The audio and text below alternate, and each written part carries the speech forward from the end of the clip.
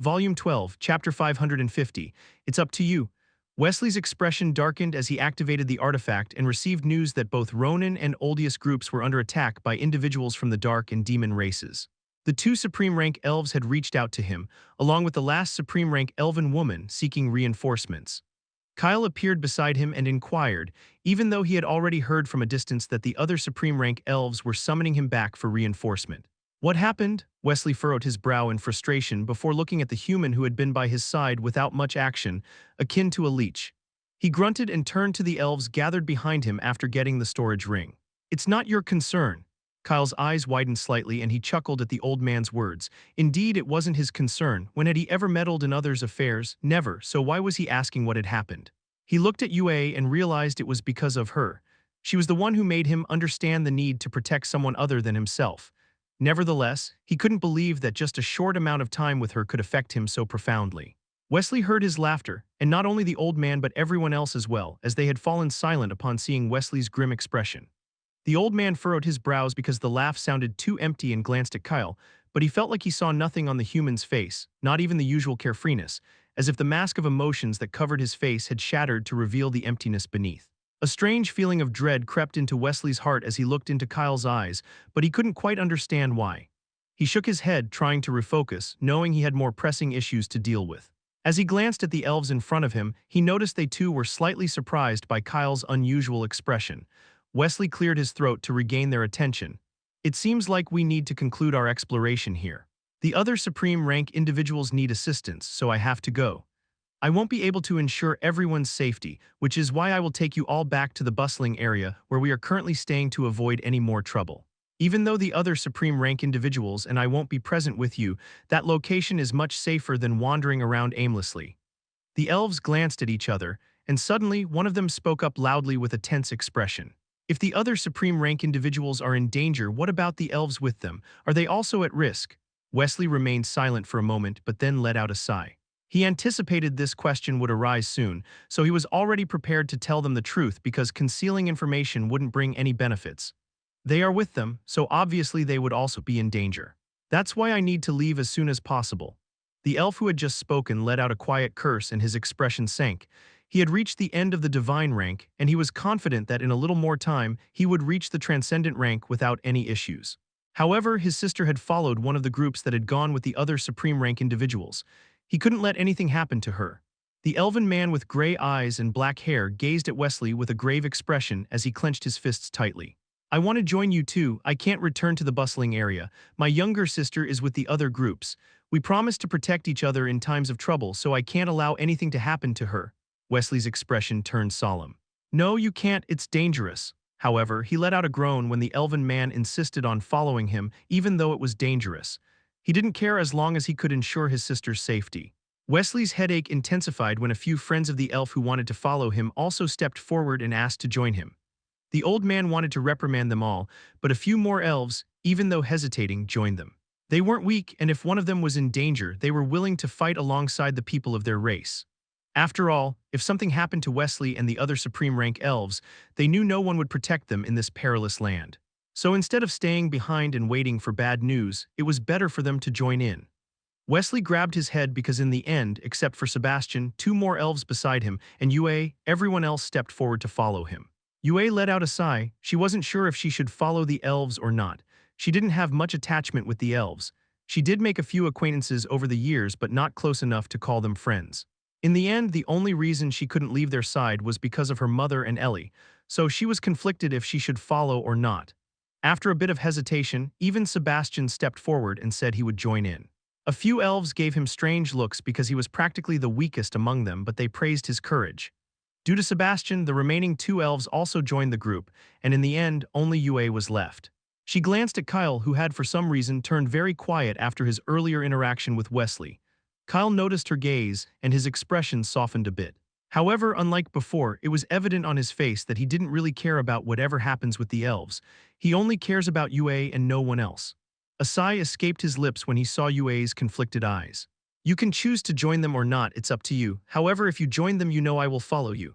Chapter 551, you don't have to come along, you know. Wesley felt a wave of frustration wash over him as he massaged his forehead. He tried his best to reason with the elves in front of him, but they all refused to listen, especially the one eager to join him because of his sister who was most probably in danger. Releasing a deep breath, he raised his hands in surrender when some of them warned that if he didn't bring them along, they would follow him secretly. Though Wesley could have easily left them behind given his superior strength, allowing the elves to search for him aimlessly posed a greater risk than having them accompany him. Hence, he reluctantly agreed with a solemn expression. Glancing at Yue, the only elf left, he wondered if she would also come along, but the chances of her agreeing were slim. If she did agree, it meant Kyle would come too. Wesley was sure she wouldn't risk Kyle's safety, knowing he was quite weak, so he was certain she wouldn't join. However, the old man's thoughts came to a sudden stop when Yue released the spirit in her hands and stepped forward toward him with a serious expression. "I will join as well." As those words escaped from her lips, all the elves turned their gaze towards her. She could have stayed with Kyle, but she chose differently. Did this not show that she cared for them more than for Kyle? This sudden realization brought smiles to all their faces, especially Sebastian's and Wesley's. Sebastian, as Kyle was someone who had caught the interest of the person he liked. Wesley, on the other hand, didn't like the human at all and believed that someone like Yue deserved better. Unaware, she wanted to join them because she understood that moving forward, she would encounter nothing but danger. If she stepped back every time, how would she grow? The land she was standing on and the entire universe were filled with dangers. She also had to join the gladiator arena where her opponents would be much stronger than her. Would she always stay behind whenever there was danger? No, she had worked hard over the years and she would never hesitate to face danger. She wasn't someone who needed protection.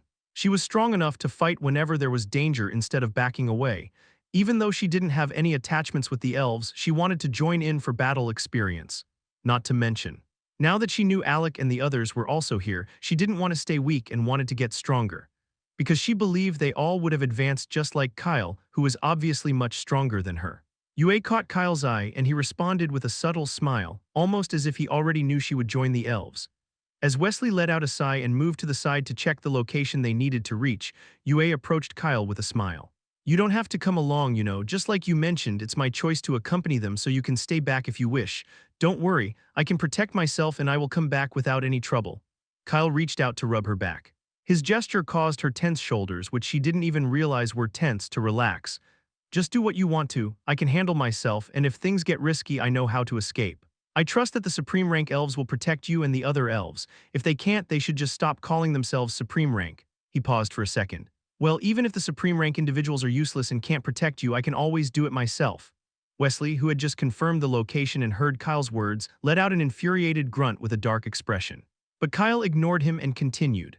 "I will stick around for a while and leave once this situation is resolved, as I was already planning to explore the sacred divine land for treasures after we finish exploring this tomb." Yue's eyes widened a bit at his words. She had a faint inkling that he would leave to explore the sacred divine land soon, but she didn't know he had decided to leave so soon. Her eyes turned gloomy, and upon hearing that he would be leaving soon, she forgot the fact that she wanted to stop him from joining her and the other elves. "You want to leave, it's okay, but when will you come back to see me again? Do you have a communication crystal? I know you can sense my presence, but I will give you one. Take it to stay connected with me." "No, take it because I want to stay connected with you." She grabbed a communication crystal from her mind space and placed it in his hand with a serious expression. Kyle let out a soft chuckle and shook his head as he stored the crystal in his mind space. "I will keep in touch, but as for our next meeting, I think we will likely meet at the gladiator arena, as I plan to find a quiet place and go into seclusion after discovering some treasures that can enhance my divine energy stat." Wesley, who had asked the other elves to quickly vacate the structure as they would be heading north after exiting the tomb, cast a glance at the pair with a groan. "Hurry up or else I am leaving you too." "No, it's 3 including Nox. I am leaving you 3 behind if you don't speed up." Kyle gazed at the old man and urged Yue to head towards the exit of the structure. She emitted a soft sound as she looked at him but still trailed after the other elves. Wesley eyed the mystical spirit circling Kyle and considered they should bring the spirit along, but his gaze turned blank at the human's next moves. Kyle raised his hand and dismissed the spirit with an expressionless face. "Now that you are not needed, there's no point in sticking around me, so leave and return to where you came from." Then, under Wesley's gaze, the spirit vanished into thin air with a poof and an aggrieved sound. Kyle started floating and headed towards the structure exit. He cast one final look at Wesley, whose eyes were still fixed on the spot where the spirit had vanished, before leaving the structure just like the other elves. Chapter 552. Don't worry about him. After exiting the tomb through the same golden gate they entered, the group began to float and swiftly headed north following Wesley. Nox flew over UA and glanced at the terrain below. After some time, the desolate land started to transform into greenery with scattered small trees. Kyle, who was at the rear, paused momentarily when he detected a strong scent of blood and dark energy emanating from their destination.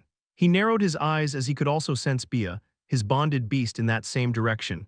What's the phoenix doing there? The last I sensed her, she was quite far from me. Why did she head in this direction? Don't tell me she's in trouble. Kyle glanced at the elves who had moved quite a distance from him and reached for the silver spear that floated in his mind space. The spear exuded a sense of calmness, and the moment he took it out, it eagerly started absorbing the divine energy in the air. It was the same spear he had stolen from Hubert, his master. Ah, I didn't want to get involved because this battle isn't mine. I just wanted to watch from a distance and help you if needed, but it looks like I have to join the fight. He twirled the spear in his hand and clutched the shaft firmly. Right then, Wesley glanced back with narrowed eyes as he had felt the sudden halt in the human's movement. He was about to ask Kyle why he had stopped when everyone else was charging ahead at full speed. But before a word could leave his mouth, Kyle disappeared from his position. Wesley blinked, bewildered as he hadn't sensed how the human disappeared. Did he use a skill? If so, it was a quite powerful one. Before he could gather his thoughts, Kyle surprised not only him but everyone around by suddenly appearing beside him. "Old man, I'm leaving first." "Huh," Wesley let out a startled sound as Kyle glanced at his face. He watched as the human turned back to look at UA and Nox one last time before Kyle once again vanished into thin air. Due to his sudden appearance and disappearance, everyone paused and glanced at each other to understand what had happened. It all occurred so fast that they could have easily dismissed it as a figment of their imagination. Had they not witnessed Wesley's jaw drop in astonishment? Wesley closed his mouth and looked around with clenched jaw because even though the human possessed a powerful teleportation skill, entering the battlefield alone when the other supreme rank elves were unaware that he was on their side was extremely risky. He shouted, "Wait!" However, he noticed with a sinking expression that he could no longer sense Kyle's presence. This marked a stark contrast from earlier when he could detect the human's every subtle action since Kyle never concealed his divine aura. "That brat," he muttered a few curses under his breath and glanced at UA because Kyle's reckless actions would worry her the most. However, he blinked when he noticed the elf's calm and composed expression, as if she wasn't concerned about him in the slightest and believed nothing would happen to him. UA noticed Wesley's gaze upon her and smiled. She pointed into the distance. "Let's keep moving forward, don't worry about him. He's strong enough to take down a transcendent rank individual. I remember you saying you wouldn't protect him even if he followed me because your hands are already filled with the elves under you. Well, trust me when I say there's no need for you to protect him." Sebastian, who was floating a short distance from UA, paled at her words. He couldn't believe what he was hearing. Kyle, that weakling who didn't even join them when they were fighting the ravens, an undead inside the tomb, was powerful enough to defeat a transcendent rank individual. No, she must be joking. He shook his head, trying to dismiss it. However, then he recalled how Kyle had appeared before Wesley and vanished in less than a second. A shiver ran down his spine because if Kyle truly had the strength to defeat a transcendent rank individual, he would have been in grave danger if he had challenged the human to a duel. Wesley pinched his brow and began to advance, instructing the elves to trail behind. If only one of them possessed the ability to craft a teleportation array, they would have arrived at their destination by now. He sighed and shook his head because no one in his group had that level of expertise. Not even he himself had much knowledge about symbols or arrays. In the distance, where Wesley and the elves under him were trying to reach, there was a beautiful forest now ablaze with flames. Numerous individuals from the dark and demon races were assaulting the people before them with weapons and razor-sharp nails. They also cast dark energy-infused spells and skills at their opponents, creating a cacophony of mocking laughter as their opponents fought to defend themselves. Ronan, Oldius, and the groups of elves under them weren't the only one fighting. Numerous humans and demi-humans were also involved in the intense battle. As each moment passed, the intensity of the heat and bloodshed increased.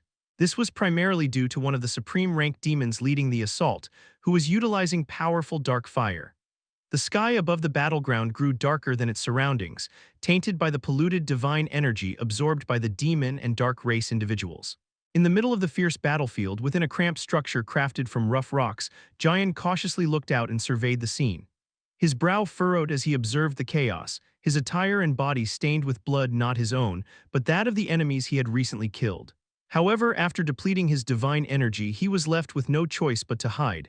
After all, the sacred divine land lacked mana. Chapter 553, Why the heck do you never listen? Giant let out a sigh and looked back at the exhausted group behind him. 3 humans and a crimson bird lay sprawled out among them, the bird appearing utterly fatigued as if she couldn't care less about her posture. All the humans like him had their clothes stained with blood.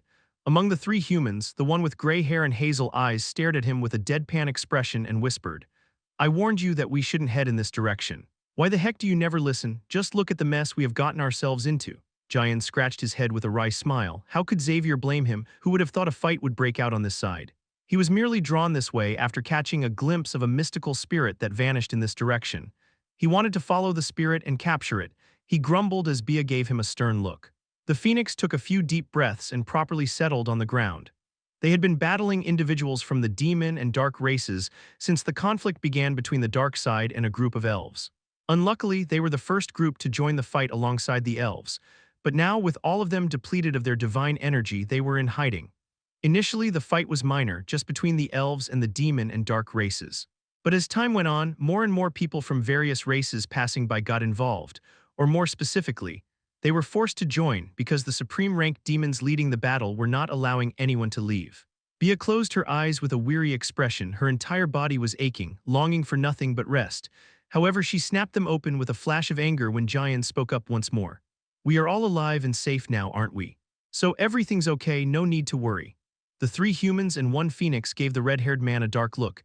It was only then that Jian quieted down, but right at that moment, the cramped structure built from rough rocks shook. In a single swift movement, the entire structure above their heads was hurled into the distance. Jian's eyes widened as he looked up and saw a pair of white slit pupils staring at him, with mocking laughter dancing within them. "Shit!" Jian let out a string of curses, and just like the others, rolled away from the spot. He couldn't believe he had just claimed they were safe when their hiding place was already exposed. They narrowly evaded as the owner of the white slit eyes aggressively brought down the tips of his four expansive, dark-hued wings towards their position. The moment the sharp tips stabbed the ground, a loud noise filled the air, and the demon let out a sinister laugh before turning his focus to the gray-haired human and the phoenix. Xavier and Bia were among those who made the fight quite challenging for the dark side. The Crimson Phoenix, due to her imposing size, and the human, due to his exceptional combat skills. Additionally, the three other humans in their group took out many individuals from the dark side. When the dark and demon races attempted to eliminate them, they quickly fled and disappeared from the battlefield like a merciless gust that struck down numerous demons before vanishing. Surprisingly, who would have guessed the group was hiding right in the middle of the battlefield? They didn't flee. The demon's eyes gleamed, and after he demolished the rocky structure, many other demons and individuals from the dark race encircled the group from all sides. The demons with white slit pupils floated just like the dark race individuals with dark beady eyes. Xavier let out a bitter laugh that sounded too strained as he looked at Bia Jian and the two humans he had brought to the sacred divine land with him. He was the strongest among them, and even though it was all because of Jian that they ended up in this difficult situation, he needed to ensure they all make it out alive. He tightly grasped the spear in his hand, and despite his body screaming with exhaustion, he intercepted the attack of a demon who attempted to swing the blade at one of the humans beside him. Bia flapped her wings frantically and escaped in a different direction when a demon attempted to grab her petite body. She hurled numerous curses at the woman with white slit pupils who tried to stab her with her nails. Some of the curses were so vulgar that Jian, who was in a fight with an individual from the dark race, had to look back to confirm they indeed came from their dear little Bia's mouth. Xavier let out a pained grunt as a demon's sharp, pointy nails grazed over his thigh while he tried to fend off another attack aimed at his shoulder. Instantly, blood started pouring out from his wound. The two humans beside him quickly came to his aid, but their faces paled as more demons began to gather around them. They exchanged glances with panicked eyes since they couldn't seek assistance. Everyone around was engrossed in their own battles, striving to survive. The group of elves who were initially targeted by the demons were huddled together in the distance, doing their utmost to protect each other. The newcomers who had joined the battlefield seemed indifferent to their own fates, so who would come to their aid in this situation? No one. Jian clenched his jaw so tightly that he could taste the distant metallic tang of blood in his mouth as he pushed back an attack aimed at his stomach. He excelled in close combat, but being a mage, he knew he wouldn't last long when his divine energy was already depleted. Xavier, Jian, and the two humans' eyes widened when they heard Bia's pained shriek. The phoenix couldn't shift into her larger form as she had depleted her energy later than the others. So, even though they had gathered some divine energy, they knew that in such a short time, even if Bia had gathered some, she wouldn't be able to transform into her original form instantly. Chapter 554. So you finally decided to show up, huh? Jian harshly kicked the dark race individual in front of him and looked back at Bia, but his eyes chilled when he saw the phoenix in the clutches of a demon woman. The woman was transcendent rank, so despite Bia's struggles, she couldn't break free from her hold. He lunged at the woman to rescue Bia, but a demon seized his neck and forcefully slammed his body to the ground, accompanied by a mocking laughter. Jian fought against the grip and screamed at the woman, "You bitch, let her go." Just like him, Xavier's eyes also turned red when he saw Bia in the demon's hand. He immediately thrust his spear into the chest of the demon in front of him before hurling it at the demon woman, but she effortlessly caught it in her hands.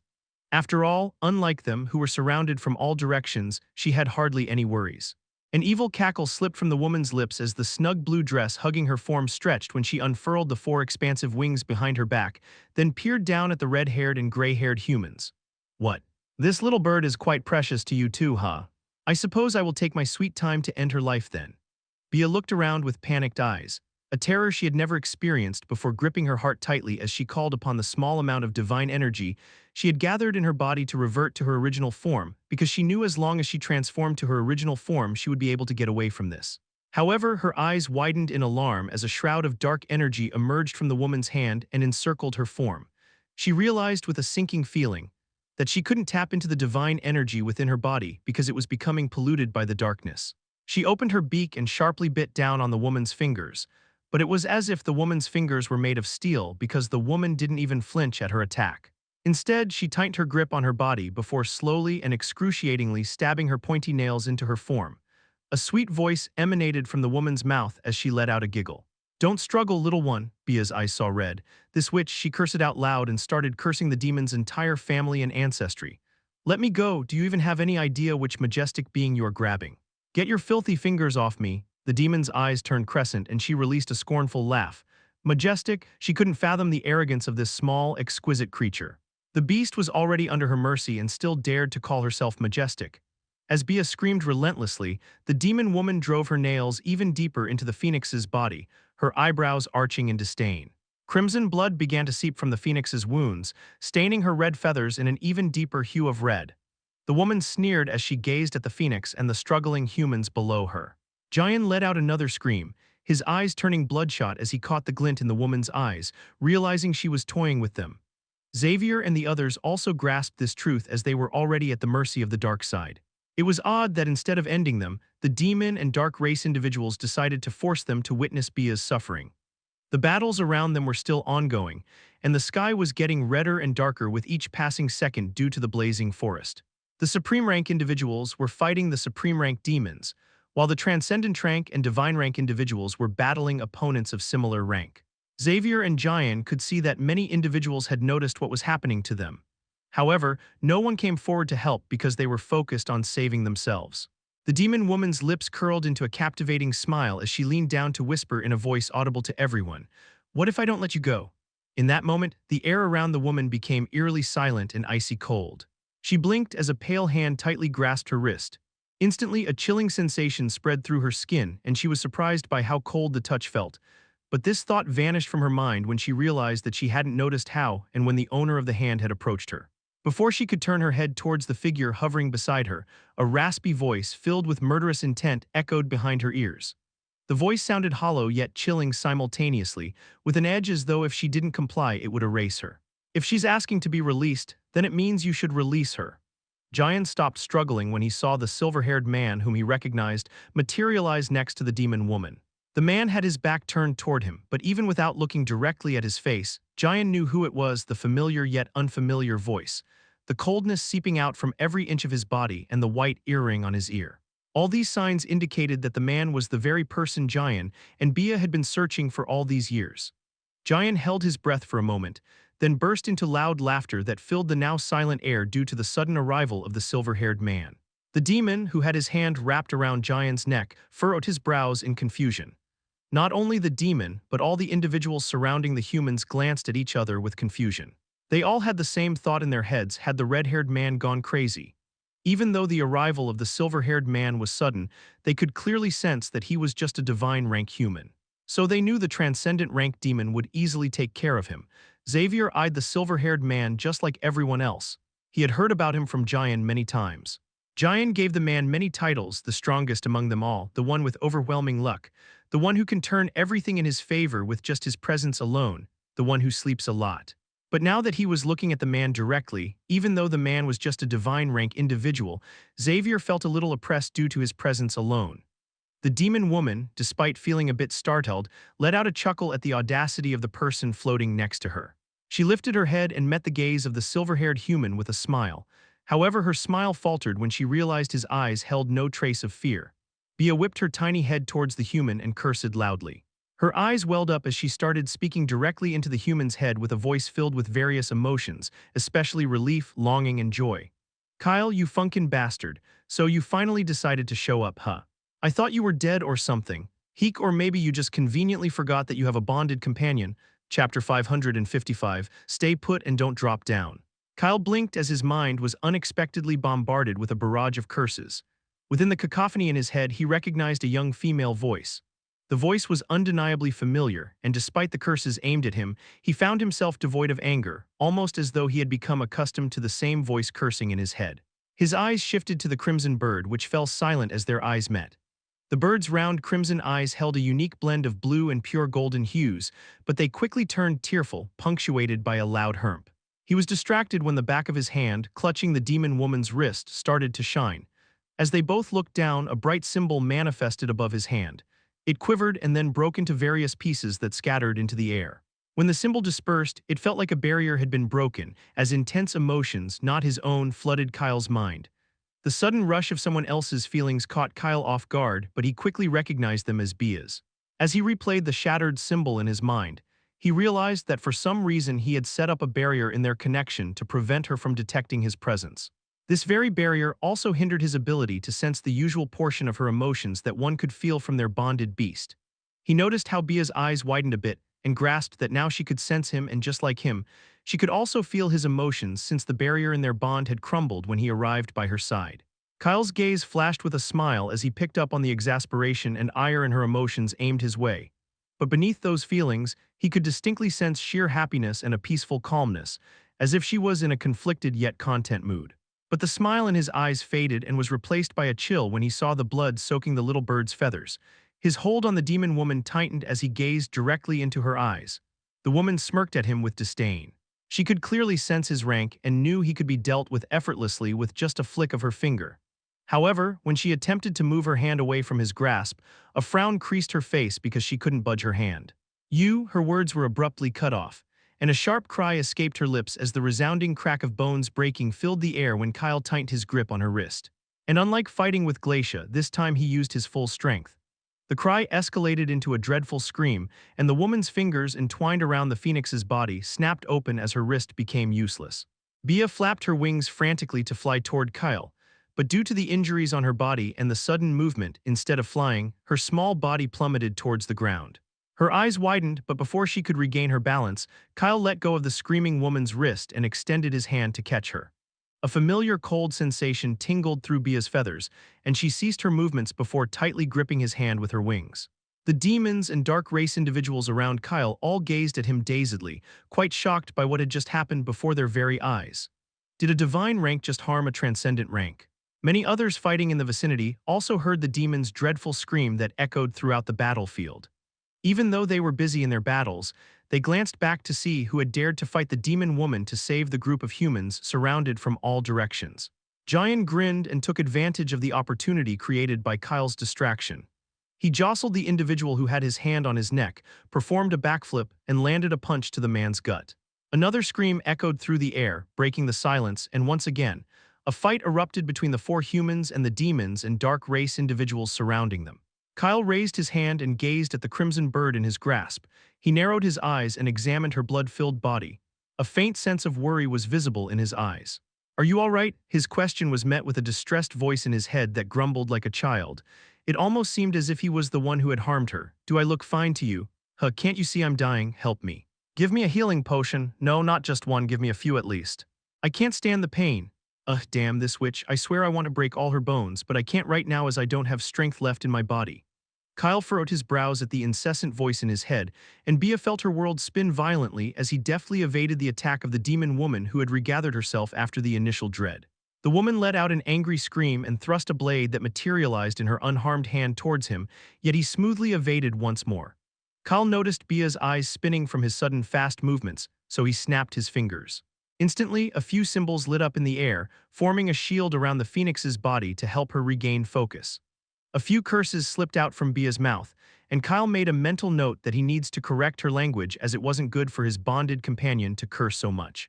Spiritual energy emanated from his palm to heal her injuries because, unfortunately, he didn't have any healing potions with him. The demon woman glared at him with pure hatred and launched another attack. But Kyle deftly maneuvered in midair once more and evaded her assault. A frustrated scream escaped her lips, and he caught sight from the corner of his eye that a few more demons were stealthily gathering around him, aiming to overwhelm him. So he firmly grasped the spear that had been hovering behind him all this time and placed Bia on his shoulder. "Little one, stay put and don't drop down. Since you can't break her bones, I will take care of it for you." Chapter 556.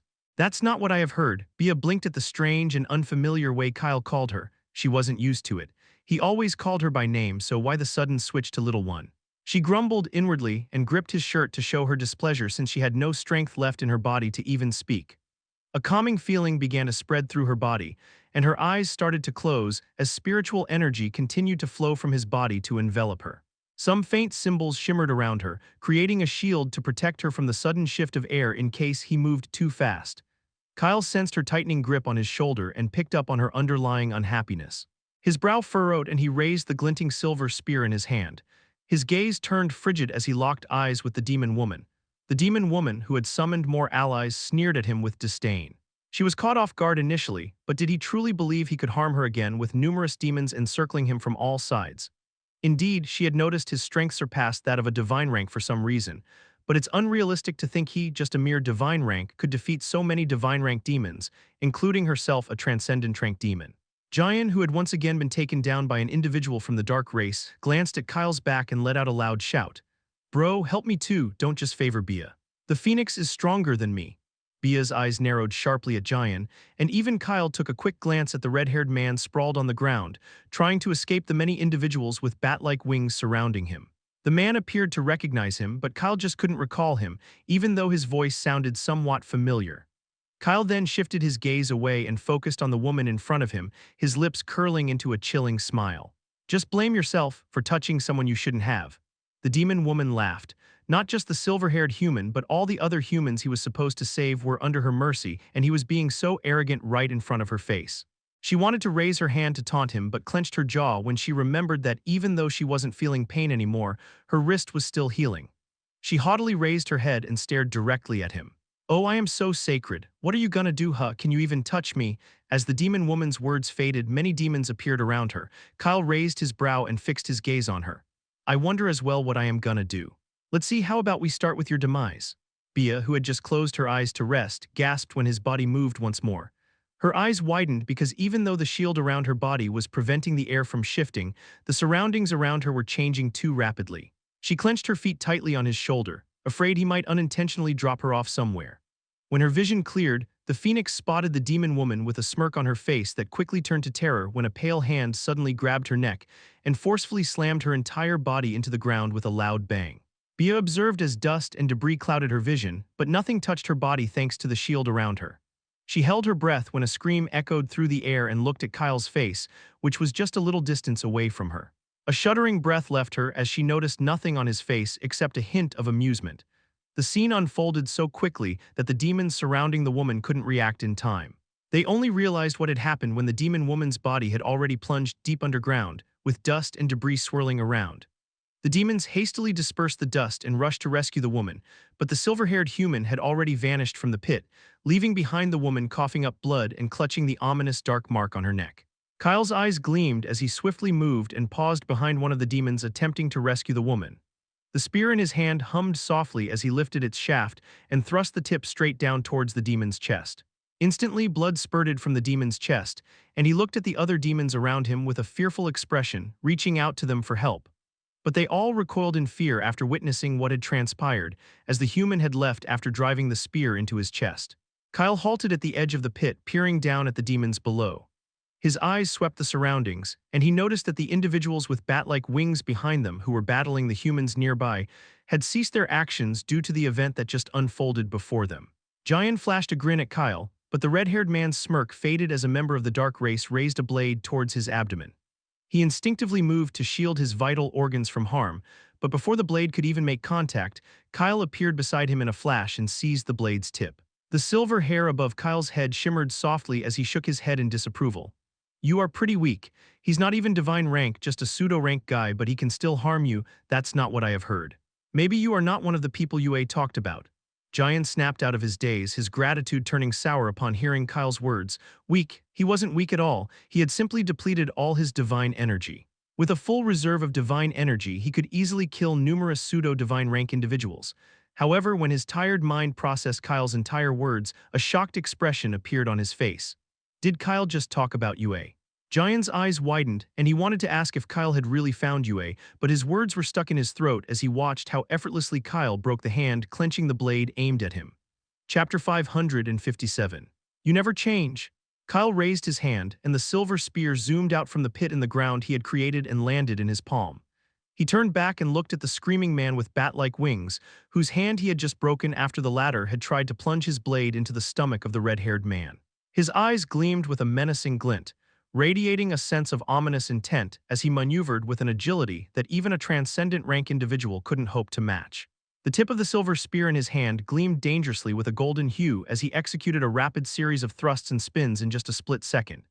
Each movement was swift and precise, aimed directly at his opponent's vital points as he effortlessly weaved through the people with bat-like wings encircling Jian, leaving behind a trail of blood and agonizing cries in his wake. The sudden, piercing screams startled everyone fighting around the area. The cries also drew the attention of the supreme-rank demons battling high above in the sky with opponents of similar ranks. However, the supreme-rank demons were hindered by their opponents, and could only watch with dilated eyes as a lone human decimated numerous dark race individuals solely with sheer strength and a single spear. GM's eyes turned dazed as he tried to locate Kyle's figure, but he could only see a faint afterimage because before his eyes could even catch on, the man had already moved to another place. He sucked in a deep breath when he realized that Kyle wasn't using instant teleportation. The silver-haired man's agility alone was enough to give the impression that he was teleporting from one place to another. Jian cursed under his breath as he witnessed the grim fate of the dark race individuals who were desperately trying to track down Kyle when the man wasn't even utilizing instant teleportation. Dang, what the heck. I knew the gap between us would be huge when we met again, but I never knew it would be this wide. What on earth did he consume to gain such speed when he's obviously a divine rank like me? No, his divine energy is clearly weaker than mine, so how? His words barely faded when a familiar figure clad in a blue shirt paused in front of him. Kyle's clothes were spotless, not a drop of blood in sight, but his silver spear was drenched in crimson as he let it go and it started floating behind his body. Jian blinked as Kyle extended a hand towards him. His eyes widened when he realized he forgot to get up from the ground because he was so engrossed in watching Kyle. He muttered a curse under his breath and grabbed Kyle's hand, noting that it was extremely cold, just like ice. The man pushed him up and Jian stood up. Jian let out a sigh as he ran his hand through his shoulder-length red hair. The strands were messy, scattered all around his shoulders due to the ordeal he had just been through. He shook his head and looked at Kyle with a grin. Bro, how about a hug? It's been a while. I have to admit, as always, you showed up, and the enemies were taken care of without even getting the chance to fight back. He laughed and lunged at Kyle for a hug because unlike Xavier and the other two humans who were still struggling, all the enemies surrounding him from every direction were killed. Kyle eyed his figure covered in dust from head to toe and sidestepped to the right to evade the outstretched hands. But it looked like the red-haired man saw that coming as he switched directions halfway and pulled Kyle into a hug with a smirk before giving him 2 pats on the back. You never change. Jinna stepped back and a hint of amusement flashed through his eyes when he saw Kyle's surprised expression, as if the man hadn't anticipated it. What? It's typical for you to dodge me, so this time I was prepared. Besides, I already knew that you would move to the right to avoid getting blood on your shoes, haha. Kyle furrowed his brows and brushed his shirt to clear the dust that clung to his clothes after Jian hugged him. He glanced at the gray-haired human battling in the distance, and upon sensing Xavier's rank, he knew that man was the strongest among the group. A low voice came out from his mouth as he asked the red-haired man next to him. That is, Jian followed his gaze. Oh, it's Xavier. I made some friends after separating from you and everyone else. Kyle nodded and recalled the name inscribed on the golden gate. Yue had told him many names, and only one of his friends' name was missing in the engraved names. To confirm his suspicions, he patted the red-haired man on the back. Indeed, it's been a while. Jian didn't notice the strangeness in his eyes, unlike Bia, who had her solemn eyes fixed on Kyle's face and let out a chuckle. Of course, it's been so many years. Kyle nodded and retracted his hand.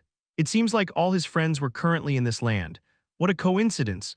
A faint smile appeared on his lips but quickly disappeared as he grabbed the spear floating behind him. Giant, he called out seriously, causing the red-haired man to look at him. What? It's time to cleanse this place of the individuals emitting the scent of the repulsive dark energy. Can you fight? Giant rolled his eyes. Of course I can. Just because I have depleted my divine energy doesn't mean I'm useless. Wait, now that I remember, you mentioned Yue. His words got interrupted as a blade lying on the ground flew towards Kyle's hand before the man handed it to him. Good, now less talking and more fighting. They must pay for touching my bonded beast. We can always chat later. Chapter 558. They are finished. Giant stared at the blade in his hand. It was large, heavy, and sharp with a rough handle. He cursed it under his breath because Kyle had already vanished from his sight. That fast guy, doesn't he know I am not good with blades, especially the heavy ones? I will just go with it until I have more divine energy in my body. He scratched his head and rushed over to Xavier to help him out. The gray-haired man was shooting him dirty looks because Kyle and Giant started chatting instead of lending him a hand. Just as he reached Xavier, a woman's cry pierced the air behind him. This time, the scream was so excruciating and tormenting that it sent chills down the spines of everyone who heard it. It felt like someone was trying to extract the person's soul and break it into pieces. Xavier looked at Kyle, who had once again subdued the demon woman, attempting to escape after the silver-haired man started talking to Giant. Kyle firmly held her head and Xavier whispered under his breath, "He's separating her soul from her body. Well, it's the only way to completely kill her because she is a transcendent rank demon with the ability to regenerate her body." Giant pushed aside one of the demons surrounding Xavier and glanced back. "It looks excruciating. I know the process, but I haven't attempted it yet. I guess I will once I reach the transcendent rank." He let out a regretful sigh because he wasn't able to do it right now, and Xavier's eyebrow twitched violently. What the heck? They were talking about separating a soul from another's body for the world's sake. It's a delicate process, and if the soul is damaged, the person would never be able to have a good next life.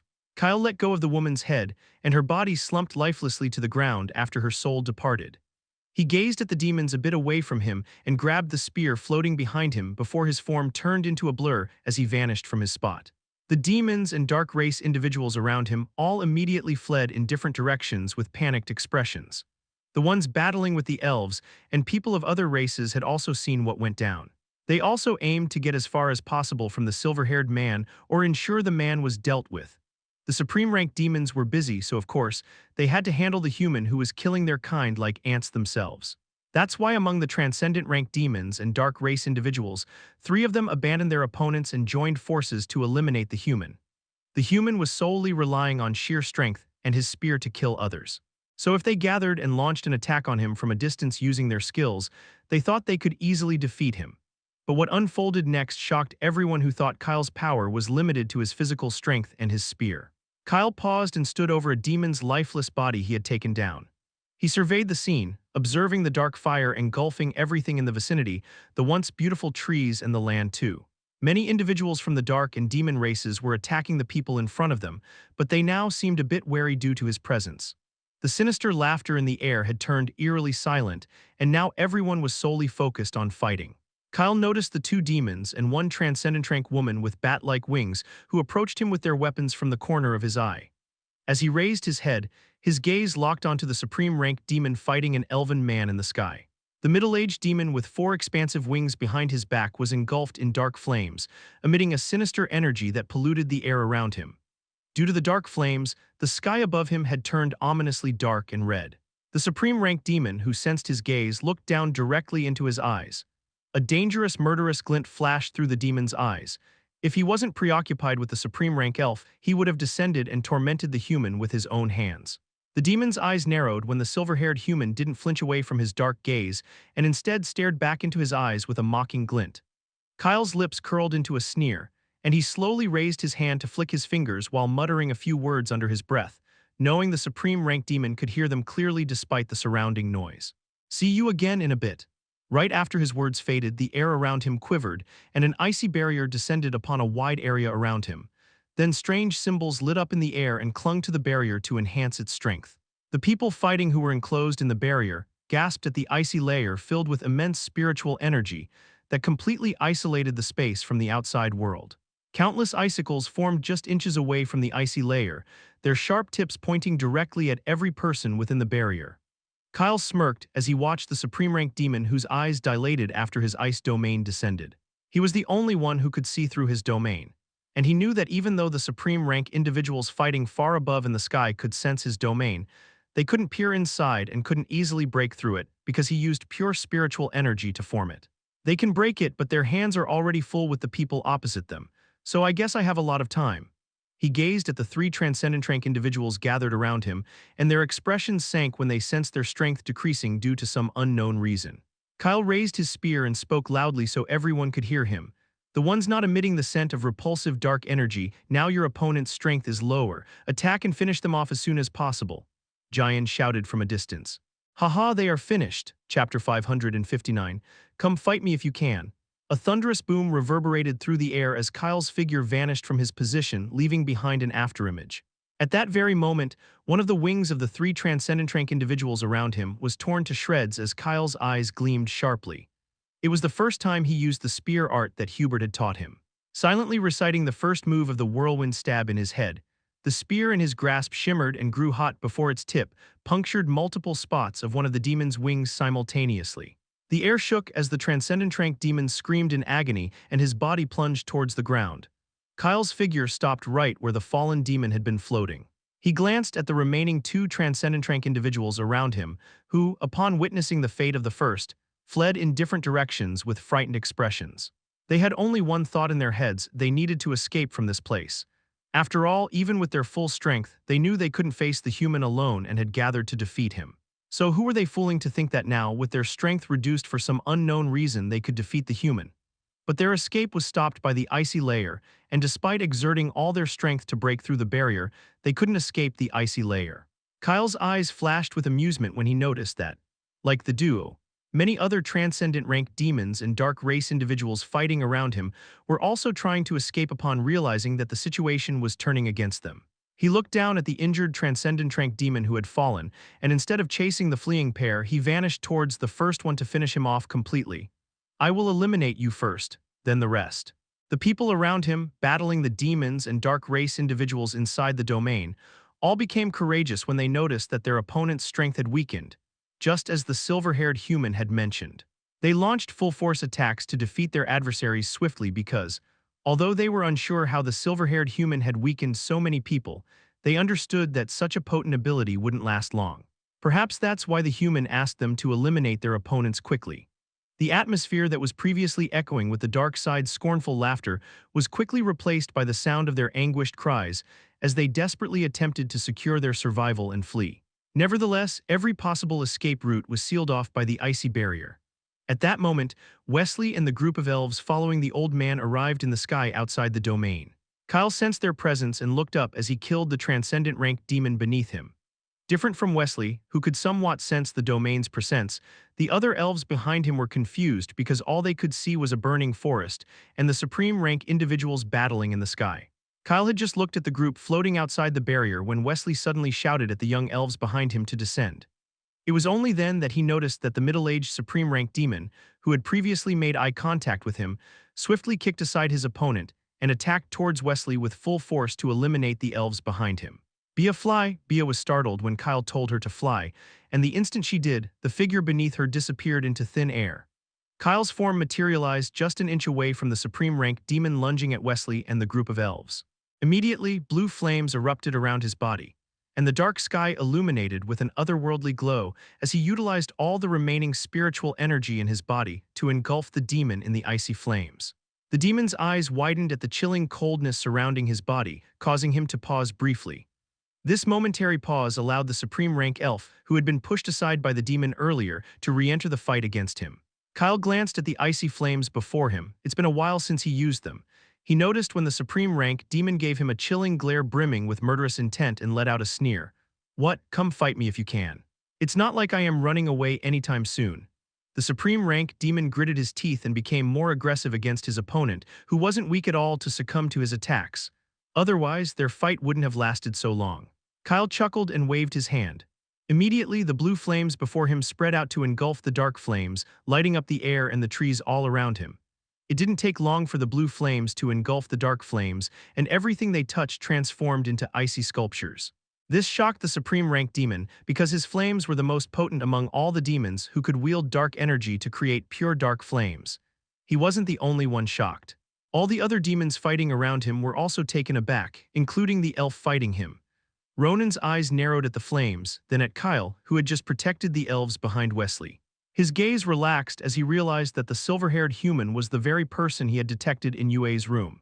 Back then, he had only felt Kyle's presence and hadn't seen his face. But now, as he looked at the young man, he couldn't help but acknowledge that Yue had a good eye for choosing him. Wesley's bewildered gaze was also locked onto Kyle's back. He couldn't believe what he had just witnessed. The human he had thought was weak had the power to halt a supreme rank demon, even if only for a split second. After all, a divine rank individual stopping a supreme rank was unheard of. Not to mention the mysterious flames Kyle just used. So many questions flooded his mind, but before he could even think of how to ask them, Kyle disappeared from his position and reappeared behind Yue. Little did he know, Sebastian nearly had a heart attack when he materialized among the elves. Chapter 560. We need to have a thorough conversation. Yue looked back at the figure that tapped her shoulder and her body relaxed when she saw Kyle. A faint smile appeared at the corner of her lips as he pointed down toward the ground and spoke loudly so every elf around him could hear. I will create a small opening in my domain. So enter before it closes. The elves were puzzled, but Wesley's mouth dropped open in shock because he had sensed the domain earlier. The old man couldn't believe such a powerful barrier was created by someone of only divine rank. He closed his mouth and wore a solemn expression. He realized he shouldn't underestimate Kyle, or he might end up making an enemy of a future formidable individual who could very well surpass him in rank. The old man was grateful to his past self for not reacting harshly to Kyle and remaining silent about the young man's seemingly lazy behavior during their walk in the tomb. Now he understood that Kyle wasn't lazy. The young man was simply trailing the other elves because if he walked among them, he was strong enough to handle all the enemies they faced alone. Yue gazed at Kyle. Although she had seen his domain before, she was still surprised by how powerful it had become. As she and the elves watched, Kyle moved a bit downward toward the ground. After he moved, the air in front of him rippled, and then a layer of ice appeared in the air, which parted to reveal the events unfolding within the area isolated from the outside world. The elves around Yue gasped when they caught sight of a battlefield that had been concealed from their view before. Instantly, many demons and individuals from the dark race who had been attempting to break the icy barrier rushed towards the opening Kyle had formed to breach it. Wesley, who had just moved to prevent the demons and individuals from the dark race from escaping the barrier, flinched when Kyle clenched both of his fists together and slammed them down towards the approaching individuals. The force of his attack was sufficient to send those desperately flying towards the opening plummeting to the ground. Kyle then unclenched his fists and turned to gaze back at the stunned elves. Now enter. Sebastian swiftly took cover behind an elven woman, not even daring to approach Kyle. All right, he admitted defeat even before facing the human. After all, there was no chance he could withstand a single punch from the man. That very punch had just sent many strong individuals plummeting to the ground. Kyle gazed at the elves who rushed toward the opening with Wesley one last time, then vanished from his spot only to reappear beside Bia, who was circling Giant. He extended his hand toward the bird who flew to him, but he blinked and tilted his head down when instead of sitting on his shoulder, Bia landed on his head. Huh, she tousled his hair with a satisfied look and settled comfortably on his head before speaking directly in his mind. I think we need to have a thorough conversation because I want to know exactly where have you been, what you have been up to in recent years. Kyle chuckled when he sensed the underlying seriousness in her voice and gestured towards Yue and Nox. What if I told you I just went to find them? Bia's eyes widened at the two familiar figures. Giant kicked aside his opponent and followed Kyle's gaze. A wide grin appeared on his face as he began to float. You found her. I knew there was a reason why you asked Bia not to find you, so you were busy searching for your other half. Haha, well done. Giant nearly lost his balance midair as he raised his hand to smack Kyle's back, but the silver-haired man swiftly moved away like lightning before his hand could make contact with him. You, forget it, my whole body is aching, let's just finish this quickly. Kyle gave him a sidelong glance. Don't worry, a supreme rank has just entered the area to fight alongside us. I believe the old man can help us bring all this to a swift conclusion. Bia stared at Giant and then firmly grasped Kyle's hair before tugging on it tightly, her eyes filled with seriousness. Hey, don't change the topic. I'm not interested in what-ifs, and when did you start getting on my nerves? Kyle's eyes sparkled with a touch of surprise as he flashed a smirk. Well, he wasn't planning to keep anything from his bonded beast, but it was pleasant to know she understood him so well. Okay, little one, I guess you don't like this title, so Bia, let's have a thorough conversation when we are done here. He gazed at the people Xavier and the two humans beside the man were battling, and his spear materialized in his hand. In a flash, he left Giant's side and grabbed one of the demons fighting Xavier before slamming the demon into the ground. Xavier's eyes narrowed because even though he could track Kyle's movements, he was sure he couldn't confront him directly as Kyle was much faster. He watched as the silver-haired man thrust his spear into the demon's chest without a hint of emotion on his face. Kyle retrieved his spear from the demon's chest and locked eyes with Xavier, who returned the gaze with a dry smile while stealing glances at Bia. However, the Phoenix paid him no attention at all. Xavier let out a deep breath, feeling a bit hurt that after meeting with her bonded companion, the Phoenix had forgotten all the care he had shown her. He really wanted to fight for Bia. But he knew he shouldn't provoke Kyle after witnessing the man's capabilities. Kyle tilted his head as he observed the demons and dark race individuals scattering in various directions after he killed one of them. He swiped his spear to rid it of the blood before shifting his gaze towards Xavier. "What are you staring at? Go after them and eliminate them. We can't afford to waste time." Xavier took one final look at Bia before leaving Kyle's side. But he made sure to drag Giant along as well because he was exhausted, yet the red-haired man had stopped fighting and was just gazing at everyone silently without a care. Chapter 561. What about 9? The battlefield swiftly started to clear up after Wesley entered the fight. The demons and dark race individuals began falling one by one under the combined forces of the elves, demi-humans, dwarfs, and humans. Kyle killed most of the people from the dark side as he moved through the area with his spear, eliminating every person who attempted to breach his ice domain. Once the Phoenix got her divine energy back, she turned into her original form to fight alongside Kyle. After all, she didn't want to appear weaker than Nox, who had changed into his original form and was helping Yue kill the enemies. With a fierce cry and flames of fury in her eyes, Bia sought vengeance against the demons for the injuries one of their kind had inflicted upon her body. Kyle gazed at the Phoenix with enormous breathtaking wings adorned in red, golden, and blue hues that shimmered under the dark sky. Golden flames danced along her wings, creating a mesmerizing display. "She's stunning." Yue stopped next to him in midair and gazed at the Phoenix too. But you know Nox isn't bad at all. His iridescent scales are the most beautiful in the darkness as they start to glow." Kyle looked at the lynx. "But he's quite a scaredy cat because I can see he's getting frightened by Bia for some reason, almost as if the Phoenix would eat him if he's not keeping an eye on her." Yue blinked when she also noticed Nox's strange behavior. The lynx was really keeping a sharp eye on the Phoenix. She suppressed a laugh when she saw how Bia ordered Nox to clean the space before him, and he silently did what she told him. Kyle raised his hand when he noticed his domain was losing its strength. The area is almost cleared, and only a few people from the dark side are alive, being hunted by Wesley and the elves who had lost their friends because of them. "I think it's time to end all of this." In the next second, the icicles floating near the icy layer enclosing the area trembled. Then they zoomed directly toward the flying demons and dark race individuals and impaled their bodies mercilessly. Wesley paused as he gazed at the icicles and blood that spread out, making the already crimson group even redder. The old elven man swiftly dealt with the remaining individuals who were still alive even after the icicles had pierced their bodies before he looked up and noticed the icy layer that had encased them cracking. As the ice cracked, it transformed into ice flakes that drifted in the air in a captivating manner. The symbols attached to the icy layer all dissipated as well. The dark sky began to clear up due to the cold yet sparkling ice drifting in the air. The supreme rank individuals were still fighting high up in the sky, but the ones on the ground had dealt with their enemies, which is why everyone who had been inside the icy layer started to disperse. But before leaving, they all looked at the silver-haired human floating in the midst of it all one last time to imprint his face in their minds.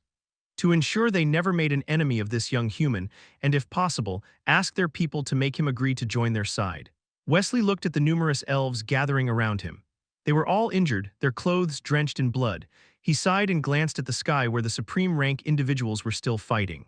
The old man told the young elves to come with him to a secure location where they could care for their wounds.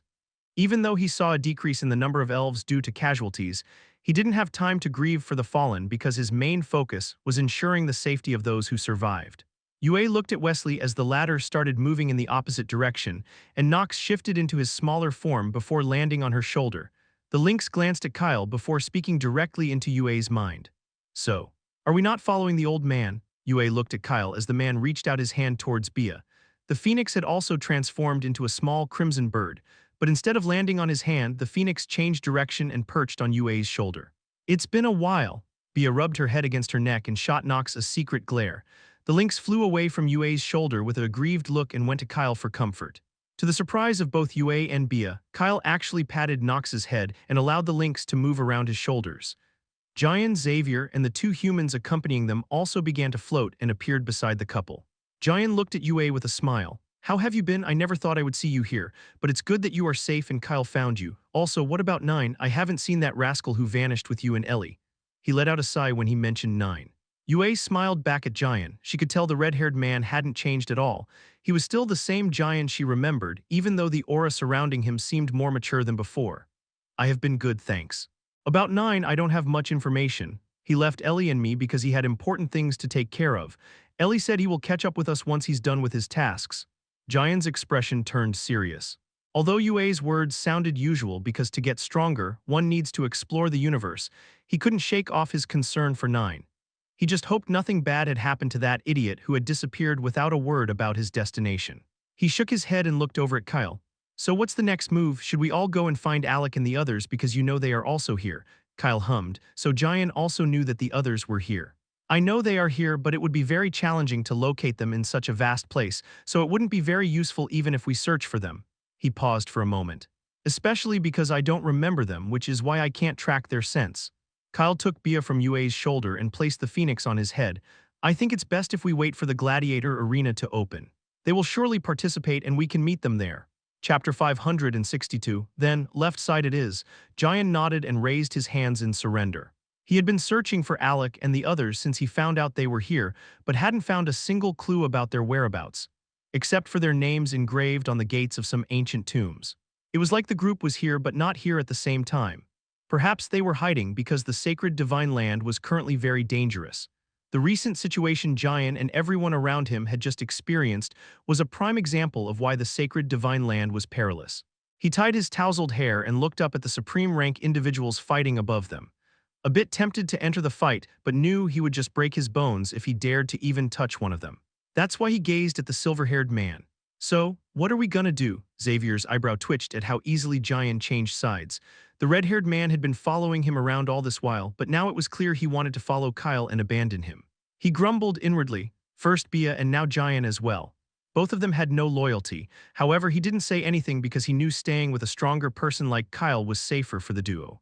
Kyle tilted his head in a gesture of confusion, unintentionally not grasping Jian's intent. Of course, we go separate ways. I want to find some treasures and go into seclusion for a while to increase my divine energy stat.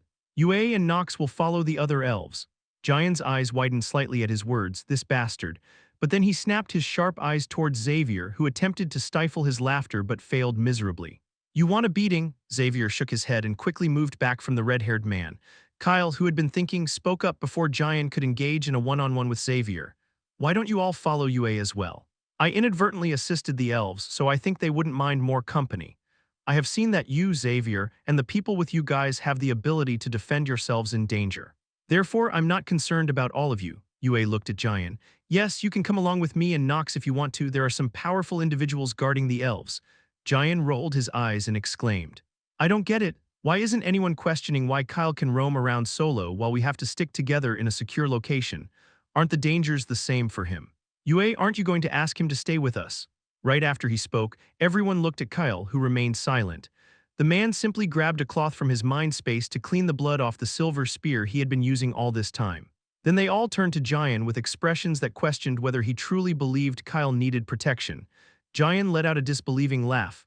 What? I know he's strong, but he's not strong enough to face a supreme rank. I don't think he should be allowed to go alone. Let's stick together. In the end, our final destination is the gladiator arena. Kyle furrowed his brows.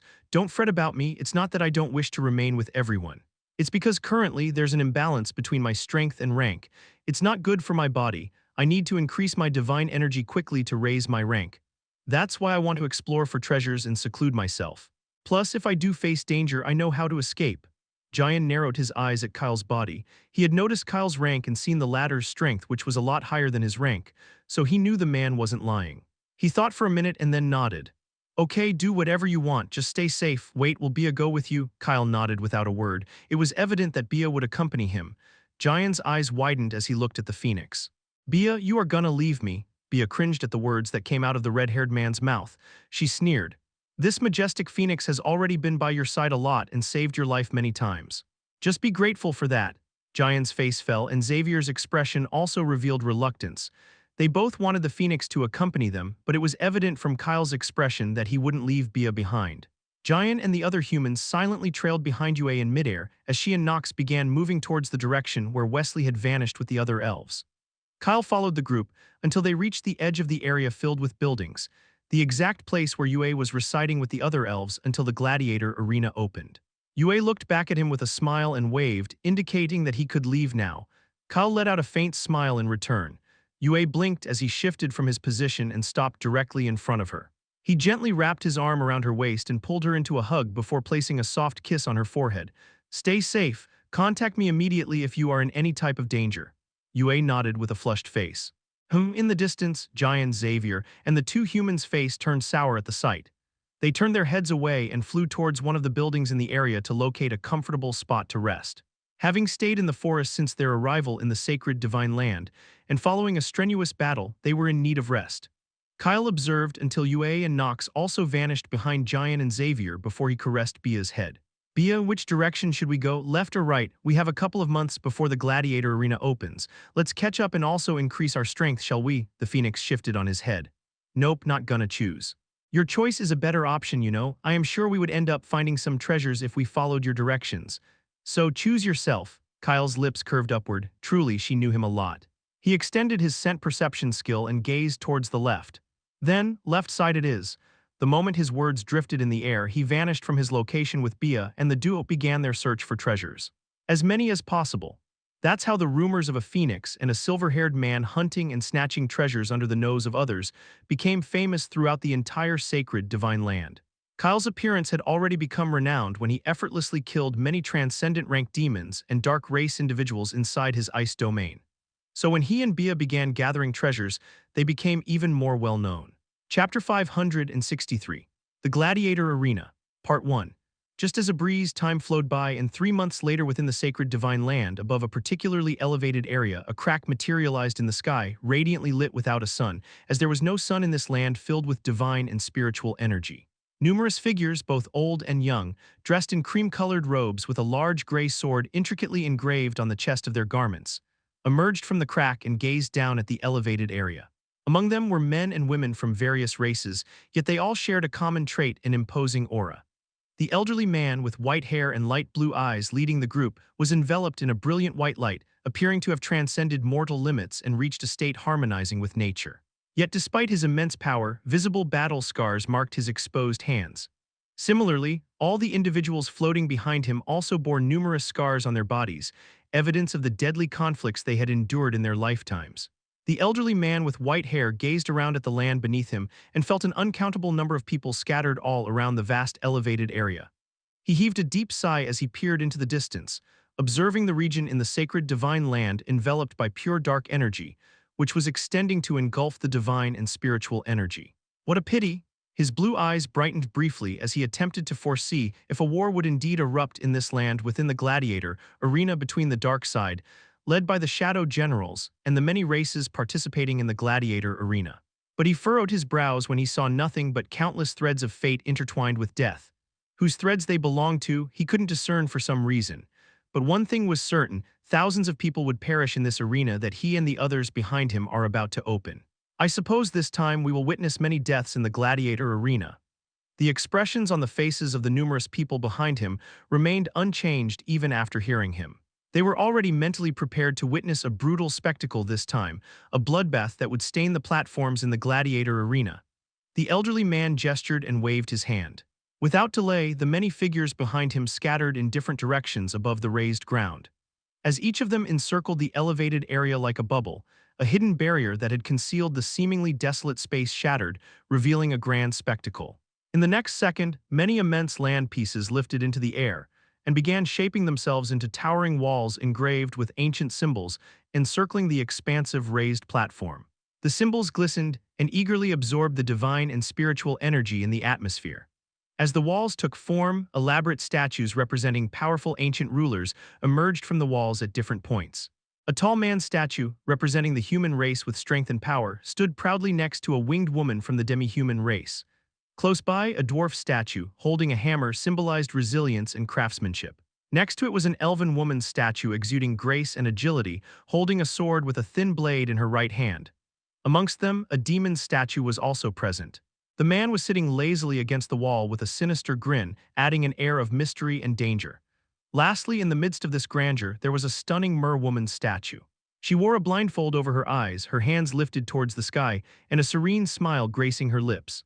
The statues, carved with exquisite detail from ancient stone, added a sense of history and reverence to the walls reaching the sky.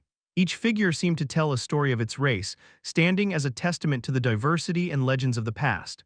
Once the walls were established, numerous chairs crafted from sand emerged from the walls for the audience. Then, in the next moment, thousands of circular stages, where the participants would battle each other, materialized in the middle of the walls surrounding the huge ground. The group of people dressed in robes hovering above the area, watching the scene, stayed unruffled since they had seen this scenario play out many times. The gladiator arena, a centennial event, was a familiar occurrence to them. The elderly man with white hair and blue eyes, leading the group, descended upon the walls. He gazed at the walls, and under his gaze, numerous illusionary figures of men and women purely made of spiritual energy emerged from the walls, glistening with ancient symbols. The figures had different duties. Firstly, to provide a nameplate to each person participating in the gladiator arena. The participants would then write their own name or whatever title represented them on that plate. Once they inscribed their names, the plate would vanish and integrate itself onto the back of their hands, automatically entering their names in the countless large floating projections, lighting up the sky every passing second. This plate would show the participants when to join a battle and their designated stage, since each stage had a different number. It would disappear from the back of their hands when the participants are eliminated from the gladiator arena. Secondly, the illusionary figures would oversee the floating stages where different participants would battle each other. As a result, some figures settled on the floating stage, while others positioned themselves in various locations before the walls. The group of people clad in robes floating around the elderly man channeled their spiritual energy. All at once, a sphere of light shot towards the sky. As the ball of light reached the highest point in the sky, it erupted into flames that engulfed the sky before a resounding trumpet blast echoed throughout the entire sacred divine land, signaling the commencement of the gladiator arena. Right after that, the three grand gates positioned in various directions, amidst the towering walls lowered with a resounding noise to allow entry for all those eager to participate. As the crimson flames lit up the sky above the towering walls and the trumpet blast resounded, every person in the sacred divine land with some knowledge of the gladiator arena was alerted. Those close by hurried towards the arena gates, while others, following their elders, also gathered to head to the arena. Immediately, the sky was filled with many figures, all moving towards the same destination. The elderly man in robe and the group around him positioned themselves above the chairs that materialized near the majestic mer-woman's statue. They silently observed as the thousands of people eagerly waiting for the gladiator arena to open filled the space from each large gate. The atmosphere quickly intensified and buzzed with various sounds, yet everything remained orderly as the illusionary figures moved about, handing a nameplate to each participant and guiding those old elders not participating to the audience seats. Chapter 564, The Gladiator Arena. Part 2. Dang, it's super loud. A familiar voice sliced through the chaos of sounds, reverberating in front of one of the three massive gates positioned in various directions amidst the towering walls of Gladiator Arena. The young man, decked out in a sophisticated gray hoodie adorned with intricate designs on the cuffs, paired with dark trousers that exuded elegance and style, glided out from one of the many floating ships docked by the massive gate that loomed over a vast area. He pulled back his hoodie, revealing a pair of golden eyes that narrowed as he scanned the numerous people of different races lining up to get a nameplate before entering the massive gate. Another curse slipped from his lips as he ran his hand through his brown hair, now showing hints of darker edges. The pure golden threads in his eyes swirled as he briefly shut them, but snapped them open again when a woman from the lizard race gave him a rough smack on the back. 9. Pick up the pace. The arena registration might be open for weeks, but that doesn't mean we should lag behind and end up last in line for a nameplate. Let's move quickly. 9 crossed his arms and grimaced at the overwhelming sight. The sheer number of people around him was beyond count. It felt as if the entire universe had gathered here for the arena. How would he ever locate his friends in such a massive crowd? He glanced at the individuals from the lizard race floating around him, the people he had spent many years with. The ones who had arrived on the sacred divine land alongside him, and clicked his tongue. 9 had hoped to arrive early at the sacred divine land to search for his friends, but he was unfamiliar with the directions. The lizard race possessed an array that could teleport them near the sacred divine land, and even though he asked to use it, they were reluctant to use many resources to activate the array solely for his journey. Consequently, he had to wait until the lizard race members preparing for the gladiator arena departed from their planet. However, because of the old supreme rank lizard bastard's command, the lizard race members left their planet just an hour before the start of the gladiator arena to prevent conflicts with the dark and demon races wandering the sacred divine land. 9 eyes widened with shock as the old supreme rank lizard leading the group of people that had arrived with him instructed them to move forward, discreetly signaling for them to abandon him. He clenched his teeth and followed closely behind them. Darn, I really wish I could outmatch this old man. If only I were stronger. I have trained under him for so many years and he still treats me like I'm just an annoying bug. This old geezer, why doesn't he understand that I don't have scales covering my body like him and his people? That's why my body is on the weaker side. He grumbled silently because over the years he had trained under the old supreme rank lizard, he had to endure intense training that was not suitable for his fragile body. The lizard race people bodies were stronger than his, so he had to put in extra effort to catch up with them.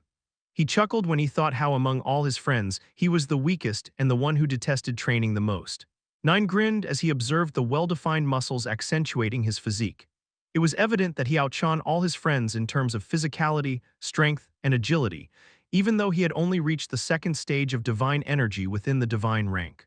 An evil laugh slipped past his lips, but he quickly slapped them shut when he remembered the familiar faces of Alec, Carcel, and Kyle. Okay, I retract what I just thought. If I got ahead of myself and those rascals are stronger than me, they might just pummel me to a pulp to taunt me for the rest of my days. 9 shuddered at the mere thought of the trio teaming up against him just to tell him who is the strongest among them. He was certain that Regius, Gion, and Sinon would also join in for the fun. It seemed likely that he would meet his grave early if he was haughty before them, so he decided inwardly to keep a low profile and avoid boasting in their presence. In that moment, a familiar old voice echoed beside his ear as he had unknowingly halted midair while lost in thought.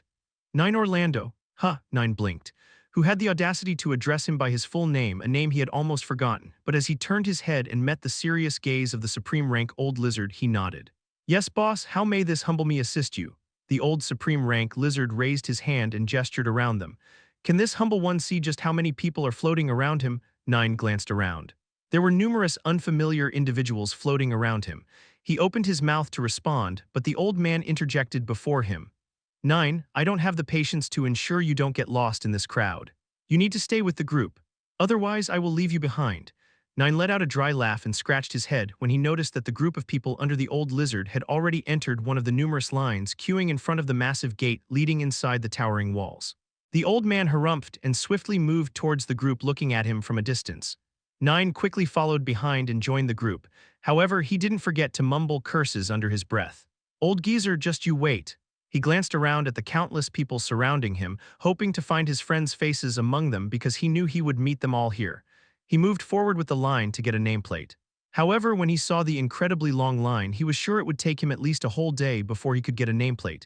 Chapter 565, The Gladiator Arena, Part 3.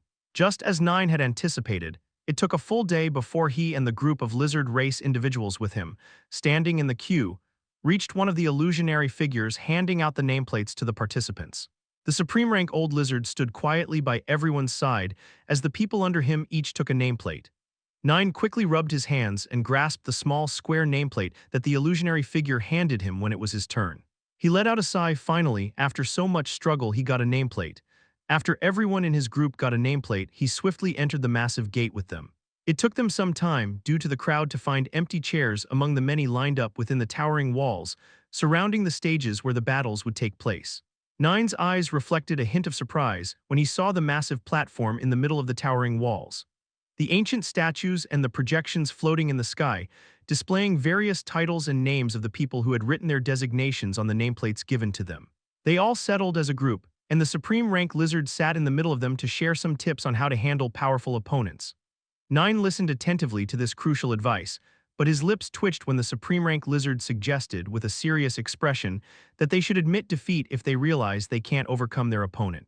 The old supreme rank lizard stressed that with numerous battles ahead, wasting time and energy on unwinnable fights was not smart. Instead, they could use that time to challenge a different opponent. Given the many battles in the gladiator arena, losing a few matches wasn't a big concern as long as they secured the necessary victories needed for the next round.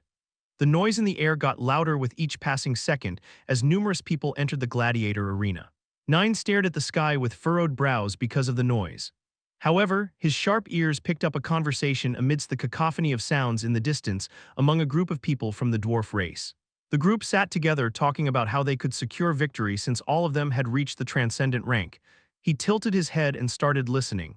Initially, it was just a dull conversation, and he was simply listening because he had nothing better to do. Suddenly, one of the dwarves spat out in anger and cursed loudly. Nine blinked, a bit surprised, but his eyes widened when the dwarf who cursed mentioned that he would have advanced to the next stage of transcendent rank if the powerful treasure he found last month wasn't stolen by a crimson phoenix. A phoenix? Nine turned back and chimed in with sparkling eyes, startling the people around him. The dwarf who had just spoken was also taken aback when he saw the pair of golden eyes peering at him. Were you eavesdropping? He was a bit angry that his embarrassing past was known by someone else, but his anger faded when Nine shook his head with an innocent expression. I just heard one word, phoenix. So were you the one who talked about a phoenix? I really like phoenixes, so I would love to learn more if you're willing to share. He smiled, a bit excited to know more because what were the chances that the phoenix the dwarf mentioned was not Bia? Only 5%. After all, phoenixes were rare, especially those of such a powerful rank to steal under the nose of a transcendent rank, but his smile faltered when the dwarf sneered at him. I don't want to. Just mind your own business, human. Nine sneered back at the dwarf and jerked his head forward with a serious expression. He rubbed his forehead and contemplated taking a nap. However, the man from the lizard race sitting beside him shook his shoulder. Nine opened his eyes and looked at the familiar man dressed in white. What happened, Quasi?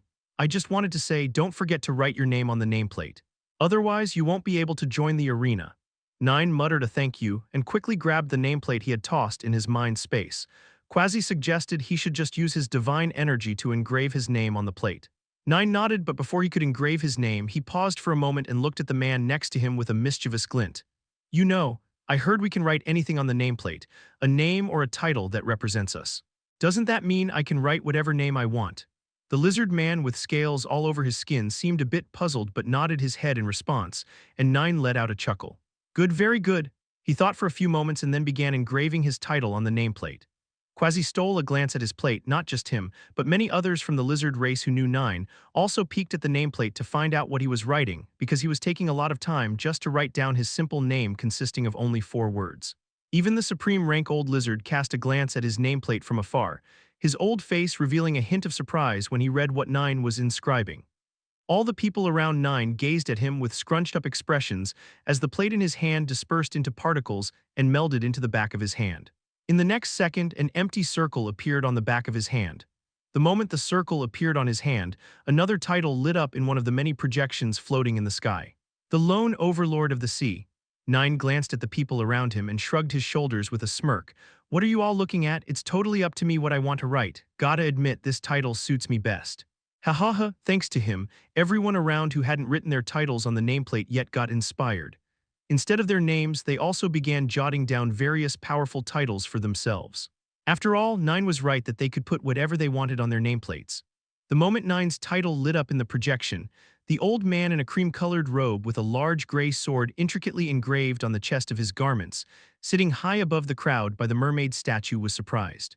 The old man read the title, and his blue eyes narrowed with a faint light that vanished, leaving nothing behind.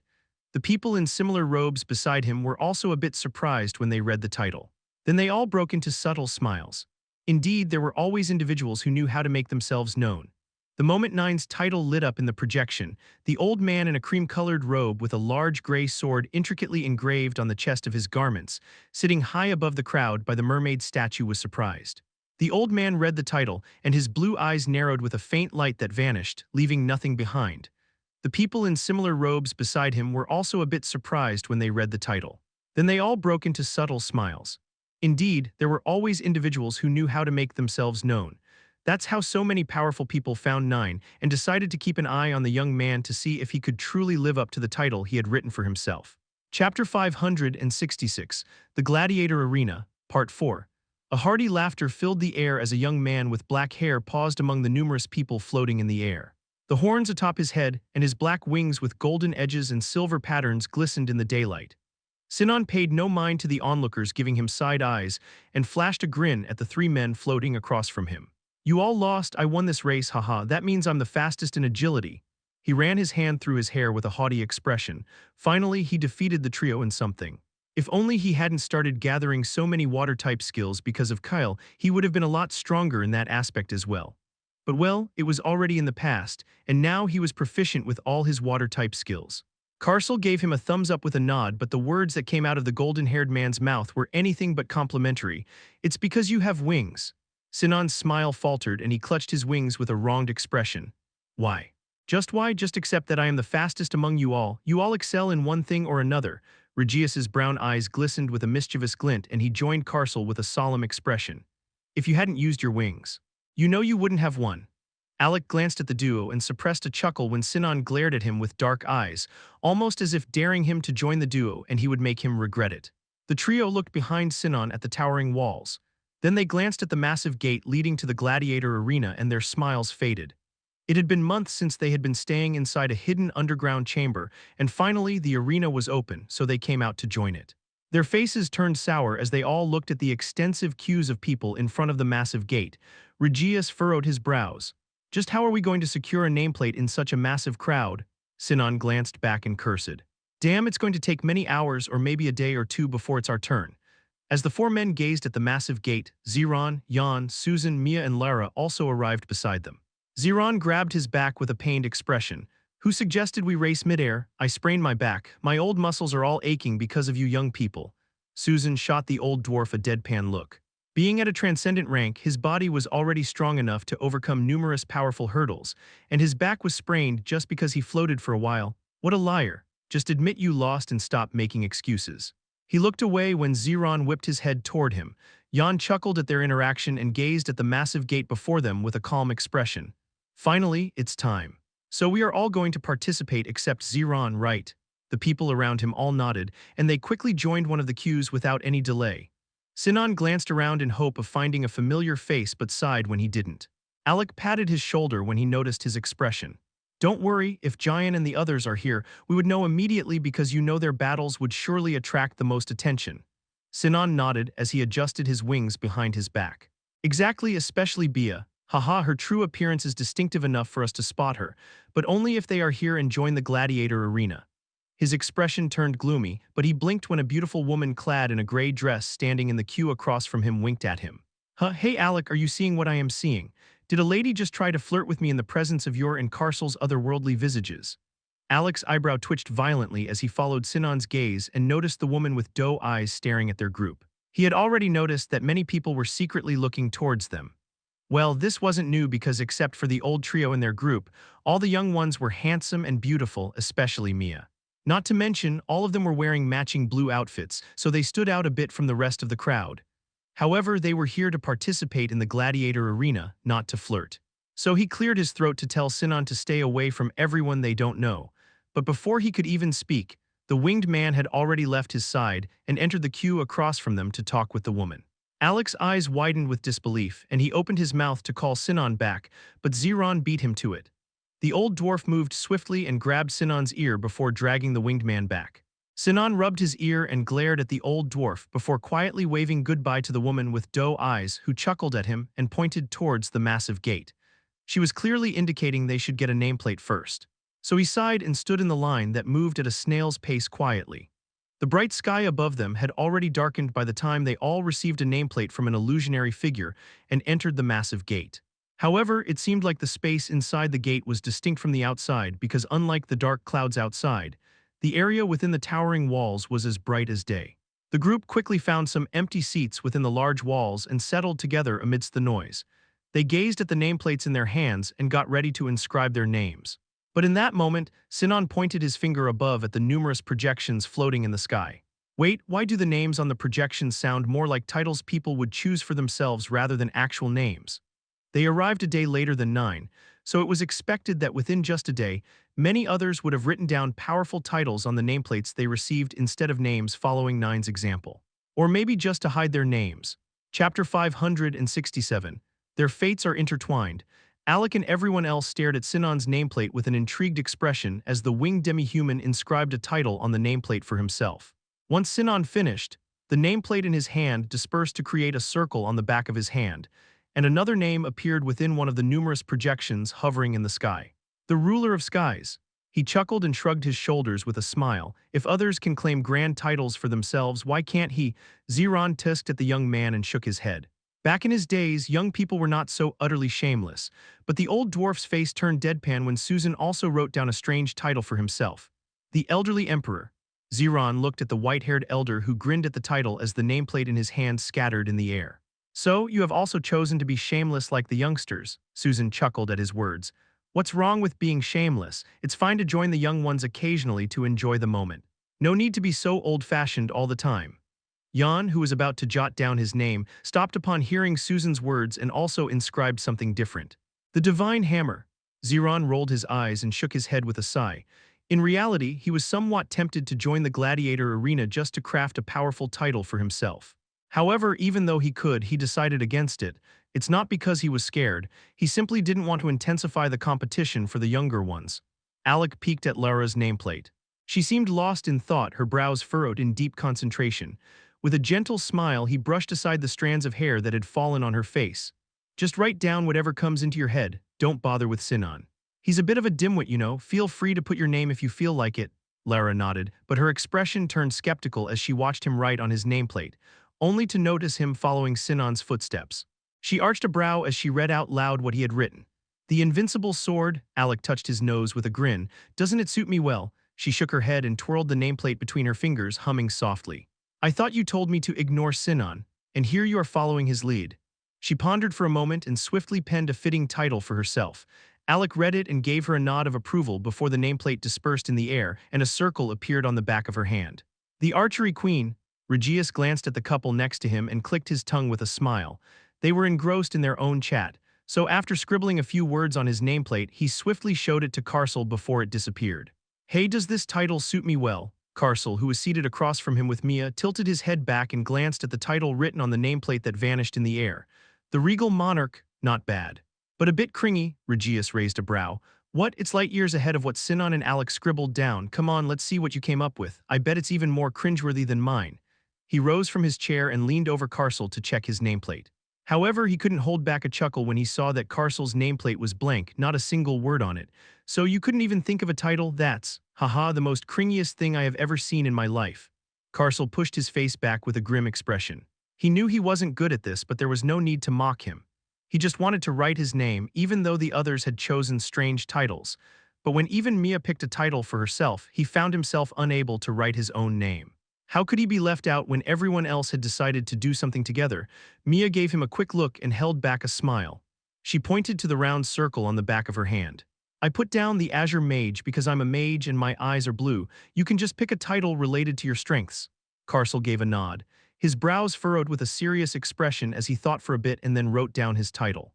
However, by the time he finished, everyone around him was staring at his nameplate, and they all burst into laughter when they read what he had written. Just a spear lord. Unbeknownst to them, a pair of blue eyes narrowed at them with strange emotions swirling within the glowing orbs. The old man in a cream-colored robe, seated before the mermaid statue, closed his eyes when his pupils started stinging. The people in similar robes around him all looked at him with concerned expressions. One of the older women questioned with an unreadable expression. What happened, old Hal? You have been focusing on a particular group of people for a while. Have you seen something special in them? The old man, called Harold but known as Old Hal by others, rubbed his closed eyes. Their fates are intertwined, but someone or something in their lives is hindering me from discerning what is truly inscribed in their fates. This is the first instance where my ability is faltering. He blinked a few times and looked at the man with golden pupils. The young man's eyes were stunning, with golden threads swirling within them. I suspect they are all connected to the young man who proclaimed himself as the overlord of the sea, as his fate is also somewhat vague. The woman's lips turned upwards. Her smile seemed innocent and kind, but her eyes hinted at a touch of disdain. Who cares? Just picking fancy titles doesn't make them important. They need to prove they are as good as they say they are. Anyway, we will find out if they have got what it takes once the battles kicks off. Chapter 568, not quite there yet. The old man Hal furrowed his brow and glanced at the woman, but she quickly looked away to avoid his gaze. He sighed and changed the subject. What about the other elders? Among the 7 elders involved in the war on the other side of the universe, I am here and one more should have arrived by now. Has she contacted any of you? We need her here. The 2 shadow generals will arrive at the gladiator arena anytime now. I don't want any of the participants in the gladiator arena to die because of the dark side. One of the people sitting behind old Hal leaned in and whispered in his ear. She's here, but she's in the crowd. She mentioned she would watch discreetly, and if the shadow generals acted out, she would step up to fight them. Old Hal nodded, and at that moment 2 loud cries echoed from one of the 3 massive gates leading into the gladiator arena. The old man squinted his blue eyes and saw 2 bonded beasts in midair outside the gate, glaring at each other. One was a huge eagle with piercing gray eyes, while the other was a towering horned lynx adorned with iridescent scales. The eagle held the divine rank, whereas the lynx was only at a pseudo-divine rank, yet the lynx stood its ground, matching the eagle's intense gaze without flinching. Old Hal furrowed his brows at the scene and looked back at one of the young men seated behind him at a distance. Go and check what's happening. Whose bonded beasts are causing trouble? They are outside the towering walls, and I'm sure they don't know that bonded beasts are not permitted to revert to their original forms once inside the arena. Their large forms could disrupt the peace of this place. The young man in robes nodded and quickly moved from his spot to check what was happening and to control the crowd that had started gathering around the 2 beasts. But before he could intervene, a group of elves and some humans swiftly surrounded the lynx. Then, an elven woman with amber eyes among them hurriedly calmed the lynx down. Nox shot a glare at the eagle, who returned it with mocking eyes, and then transformed back to his smaller form before grumpily sitting on Yue's shoulder, prompting a soft sigh from the elven woman. That eagle started it. She dared to try and break my left horn. How could she even touch my precious horns? Only you and the Crimson Phoenix have the privilege to lay a hand on them, Nox complained in Yue's mind, ready to tear the eagle apart even though the eagle was stronger than him. He was sure he could handle it. Giant and Xavier both quickly arrived beside Yue, and the trio glanced at the eagle's owner. She was a young woman with cunning eyes like a fox and pointed ears on top of her head, signaling she was from the demi-human race. The woman stood surrounded by many other demi-humans, each with a bonded companion by their side. She sneered at Yue, Giant, and Xavier before calling back her eagle, which transformed into a smaller size and landed on her arms. I gotta admit, your little lynx is one brave fella. He went for my eagle even knowing he couldn't beat it. Yue glanced at the woman, her eyes showing nothing, but hidden anger flashed in her gaze, and she decided the woman wasn't worth a response. She saw the woman surrounded by many powerful demi-humans and knew that if a fight broke out, neither Yue nor the woman could join the gladiator arena. While she thought about her next move, Giant interrupted with a dark expression. Hey, hold your horses. Your ugly eagle barely escaped by fleeing. If Nox had attacked, it would be 6 feet underground by now. So count your blessings. The woman's expression turned sour as she pointed her finger at the group with furious eyes. Numerous powerful old demi-humans emerged from the group, and as they flew towards the young elves, Wesley, Ronan, Oldius, and the supreme rank elven woman vanished from their positions and floated in front of the younger elves. The conflict was among the younger generation, so the supreme rank elves refrained from intervening initially, but if the powerful individuals from the demi-human side attacked, they were prepared to retaliate as well. But before a fight could erupt between the 2 groups, a gentle pressure that didn't harm anyone but still sent chills down their spines descended on their bodies. Wesley lifted his gaze and locked eyes with the young man in cream-colored robes who materialized between the 2 groups and began speaking in a solemn tone. All of you cease this conflict at once, or none of you will be permitted to participate in the gladiator arena. The young man glanced at the demi-humans, who quickly backed off, then turned to the elves, who also retreated with their young ones. His eyes narrowed at the lynx and the eagle briefly, and he recalled his own bonded beast who was fighting in the war. Unconsciously, he compared the lynx and eagle to his bonded companion, and a sneer crossed his face. What are they both so arrogant about? Their bonded companions are just so, not even worthy of attaining a rank above the divine rank. He mumbled under his breath as he left the area, but both Nox and the eagle who heard his words were enraged. The 2 beasts glared at his retreating figure with dark, ominous eyes, and even their owners displayed anger in their gazes. Yue clenched her fists and shook her head when Jian looked at her with an expression that hinted they should challenge the man who dared to label Nox as unworthy. She then eased her grip and a smile lit up her face, contrasting her spoken words. Not quite there yet, but I have a feeling that we will soon be on par with him. Then we will see if he has the nerve to declare someone else unworthy. Chapter 569. The dark side arrived. The young man in the cream-colored robe paused in his tracks, a chuckle escaping his lips as he glanced back at the elven woman with amber eyes who had just spoken up. The youngsters these days are so arrogant. They have no idea how dangerous the universe they are living in truly is. Well, I can't blame them because all their lives they have been sheltered under the protection of their elders. He disappeared and reappeared in front of old Hal, only to find the old man looking at him with a serious expression. The young man braced himself for a scolding because he knew the old man was powerful enough to be aware of whatever he had just done outside the gate. Old Hal shook his head and let out a sigh. Ned, how many times do I have to remind you not to blurt out everything that pops into your head? Who can predict the future and the potential these people hold? We should all unite and not belittle others who are on our side. What if those you have just branded as arrogant actually grow powerful enough to match you? Due to your careless words, they might end up on the wrong side instead of being with us. Ned's face twisted in displeasure when he heard the old man's words. He quietly nodded and took his seat. Meanwhile, after resolving the issue, Yue, Jian, and all the people with them lined up in many queues to collect their nameplates. It took a couple of hours before Yue and everyone else with her managed to get their hands on their nameplates. Wesley and Ronan quickly directed the elves and humans as they entered the massive gate and made their way toward the many chairs within the towering walls. However, due to the large number of elves, they were unable to find enough empty seats all in one area. Therefore, they had to split into two groups eventually. As usual, Yue followed Wesley, with Giant, Xavier, and the two humans accompanying them. Sebastian hesitated but then quietly trailed behind Wesley and the other elves. It had been 3 months since Sebastian last saw the silver-haired man, yet he still didn't dare to approach Yue closely. It seemed that in this life, it was safer for him to keep his distance from her if he valued his life. Giant's eyes were gloomy due to the recent events he had experienced with Yue and Xavier as he sat down beside Xavier. He glanced at the numerous projections illuminating the sky with a sigh, but then noticed the peculiar titles shining within the projection. He blinked and read them aloud with a puzzled expression. Huh, the sluggish tortoise. The all-knowing betrayer, the double-faced empress. What's the deal with the names on the projections? Am I the only one who finds these names kind of strange? He turned his head towards Xavier and the elves, only to see that they too had noticed the oddity in the names lighting up in the projections. Giant's eyes sparkled when a sudden realization struck him. Hold up, don't tell me we can write any title or name we want on the nameplates we received. No way. Haha, now we are talking. The person who created these nameplates is a genius. Wow, I can't believe I can finally flaunt my charm just through my name. Xavier looked at him with a blank expression when Giant enthusiastically started jotting down a title for himself. But he was relieved that at least it wasn't the sluggish tortoise. The majestic magic monarch. Giant chuckled as he also used the title Bia, often used for herself, into his designation, and then glanced over at Xavier. Not bad, huh? Xavier smiled and nodded, but his nose wrinkled with distaste. He silently moved away from Giant, but before he could escape, Giant caught his arm and firmly made him sit next to him. The red-haired man gazed at him with a knowing smile, indicating that he wouldn't let him go until he came up with a perfect title for himself.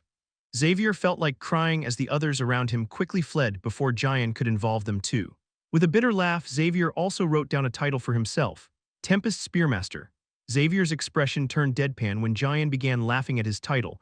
However, he sighed with a smile when he saw the displeasure in Giant's eyes finally dissipate.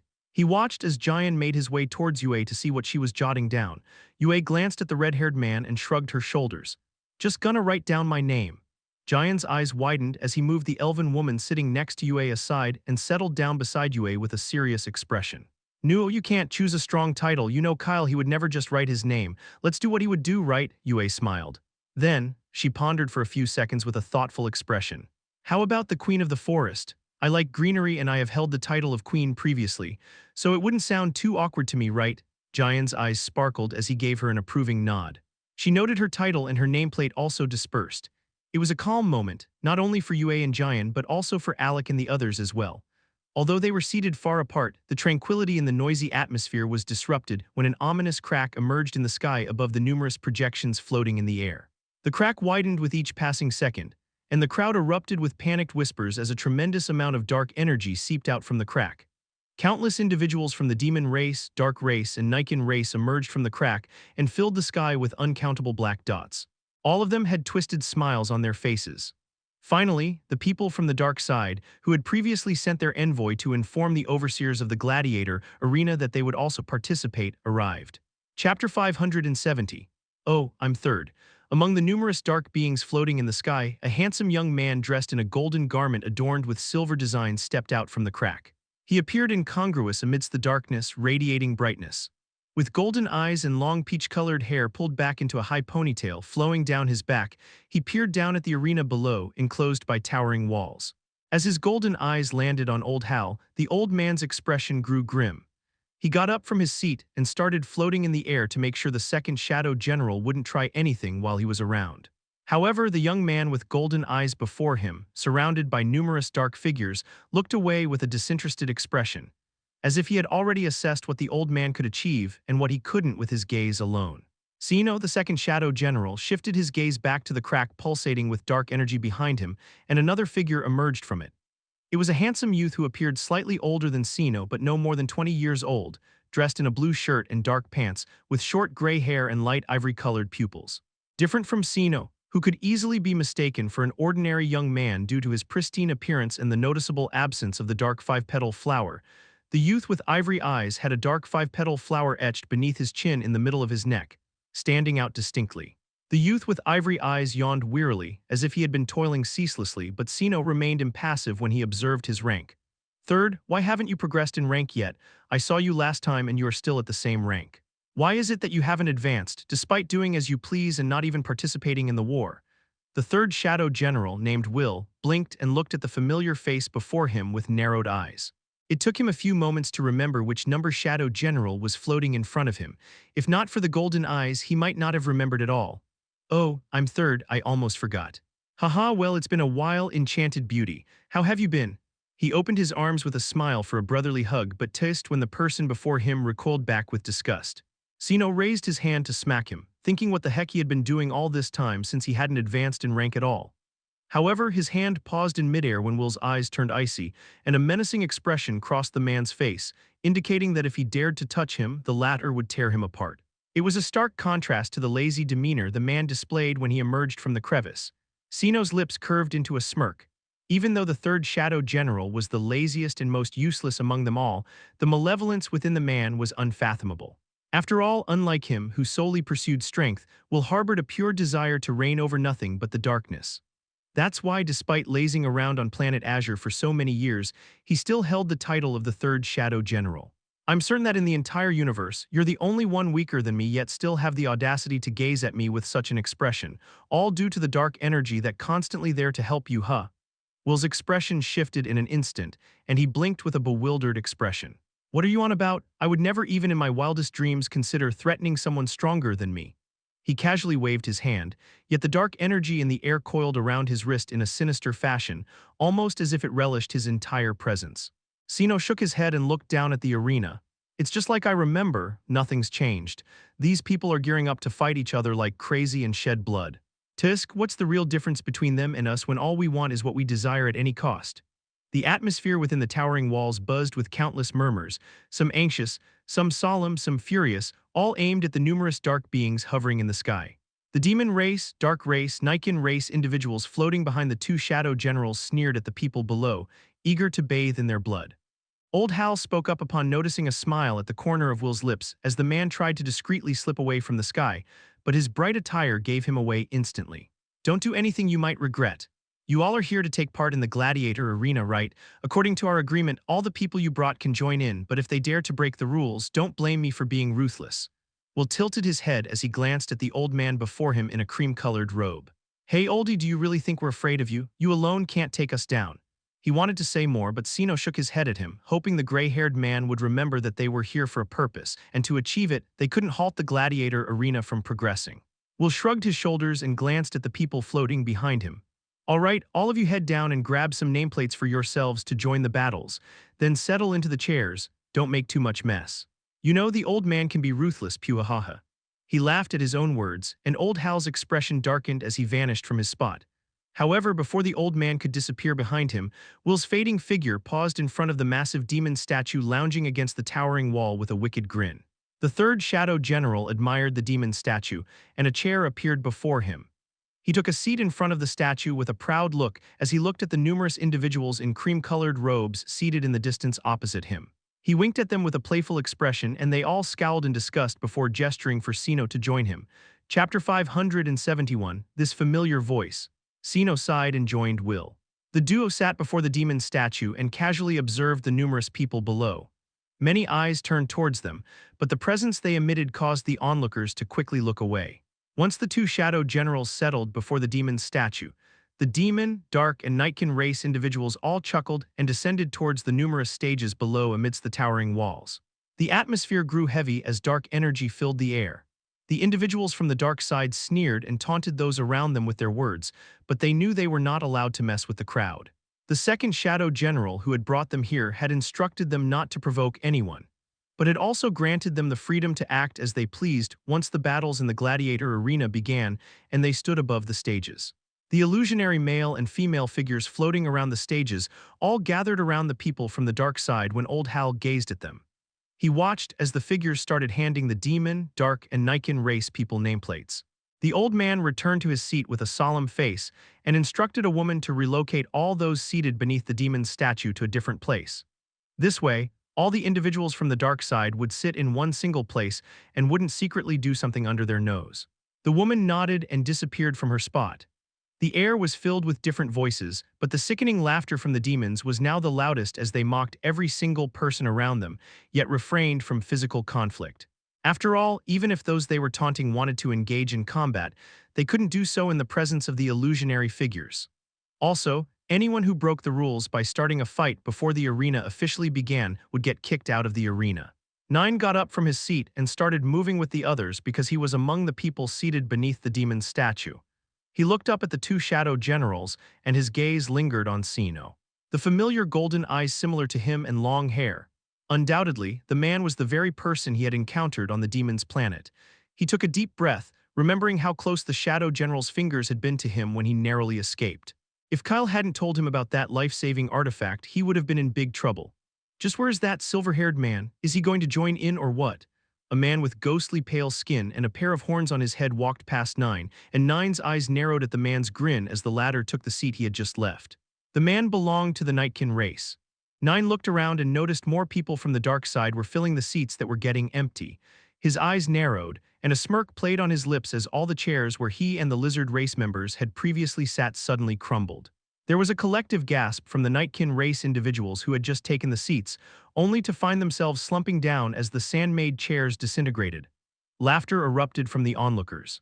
In an instant, the smiles on the faces of the Nightkin race individuals faded as one of them realized the chair's base had been sabotaged. He scanned the crowd with a challenging gaze. Who the hell did this? Step up, let's see if you even have the courage to come forward. Nine swiftly grabbed his hood and flung it up to cover his head, his lips mimicking the words the Nightkin race individual had just spoken before he gazed back with a grin. Nah, I don't wanna any problem. His hushed words drifted in the air, but all the lizard race members who had seen what he did with the chairs earlier stared at his head with blank expressions upon hearing his faint whisper.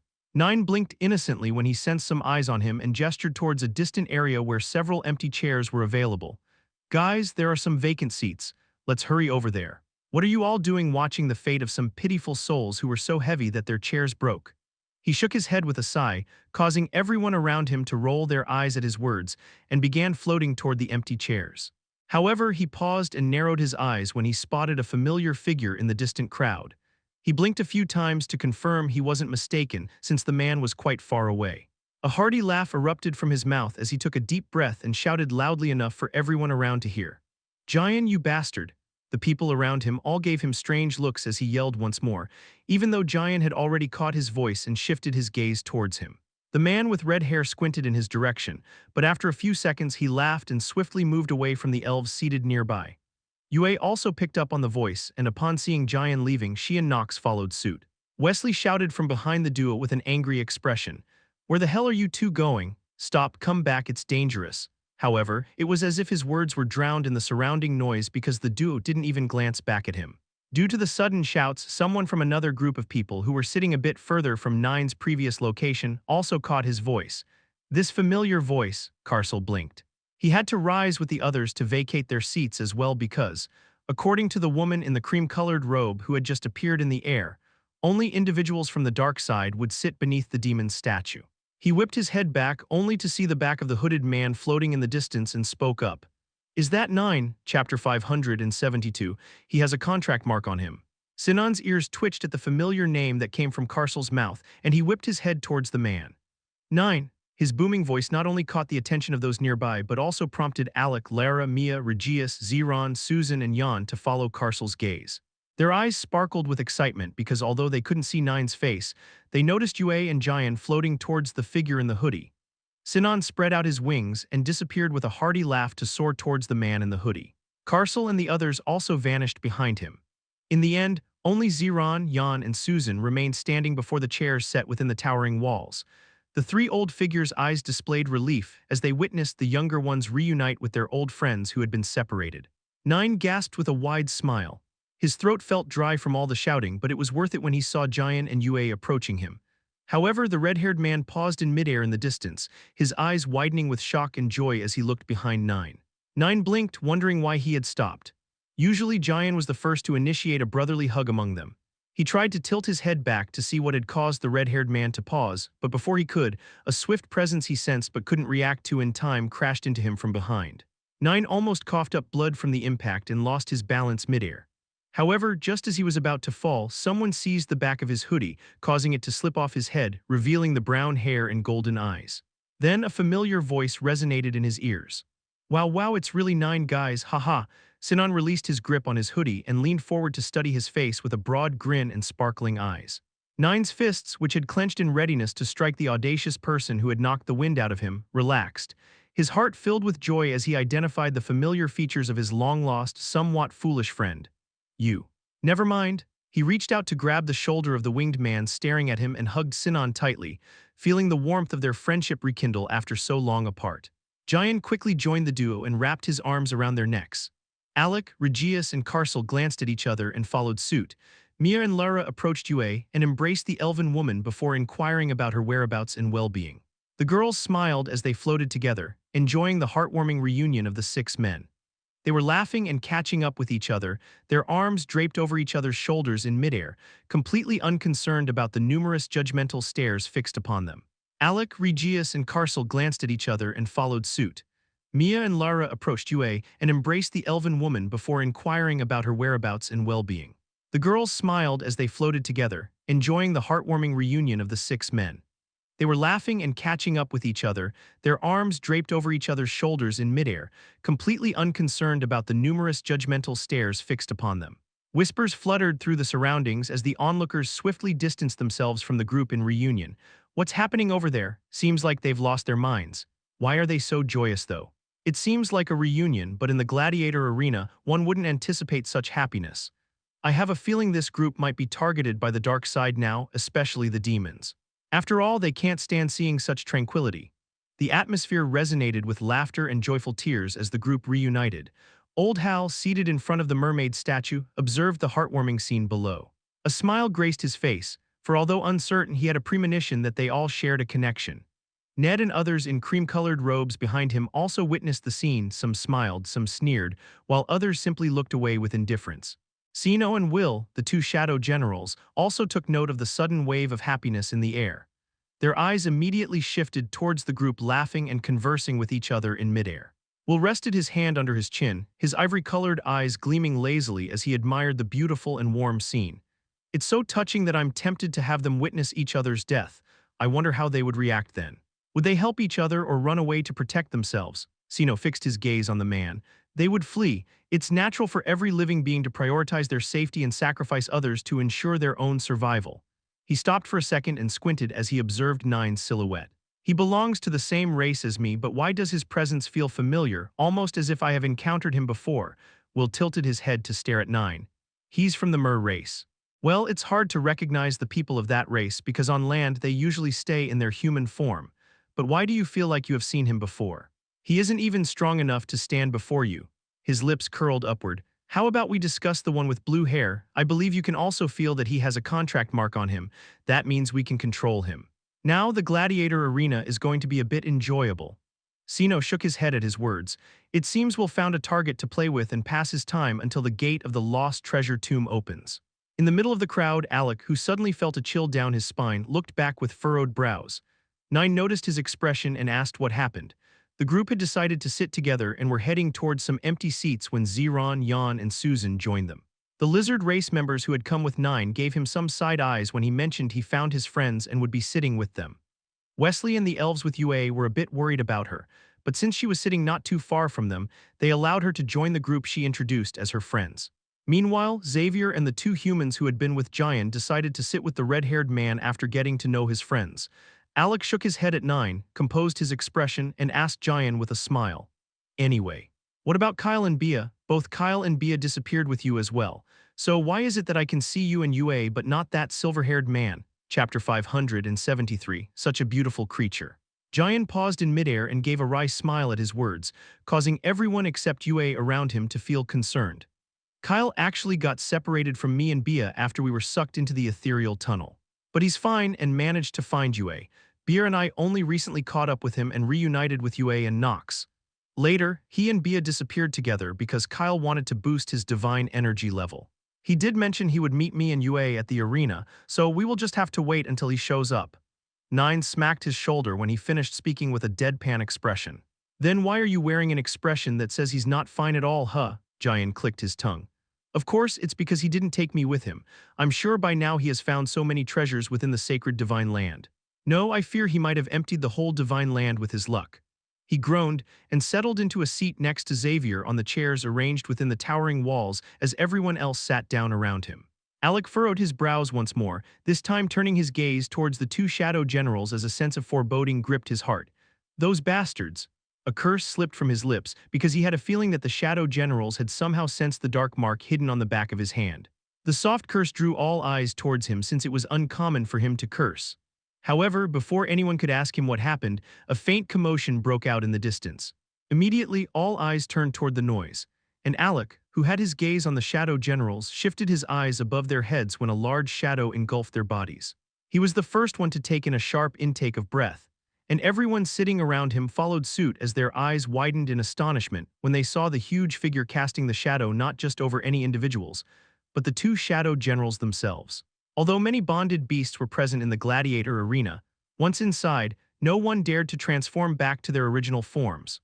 All were cautioned at the arena gates by the illusionary figures that their bonded beasts were forbidden from assuming their original forms inside, as their substantial sizes could disrupt the peace of the surroundings. Yet at this very moment, a fire phoenix made her entrance into the arena in her massive form. Whispers and murmurs erupted in the arena as the spectators questioned the boldness and audacity of the phoenix. But a hushed silence fell over the crowd when they realized the phoenix had not breached the boundaries of the gladiator arena. Instead, she was floating a few inches above the towering walls, encircling the numerous stages in the center. Old Hal's eyes shifted toward the phoenix bathed in golden flames. He had already noticed the presence of the phoenix and the human with her, but didn't take any action to stop them as they were still outside the boundaries of the gladiator arena. The individuals in robes seated behind the old man all furrowed their brows at the scene. Despite the phoenix's beauty, she was only at the divine rank, yet she displayed such arrogance by floating above everyone to make her presence known. Not to mention, the phoenix even caught the attention of the two shadow generals. The people sitting behind Old Hal couldn't help but shake their heads in disapproval, thinking the phoenix had acted recklessly given her lack of strength. Will gazed at the phoenix with a smirk. Such a beautiful creature. He wanted to capture her and place her among the numerous treasures he had amassed over his lifetime simply to decorate the dark abode he lived in. He and Sino both looked up when they sensed the presence that had just landed on the demon's statue behind them. The first thing they saw was an indifferent face, devoid of any trace of fear, even though he stood just a bit further away from two powerful dark figures dreaded by nearly everyone in the arena. Then they noticed the silver hair and bright green eyes gazing softly at the flying phoenix. Kyle had already felt the numerous eyes on him and initially glanced down to lock eyes with the two shadow generals who greeted him with smiles. He raised a brow because even though their smiles looked harmless, he could feel the hidden malice beneath those smiles. Also, he wasn't able to sense their ranks, which means the duo were stronger than him. He opened his mouth, and a smile eerily similar to the ones on the shadow generals' faces appeared on his lips. "What are you staring at? Never seen a good-looking guy before." A wild laughter escaped Will's lips at his words, and Sino's eyes flashed with a strange glint as he noticed the smile on the human's face. A notion crossed the second shadow general's mind that this human was somewhat dangerous. Not because he was powerful, but because the aura surrounding him bore a striking resemblance to that of someone willing to go to any lengths to accomplish their objective. He sensed it because he was just like that too. Kyle shifted his gaze and glanced at Bia, unaware that he had just spoken with the shadow generals.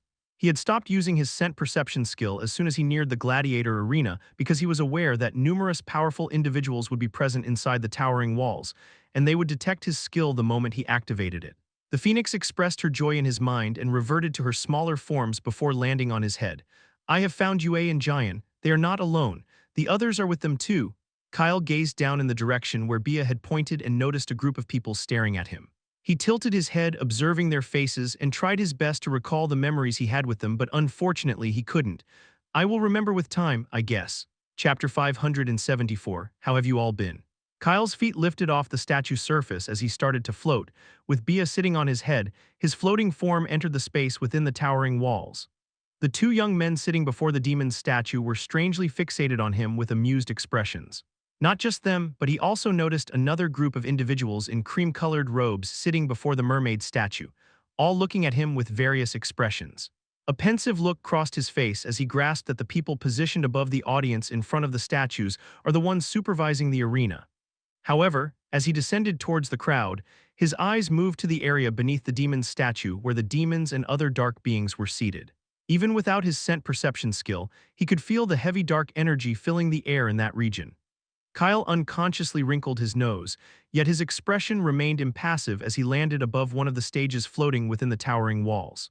What are the people from the dark side doing here? Can it be they are also allowed to join the arena? Bia cocked her head to glance back at the demons, and the other two races she knew were from the Dark and Nikan race. Does it matter? She sneered and turned her gaze away because even a glance at them disgusted her. A cold glint flickered in her eyes as she recalled the challenges she, Jian, and Xavier had faced because of them. Just take them out when they are up against you. They won't play fair against the others without cheating anyway, Kyle hummed. At that moment, an illusionary figure of a woman clad in white paused before him and asked if he intended to join the arena or simply observe. I'm here to participate. The woman passed him a square nameplate, and he inspected it, unsure of its purpose. He looked over at the familiar group of people silently watching him from the audience and waved the nameplate at them with a smile that appeared on his face as he caught Yue's gaze. Bia moved and peered down at his face, nearly blocking his view. Why are you just waving? Let's go join them. I missed Mia, and even though the others are a bit idiotic, I missed them too. Let's go. I know you told me you don't remember them just like you forget me, but they do, so don't get on my nerves. Kyle let out a sigh at the pair of round eyes staring at him and gave her a nod. But he didn't forget to complain as he made his way toward the group, just trying to avoid physical contact. You know, it's not really my thing. Bia rolled her eyes at his words. He was okay hugging Jian even though he didn't remember the red-haired man, so what's the issue with others?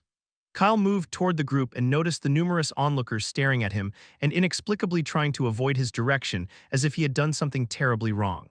His feet touched the ground in front of Jan and Susan, who stared at him in silence.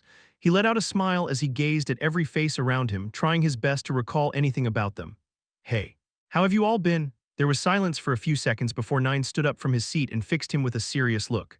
Kyle blinked at the seriousness as the golden eyes scrutinized him from head to toe, but before he could say anything, Nine broke into a relieved smile and opened his arms wide. I see your knack for attracting danger hasn't changed, huh? Still the same old Kyle. Get over here, you good-looking rascal, let me give you a hug. Kyle was taken aback by the warm gesture, and before he could react, Nine had already embraced him. He reciprocated the hug, but was surprised when everyone around them burst into laughter, and his eyes widened as many others joined the brown-haired man. He almost stumbled, but was steadied by the blue-haired man who grabbed his shoulder with a chuckle. He really wanted to break free from the crowd surrounding him, especially the pair of wings belonging to the demi-human wrapped around his body, by using instant teleportation. However, for some reason, he refrained and took a deep breath. The furrows between his brows smoothed out as he allowed the group of people around him to do as they pleased. Bia had already left his side to go towards the blue-haired woman when Nine approached him. Kyle let out a breath when he finally wriggled free from the hugs. He went along and answered everyone patiently when they nudged him to sit down in the middle and bombarded him with questions about his well-being. His gaze drifted towards the white-haired elderly man who took the seat to his left, and he spoke up in the Phoenix's head. Who's this? Bia, who had made herself comfortable on Mia's lap, looked back at the silver-haired man upon hearing his question. She then followed his gaze. It's Susan. Didn't Yue inform you about the Tower Guardians? Kyle gazed at the old figure who tusked at him and labeled him a troublemaker who had pushed the old man to work day and night, only to vanish into thin air when the time for repayment arrived. Oh, Yue did tell me, but she didn't tell me everyone's appearance. Bia shook her head, and to make sure he didn't blurt out wrong names while calling others, she reluctantly left Mia's side and went back toward Kyle. Just tell me whose name you want to know, then I will go to Mia. But to her surprise, he managed to get everyone else's names right except Ziron. He even got Jan's name right. At that moment, Sinan, who had sat down on the seat in front of Kyle, reached out and grabbed the nameplate from his hand. Oh ho ho, what title are you going to write on your nameplate? We have all finished, and you are the only one left. How about the silver-haired deity? Haha. Chapter 575. Thanks for the heads up. The three old men sitting with the young ones shook their heads at the title that came out from Sinan's mouth as the man told Kyle that he needs to write a title for himself on the nameplate to register for the gladiator arena.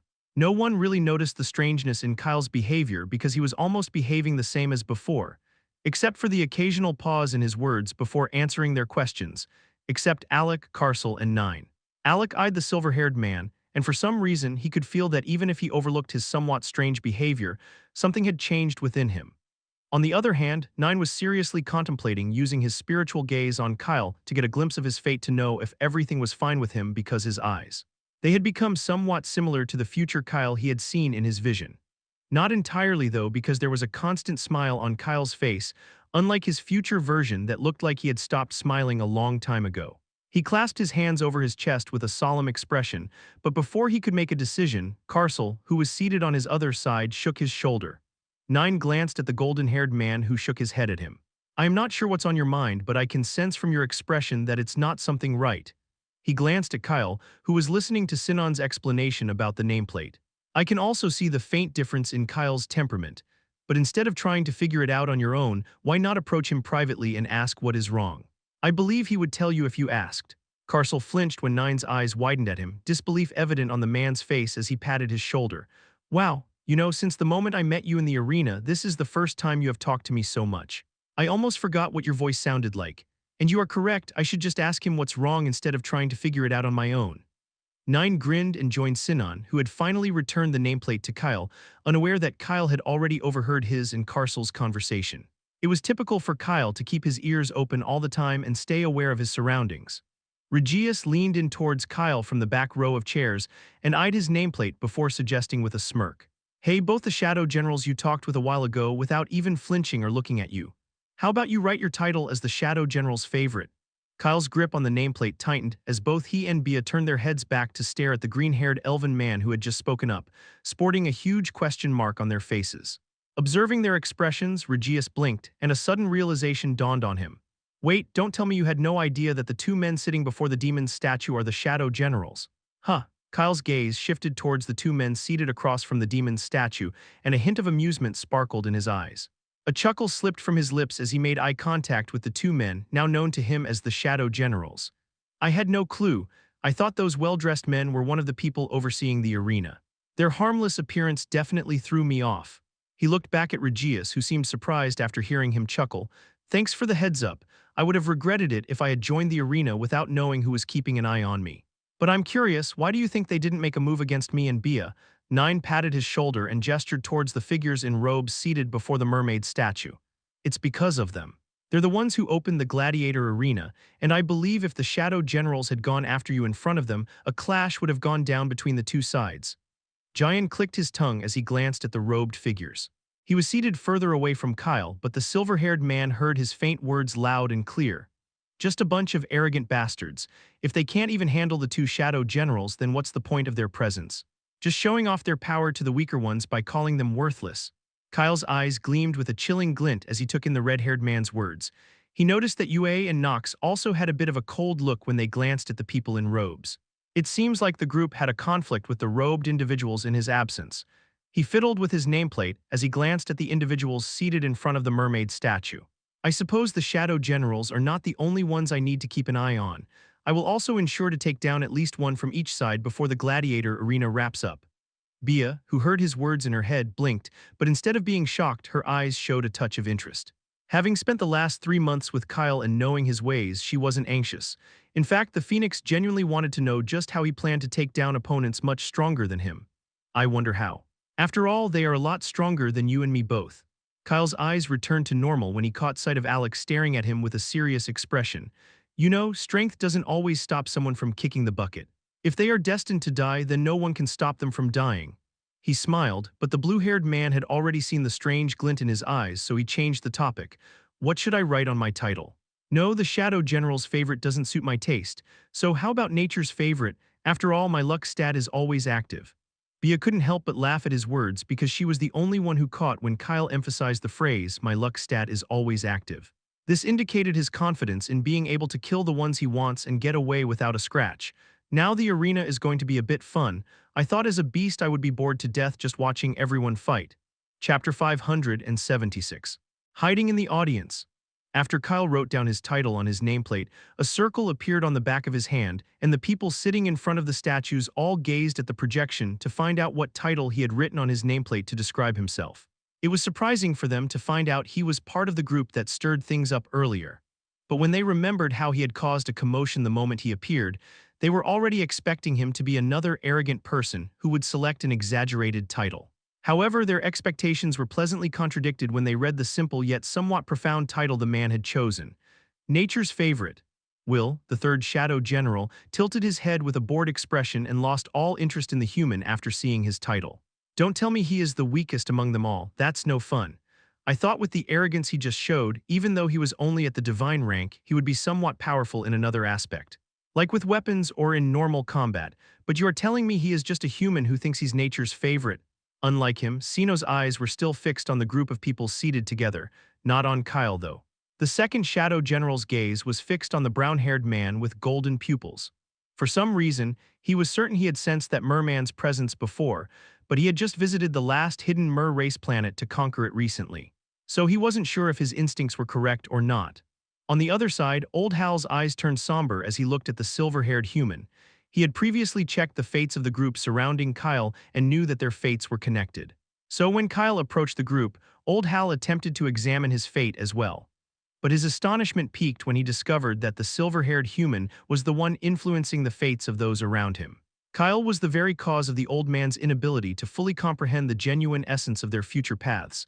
Yet the young man's own fate was blank. It was the first time Hal had witnessed someone's fate entirely blank, even after exerting all his spiritual power, as if no one was there to write anything for the young man. Or perhaps he had lost his fate along the way by evading a death that was predestined for him. There's something unique within him. How can he survive with a fate that's empty? He murmured softly to himself. Suddenly, the woman seated beside him interjected. Old man, you have been fixated on that group for some reason. They are all just at the divine rank, nothing exceptional. But if you had seen something special about them, should we keep an eye on them? A middle-aged man behind her chimed in with a contemplative expression. If the group isn't all talk and can genuinely achieve something in their futures, they could be quite useful. Old Hal furrowed his brow. Just how many times does he have to remind these people not to fixate on superficial values? He let out a sigh as he looked at the people around him and shut his eyes. Just let them be. If they are truly exceptional, they will find a way to shine without our intervention. The people surrounding the old man fell silent and disregarded the group. Instead, they began scanning the huge crowd for formidable competitors exuding a powerful aura, speculating on whether they would succeed in the gladiator arena or not. Sitting in the audience seats, Kyle's eyes drifted towards the dark circle on the back of his hand. He hummed softly, and after Bia moved towards Mia, he closed his eyes and started absorbing the divine energy in the air to expand his divine energy reserve, since he wasn't sure how many more days the registration would continue before the battles in the gladiator arena began. Yue looked back at his calm expression. She was seated with Lara and Mia in the front row, a little way from him, but she could still witness his actions and calm replies to everyone's questions. A look of surprise crossed her face when she sensed Kyle's rank. He had already reached the third stage of divine energy, just one step behind her. But she couldn't help but wonder how he had progressed from the initial stage to the third stage in merely 3 months. She smiled and looked at Bia. The Phoenix had made it to the final stage of the divine rank, and she was sure Bia would smoothly move up to the transcendent rank in a few months. Yue had a feeling that Kyle would achieve the transcendent rank before her and everyone else, even though many of them had reached the final stage of the divine rank long before him. Kyle opened his eyes when he felt her gaze, but she had already glanced away. His eyes softened, but suddenly he snapped his head to the right and narrowed his eyes at a distant place. I swear someone just tried to check my body. Did I make a mistake? A look of caution crossed his face because he could never make such a mistake. His senses were sharp, so whenever someone, strong or weak, tried to probe his body, he could always sense it. Susan followed his gaze. What are you looking at? Kyle's lips curled upward as he withdrew his gaze and looked at the old man.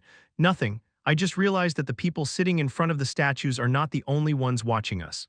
Also, it seems the one who is not in our direct line of sight is the most dangerous of them all. Susan's gaze sharpened as she grasped Kyle's implication.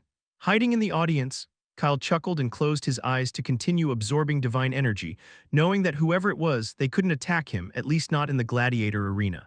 Chapter 577. He's quite sharp, isn't he?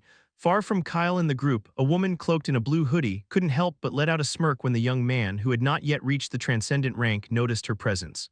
He's quite sharp, isn't he? It seems my journey here isn't entirely in vain. She raised her head and looked in the direction of Kyle and the others with her pale violet eyes. The three old individuals, one human and two dwarfs seated among the group, seemed oddly familiar to her. They looked like she had seen them before, but she couldn't be sure because even after studying their faces, she couldn't remember where she had seen them before. It was like she had totally forgotten those faces because it's been such a long time. I guess I will enlist some talented youngsters to come with me and join the war this time. I just hope James approves of them. He's quite picky when it comes to adding new young members to his crew. Her gaze shifted towards the figures in robes seated before the mermaid statue, and a sigh slipped past her lips. Now I see why James sent so many incompetent individuals with old Hal. I suppose he intended for some of them to die under the two shadow generals due to their unreliable nature. She shook her head and closed her eyes. As one of the 7 elders leading the war happening at the other end of the universe, her reason for being here was clear. She needed to watch the two shadow generals closely to know their true purpose for being here, because the dark side had never previously shown interest in the gladiator arena. So why the sudden interest? She was certain they had an ulterior motive. Another day passed, and the countless seats within the towering walls were filling up with people of different races streaming through the 3 massive gates to register themselves for the arena. Kyle spent his time absorbing the divine energy in the air, sensing that everyone else around him was doing the same except for Xeron, who, for some reason, made no effort to enhance his strength. When Kyle questioned why the old dwarf was simply eating and sleeping without a care, Xeron responded with a deeply solemn and regretful expression, explaining that unfortunately, he was already very old. Why would an elderly man in his final years push himself just to boost his strength? Kyle's eyebrow twitched at his response, and he decided to leave the old dwarf alone. Susan and Jan scoffed at the shameless old man, but unlike them and everyone else who were already accustomed to Xeron's behavior and didn't really bother to pay much attention to him.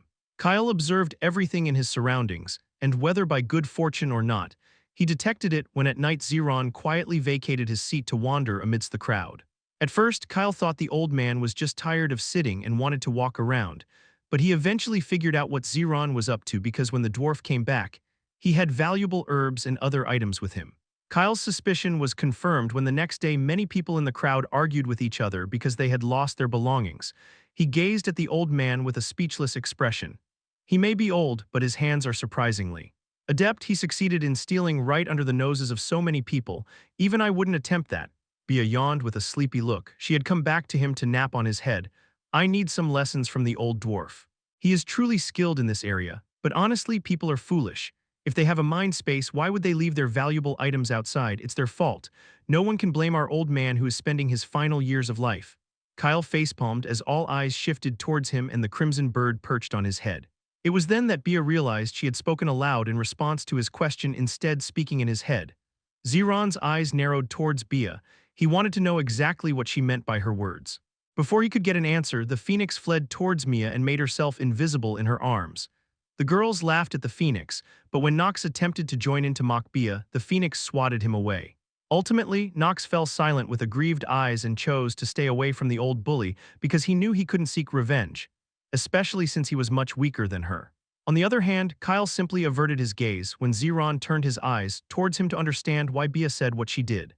The elderly dwarf harumphed loudly and left the group, stating that he needed some fresh air to soothe his wounded heart after the phoenix accused him of being a thief. Nine grinned and shook his head. He extended his hand and rose to his feet. I'm going for a walk too. After he departed, the rest followed suit one by one to stretch their legs as sitting for an extended period had left them feeling bored and fatigued. Eventually, only Kyle and Xavier remained together. Xavier scooted over to the chair next to the silver-haired man and cleared his throat. Well, Kyle, I was wondering, how did you and Bia first meet? What are the Phoenix's likes and dislikes, can you tell me? He quickly moved back to his original chair when Kyle gave him a questioning look. Just curious, no hidden agenda. Kyle's eyes sparkled with amusement. The Phoenix had already shared with him all about Xavier and how he had cared for her and Giant on his planet. That's why he didn't mind when the man inquired about Bia, even though he was aware that Xavier was trying to win over the Phoenix. I understand, it's a bit late, but thanks for looking after Bia in my absence. Chapter 578, I guess it's time to work. Xavier let out a wistful smile. It wasn't me who took care of her. She's the one who led an army of monsters and vanquished numerous foes threatening my planet. She was the greatest help my people could have hoped for. Their conversation was quite ordinary as Xavier moved to the chair next to him and started talking enthusiastically about how Bia controlled a multitude of monsters and defeated their enemies. But Kyle sensed more than just admiration in the human's eyes beside him. A sudden realization flickered in his eyes, and Xavier flinched when he probed his suspicions. You saw her human form? Kyle was taken aback by Xavier's reaction. No way, he was spot on. Bia had told him about her ability to transform into a human, but the Phoenix said she didn't like the human form because the body structure of a human was too different from her usual form. But now, finding Xavier's pining for his bonded beast, he couldn't help but feel like a protective parent who had caught his daughter's first suitor. Therefore, even though he didn't intend to, his voice unintentionally sounded stern. You are too old for her, and even if I overlook your age, you are too weak, so don't even think about it. Xavier's eyes widened. He wasn't that old, all right. He was the youngest transcendent rank on his planet. He wanted to speak up for himself, but quickly shifted to a distant chair when Kyle gazed at him with a look that said, if he spoke even a single more word, his life might be shortened by a few years. Kyle rubbed his forehead and stood up. He really shouldn't allow Bia to come anywhere near the gray-haired man. It posed a risk to his innocent little crimson bird. With a sigh, he left the area and started maneuvering through the audience seats. His gaze shifted towards the shadow generals and the individuals seated in front of the mermaid statue. Upon ensuring they were preoccupied observing others in the crowd, spiritual energy began to emanate from his fingertips, and delicate symbols that blended into the ground beneath him were imprinted with each step he took. I guess it's time to work. A smirk played at the corners of his lips as he touched the earring in his ear and made his presence invisible within the crowd. As he strolled in circles among the audience seats, Nine and all the others returned to their places shortly after. Bia, who was sitting on Mia's shoulder, glanced at the empty seat where Kyle should have been seated.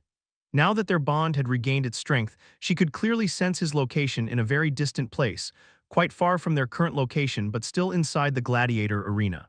What is he doing? She furrowed her brows and decided to ask him directly, but Kyle simply instructed her to stay with Mia, and he would return once he had finished something important. What the hell are you up to now? Bia clicked her tongue and allowed him to do as he pleased. However, the silver-haired man did not return even after a whole day. Nine gazed at the vacant seat beside him and observed the Phoenix.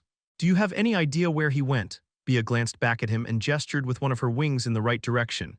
He's in the arena but not nearby. It seems like he's occupied with something, but I'm not sure what. Well, he did mention he would return once he's finished. After hearing Bia's words, everyone decided to overlook Kyle's absence. After all, he was strong, and they were confident he wouldn't get into unnecessary trouble. Unlike them, the powerful woman in the blue hoodie, who sought to recruit Kyle and the others for James, closely monitored everything the silver-haired man did. Unfortunately, she wasn't well versed in arrays, so even though she could spot the symbols Kyle was writing all over the gladiator arena, she wasn't certain of their purpose. Plus, she had never encountered such a multitude of intricate symbols scattered in various positions.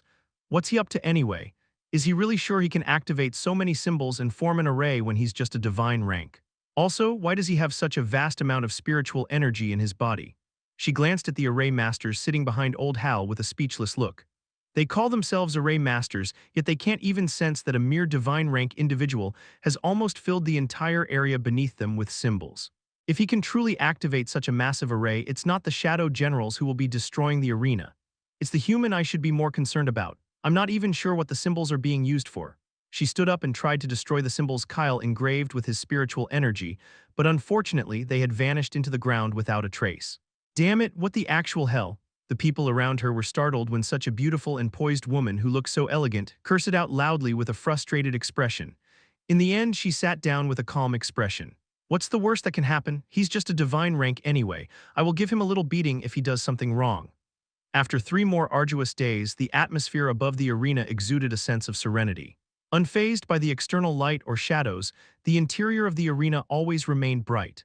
Suddenly, under everyone's gaze, the numerous illusionary figures handing out nameplates to the newcomers paused in their actions and floated away from the 3 massive gates that led into the gladiator arena. Almost all the seats within the towering walls were filled with a diverse crowd who watched quietly with different emotions, as three imposing barriers rose to seal the massive gates. Then a ray of golden light flashed from the many statues above the walls, creating an invisible shield in the sky above the audience, signaling the end of registration for the gladiator arena. Usually the massive crowd would have cheered with enthusiasm, but due to the presence of the dark side, the air held a hint of unease, and only faint murmurs could be heard. But the demons, dark, nightkin races individuals all shouted with excitement. The individuals still trying to get nameplates all cried out in distress as the three gates to the gladiator arena closed. Despite their efforts, they could only lament because they knew that even if they pounded on the barriers sealing the gates, they wouldn't be able to enter since once the registration was closed, no one could enter the arena. Chapter 579. Let the battles begin. Old Hal glanced at the people in robes behind him, and many of them started floating above the numerous stages in the center of the towering walls. A middle-aged woman with long hair amplified her voice so that everyone could hear her clearly. It's a bit late, but I Vexana welcome everyone to the gladiator arena. It's been 100 years, and I'm lucky to witness that once again, we are opening the platform where the winners will have a chance to enter the Lost Treasure Tomb. This tomb is filled with otherworldly treasures that even a supreme rank like me desires. However, only those below the supreme rank are permitted to enter to ensure that the stronger individuals do not overpower the weaker ones. She scrunched up her face when the people from the dark side barged in, hollering and cackling during her speech. Just kick off the arena, my bones are practically rusting. Ah, come on, zip it, we are not clueless, start the arena, old hag. I'm bored to death, start the arena. Itching for a brawl. Can someone shut her up? The rest of the crowd was eerily quiet as the two shadow generals chuckled softly at the middle-aged woman whose eyes blazed with pure fury. The people in robes hovering behind her exchanged glances, and a young man among them, Ned, swiftly raised his hand and put up a barrier in front of the section where the dark side people were seated to silence their voices. He whispered near the woman's ear, "Keep going." Vexana took a deep breath and glared at the individuals from the dark side before continuing her speech. However, this time she omitted all the unnecessary details and jumped right into explaining the rules for the first round of the gladiator arena. As you all know, in the gladiator arena, many battles occur, and every fighter must win a specific number of battles to move on to the next round. In the first round, 10 individuals will be picked to battle on each stage, and only the last person standing on the stage will advance to the next round. The rules are straightforward. If a fighter concedes defeat or is thrown out from the stage, they will be immediately eliminated. Also, if the illusionary figures overseeing your stage intervene to prevent you from harming your defeated opponents, you must cease fighting. Remember, the aim is not to kill but to earn your place in the Lost Treasure Tomb through fair competition. Vexana scanned the massive crowd surrounding her, seated in the audience. That's it for the first round. Now, let's see who secures the top positions in this round, because the time taken by the winners to defeat their opponents will be noted by the arena, and the final list of top participants will be revealed at the end of the first round. The top 100 on that list will receive additional points towards their overall final score. After all, many ties happen in the final round, and the additional points can determine victory or defeat. While she was talking, Kyle finally sauntered back to his seat with a pair of eyes that beamed with a smile. Nine, Alec, and the others all gave him curious looks, wondering what he had been up to, but they were left speechless when they saw he had changed his clothes and was now sporting a loose, pure white shirt and gray trousers. Sinan shook his head with a sigh. Bro, hate to break it to you, but that shirt's gonna be a mess real soon. I mean, with a bunch of fighters aiming to defeat you, keeping it clean's gonna be a challenge. Kyle gazed down at his clothes, and because of his beaming eyes, everyone around knew he had done something that lifted his spirits. However, they weren't sure if they should worry about the potential outcome they had to face due to whatever he had done. Well, I will see. Kyle shrugged casually, not really bothered by the idea of his clothes getting dirty.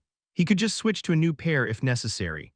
Beer and Nox both floated over to Xeron to watch the fight since the bonded beasts weren't allowed to join. Just then, Vexana clapped her hands and wrapped up her speech with her final words. All right, everyone, check the dark circle on the back of your hands. It will lead you to your stage. Let the battles begin. I wish everyone all the best on behalf of every guardian watching over the arena. As soon as her words finished, the circles on the back of each participant began to glow, and a number materialized on their skin. Kyle looked at the number that appeared on the back of his hand and whispered softly, Stage 199. Next to him, 9 was fervently hoping he wasn't assigned to the same stage as his friends because only one winner would be chosen in the end. Everyone quickly matched their numbers and breathed a sigh of relief when they realized they would be fighting on different stages. 9 stood up with a smirk and stretched his shoulders. Finally, now it's my time to shine. The lone overload of the sea is here. Guys, I will be gone for a minute, but don't worry, I will be back soon.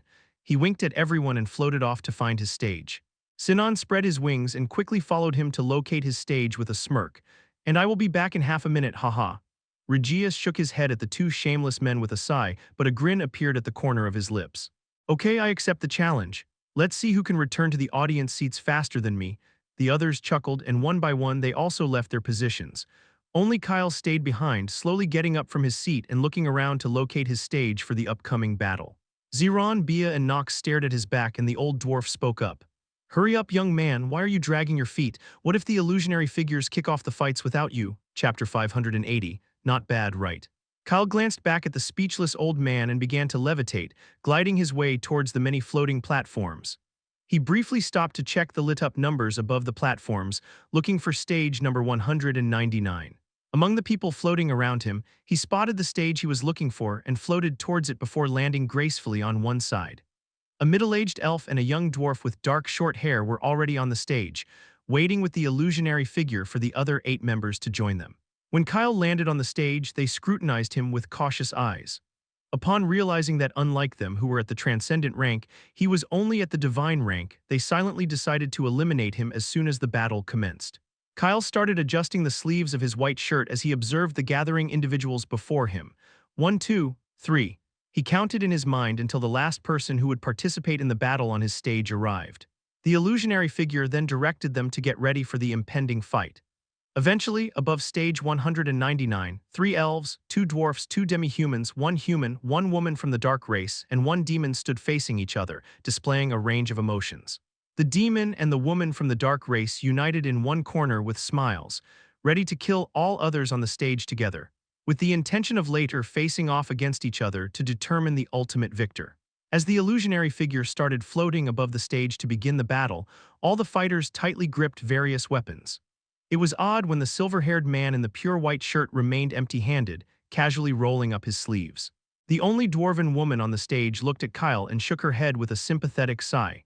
Just like everyone else, she could sense that the silver-haired man was the weakest of the group. Now seeing him without a weapon, she was certain he was a hand-to-hand fighter.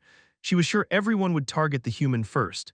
However, she flinched when the human in white looked at her with a pair of cold eyes after sensing her sympathetic gaze on him. She quickly averted her eyes but was surprised by her own reaction. Kyle glanced at the illusionary figure, prepared to start the fight, and curled his fingers into fists. The people around him scoffed at his arrogance when he spoke with a passive expression. Okay, I'm ready to eliminate the unnecessary people, except for the 2 from the dark side that I plan to kill. Let's begin the battle without any further delay. The demon on the stage looked him up and down and started laughing. Then he gazed at the woman from the dark race next to him with a sinister smirk. Kill the divine rank human first. He's really getting on my nerves. The woman flapped her bat-like wings and shot him a similar smirk. Leave him to me. The duo had just finished speaking when the illusionary figure raised his hand, then waved it downward and shouted loudly. Commence the battle. The illusionary figure's words hadn't even faded in the air when a deafening boom echoed across the stage. The air crackled with energy as Kyle zoomed at full speed. He even triggered his swift step skill to boost his already maddening speed. His eyes gleamed as he grabbed the collar of the nearest person and flung them off the stage. The elf, whose feet were suddenly lifted off the stage, hadn't even reacted yet, and Kyle had already delivered a swift kick to another person next to him before moving on to his next target. He intentionally paused for a split second in front of the dwarven woman who had looked at him sympathetically to reveal the face of the person about to eliminate her.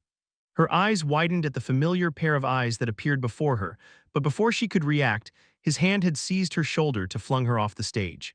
Kyle paused at the other end of the stage and rubbed his wrist as the 3 elves, 2 dwarfs, and 2 demi-humans were all flung outside the stage.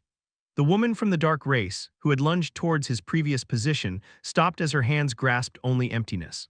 She blinked and her ears twitched when a few startled shouts echoed behind her. She very slowly glanced back, but her eyes widened because the only people she could see standing above the stage were the demon who was rooted in his position, utterly shocked, and the back of the human clad in the pure white shirt. The demon and the woman both flinched, and their expressions turned pale when the human pivoted to fix his gaze upon them, eliminating 7 people in 3 seconds. Not bad, right? The individuals who got eliminated in seconds all floated around the stage, their faces contorted in anger. They were itching to get back on the stage, but a barrier rose up to enclose the stage. The illusionary figure cast a glance their way to convey that they were eliminated the instant they stepped beyond the stage's boundary. They were ready to object, because how could they be eliminated when they hadn't even started fighting? But they all fell silent when Kyle shot them a cold look. The demon snapped out of his shock and, without caring about the stunned woman from the dark race, desperately shouted towards the illusionary figure. Wait. I admit, however, before he could finish his words, an extremely cold hand covered his mouth to silence him and then forcefully slammed his body to the ground. The demon's eyes turned red in pain, and the eliminated participants watching from outside the stage gasped and instinctively moved back in the air because they were unable to follow the human's speed with their eyes. Moreover, after attacking the demon, he had already seized the woman from the dark race by the neck. Chapter 581. Don't worry, it will be your turn soon. The many individuals dressed in robes seated by the mermaid statue were a bit startled when suddenly, within one of the many projections lighting up the sky, a name shot up at lightning speed to claim the top spot in that projection. Old Hal furrowed his brows with a serious expression because the battles hadn't even properly started. How could someone gain so many points so suddenly? What's happening? He blinked when he read the name that had just shot up to claim the top spot. The nature's favorite.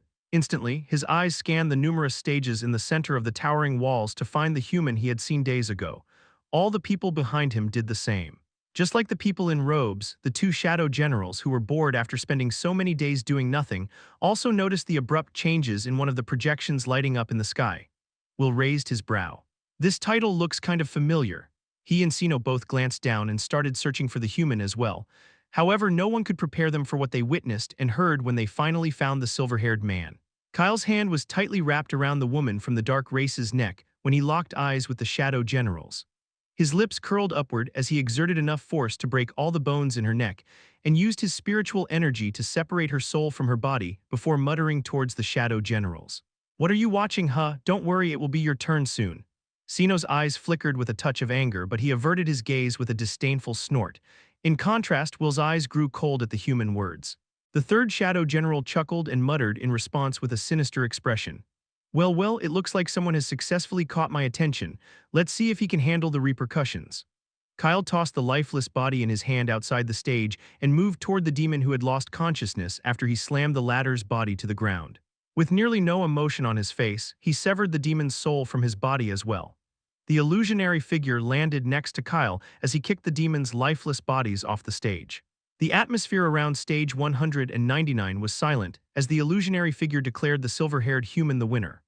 Old Hal closed his eyes with a sigh, and the people behind him all wore stunned expressions as they watched Kyle leave the stage to move towards the audience seats. The other eliminated participants floating around the stage cleared the space in front of him with solemn expressions, and many others in the audience who had witnessed him win the first round in less than half a minute were now gazing at him with awe and a touch of trepidation. Zeron, Bia, and Nox, who were cheering for UA after finding that her stage was nearest to them, were stunned when Kyle sat down beside the old dwarf. His pure white shirt held not even a speck of dust or blood as he held out his hand toward Bia and Nox so the two beasts could climb onto his shoulders. Zeron glanced at him with a disbelieving expression. No way, the young man couldn't have defeated all his opponents in such a short time.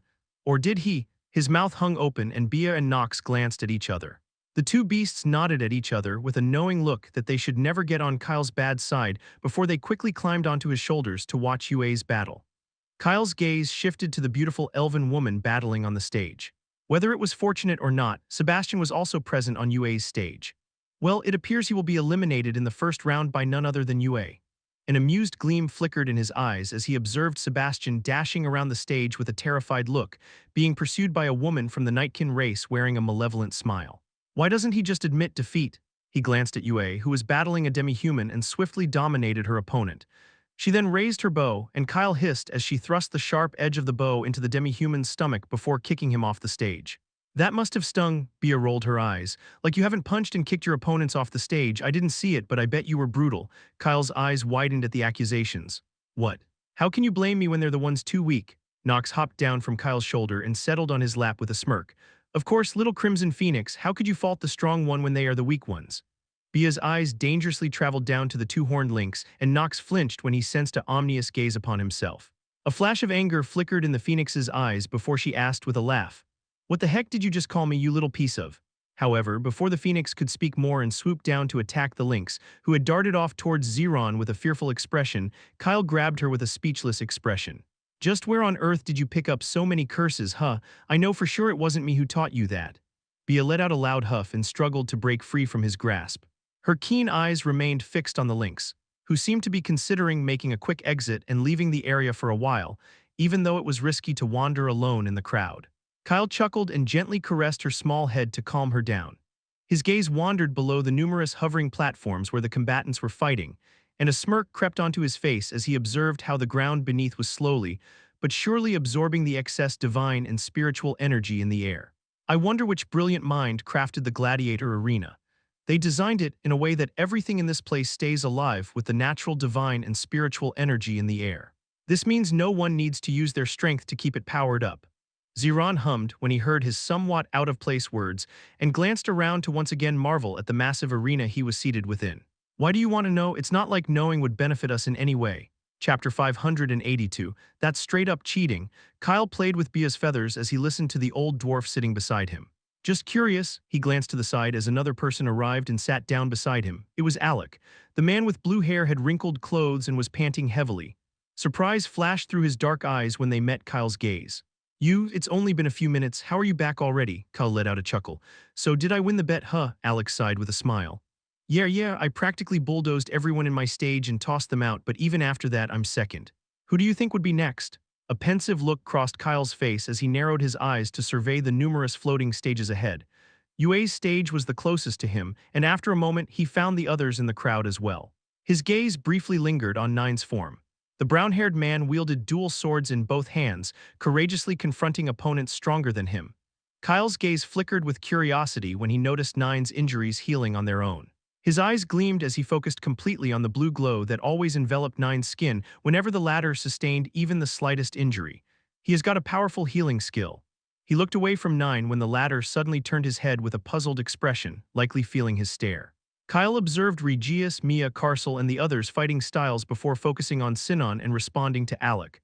I think Sinon would be next. Being a demi-human with wings, he's quicker than the rest.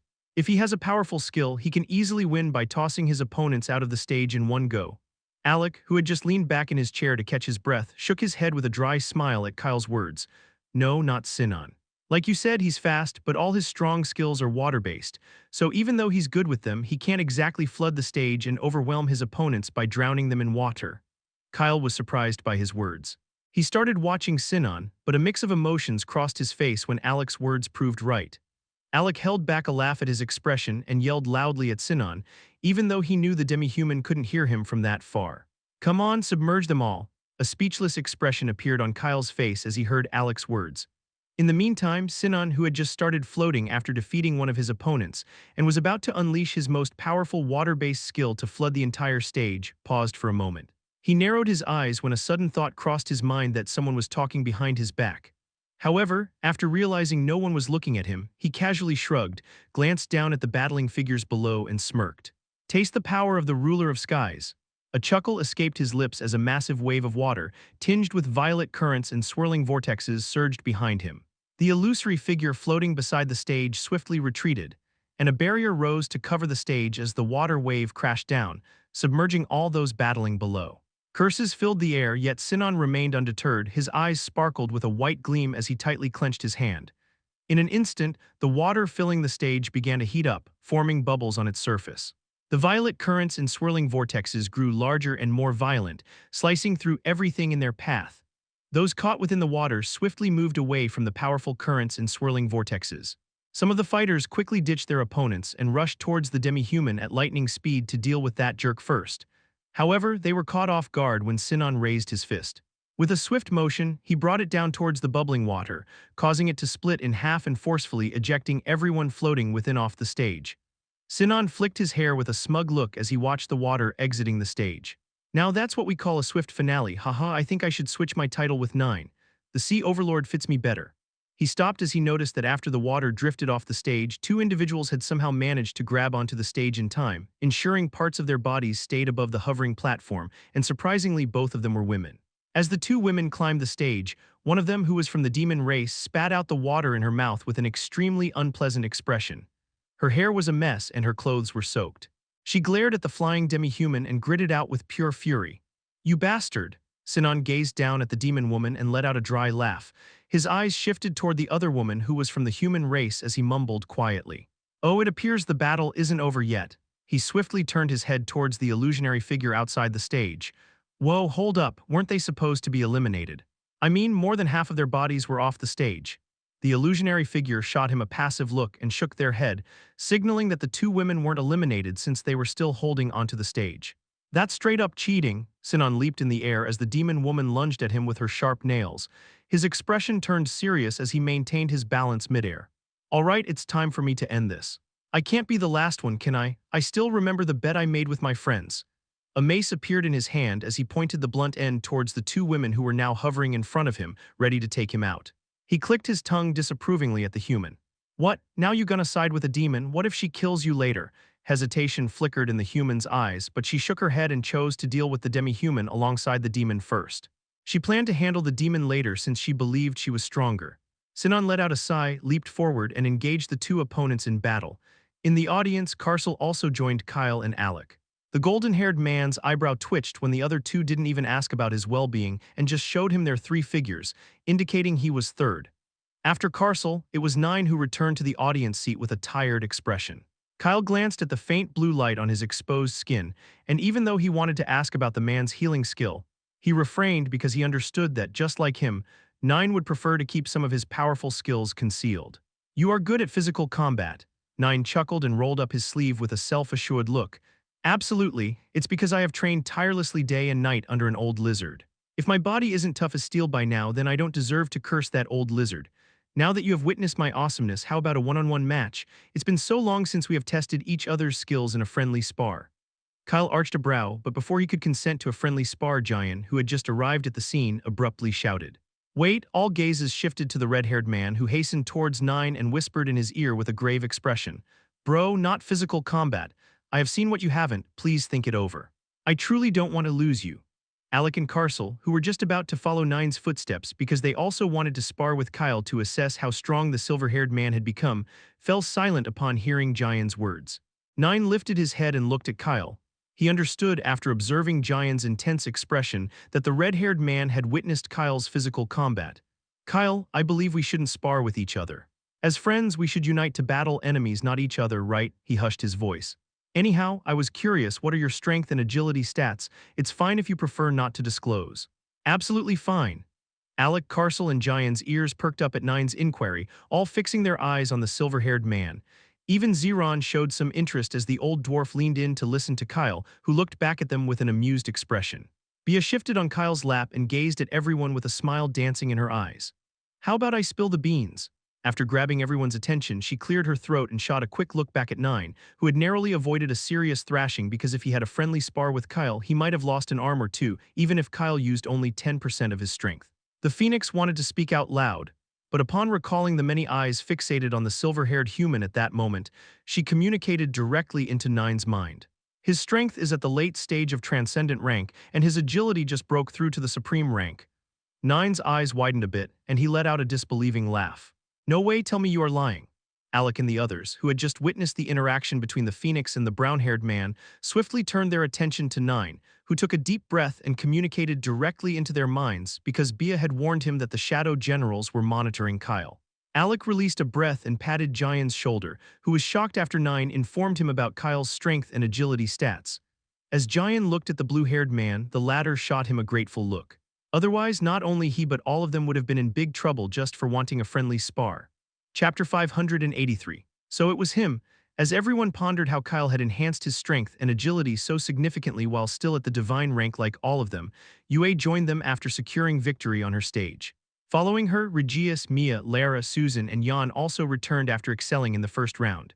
Sinan was the last to arrive because, upon witnessing his water-based skills for the first time, the two women who were his final opponents skillfully evaded all his moves. So it took him quite some time to defeat them. Old Hal observed the group with an intrigued gaze as they conversed with each other, wearing carefree expressions. They paid no heed to the fact that both the Shadow Generals were observing them or that everyone in the audience had marked them as ones to steer clear of, especially since the whole group returned within 10 minutes after defeating their opponents. The others in robes behind the old man were now also keeping a close eye on the silver-haired man and his group. Even though they missed Kyle's battle, once his name surged to claim the top spot in his projection, they quickly found the others in his group and watched their battles, and they must say they were quite surprised. It seemed like the group of friends who had given themselves exaggerated titles somewhat lived up to those claims. If these young ones, who had displayed such formidable abilities in the first round of the gladiator arena, were given the chance to enhance their skills, everyone behind Old Hal was confident they could accomplish something remarkable. But it was regrettable that they all exuded such arrogance, as history shows that conceited people rarely meet a good fate. Moreover, the group had already made enemies with the two shadow generals, lowering their odds of surviving the gladiator arena. Even if they managed to pull through, the dark side would be on their trail. Kyle closed his eyes and began absorbing the divine energy from the air. Despite him and his group finishing their battles, others in the arena were still engaged. They had to wait an entire day before the first round of the gladiator arena concluded. Sinan sighed in boredom and looked at everyone else seated around him, only to find half of them sleeping without a care. After another hour, when all the participants were finally done with their battles, some of the people sitting in front of the mermaid statue began to float. Vexana looked over the sea of faces in the audience. Those who emerged victorious beamed with joy, while the defeated ones wore dejected expressions. She refrained from providing any words of comfort or hope and officially declared the conclusion of the first round. After all, she understood that the next gladiator arena wouldn't open for another century, so who knows if the individuals who lost this time would have the opportunity to participate again. Ned tapped Vexana's shoulder, and she stepped back in midair with a nod before he captured the attention of the audience. Just as we mentioned earlier, the time taken by the winners to defeat their opponents in the first round will be recorded by the arena, and now we will unveil the final list of top participants. He joined Vexana, and one of the many projections lighting up the sky descended before the duo. It immediately enlarged in size, showcasing the top winners of the first round to the audience. Ned smiled and declared with a booming voice, "I congratulate the top 100 on this list who have received additional points and are one step closer to their ultimate goal." But instead of loud, boisterous cheers in return, all he received were shocked gasps and countless disbelieving whispers. Ned blinked in confusion and quickly glanced at the projection to understand why the crowd was becoming agitated rather than happy after seeing the results. His eyes widened a bit when he noticed the points the arena had awarded to the first name on the list. In the audience, Nine and everyone else stared at Kyle with dry smiles upon seeing his name at the top of the list before Giant asked with a shake of his head, "Just what the heck did you do? How did you manage to get so many points?" Kyle shrugged. "Maybe it's because I defeated my opponents in less than a minute." He pointed at the projection. "Look, I can see Alec, Carcel, and Nine's names in the top 100 as well." No one looked over there because even though Alec, Carcel, and Nine's names were listed in the top 100, the point difference between the first name and the rest was simply enormous. The Nature's Favorite got a whopping 100 extra points added to his total score of 10, whereas everyone else in the top 100 only got 10 extra points each on top of their initial 10 points from winning the first round. Ned swiftly sent the projection in front of him upward towards the other projections with a perplexed look, before the audience began to question the authenticity of the results. He had never heard of someone getting 100 extra points in the first round before, so how was it possible for someone to achieve such a feat? His gaze shifted towards the silver-haired man seated in the audience, and it seemed as though the silver-haired man had been watching him all along, as Kyle locked eyes with him, sporting a faint smirk. Ned furrowed his brows and looked away, signaling Vexana to announce the rules of the second round promptly.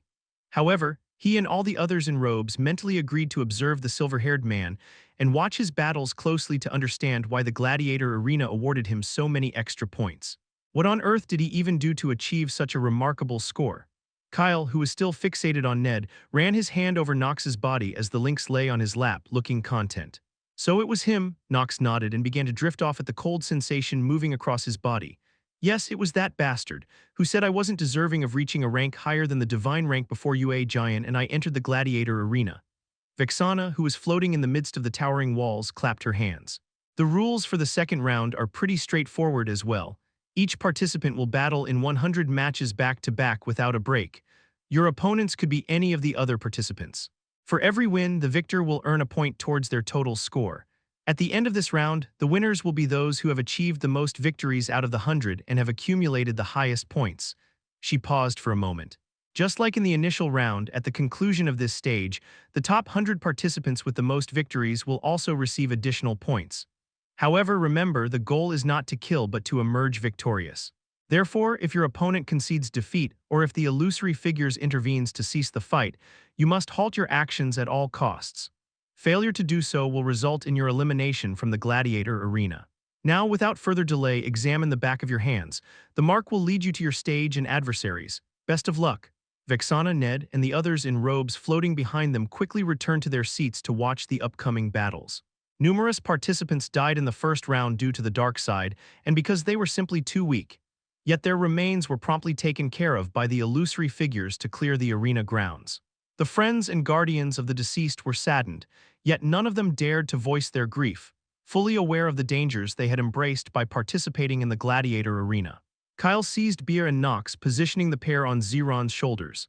100 battles, eh? What if I have finished already and my next opponent is still engaged in combat? The waiting would indeed be quite a bother, I must admit. A speechless expression dawned on those who heard his words. Nine rose to his feet and glanced at everyone as he began to levitate. Hopefully none of you are my opponents, at least not in this round. Sinon and Giant echoed in unison. Hopefully. The pair locked eyes and burst into laughter. They reminded each other that if one spotted the other as an opponent, they should admit defeat. However, when neither agreed to concede, they just shrugged and swiftly checked the stage number on the back of their hands before floating away to find their designated stages. Kyle watched their fading figures and then examined the back of his hand to identify the stage number for his first battle. Rising to his feet, he suddenly tilted his head with a smirk to gaze at the two shadow generals and the individuals seated in front of the mermaid statue, all closely monitoring him. It seems I should do my best now that so many people are watching me, huh? Chapter 584. Thankfully not. Someone softly touched Kyle's back, prompting him to turn around and discover Yue standing there wearing a smile. Don't push it too far. The shadow generals pose a serious threat. Let's steer clear of stirring them up for now since they hold more power than us. Kyle's expression softened. I was simply feeling a bit playful after meeting the others. But rest assured, I'm fully aware of my actions. His soft eyes hardened as he felt the eyes on him shift towards Yue. Immediately, the corners of his mouth drooped.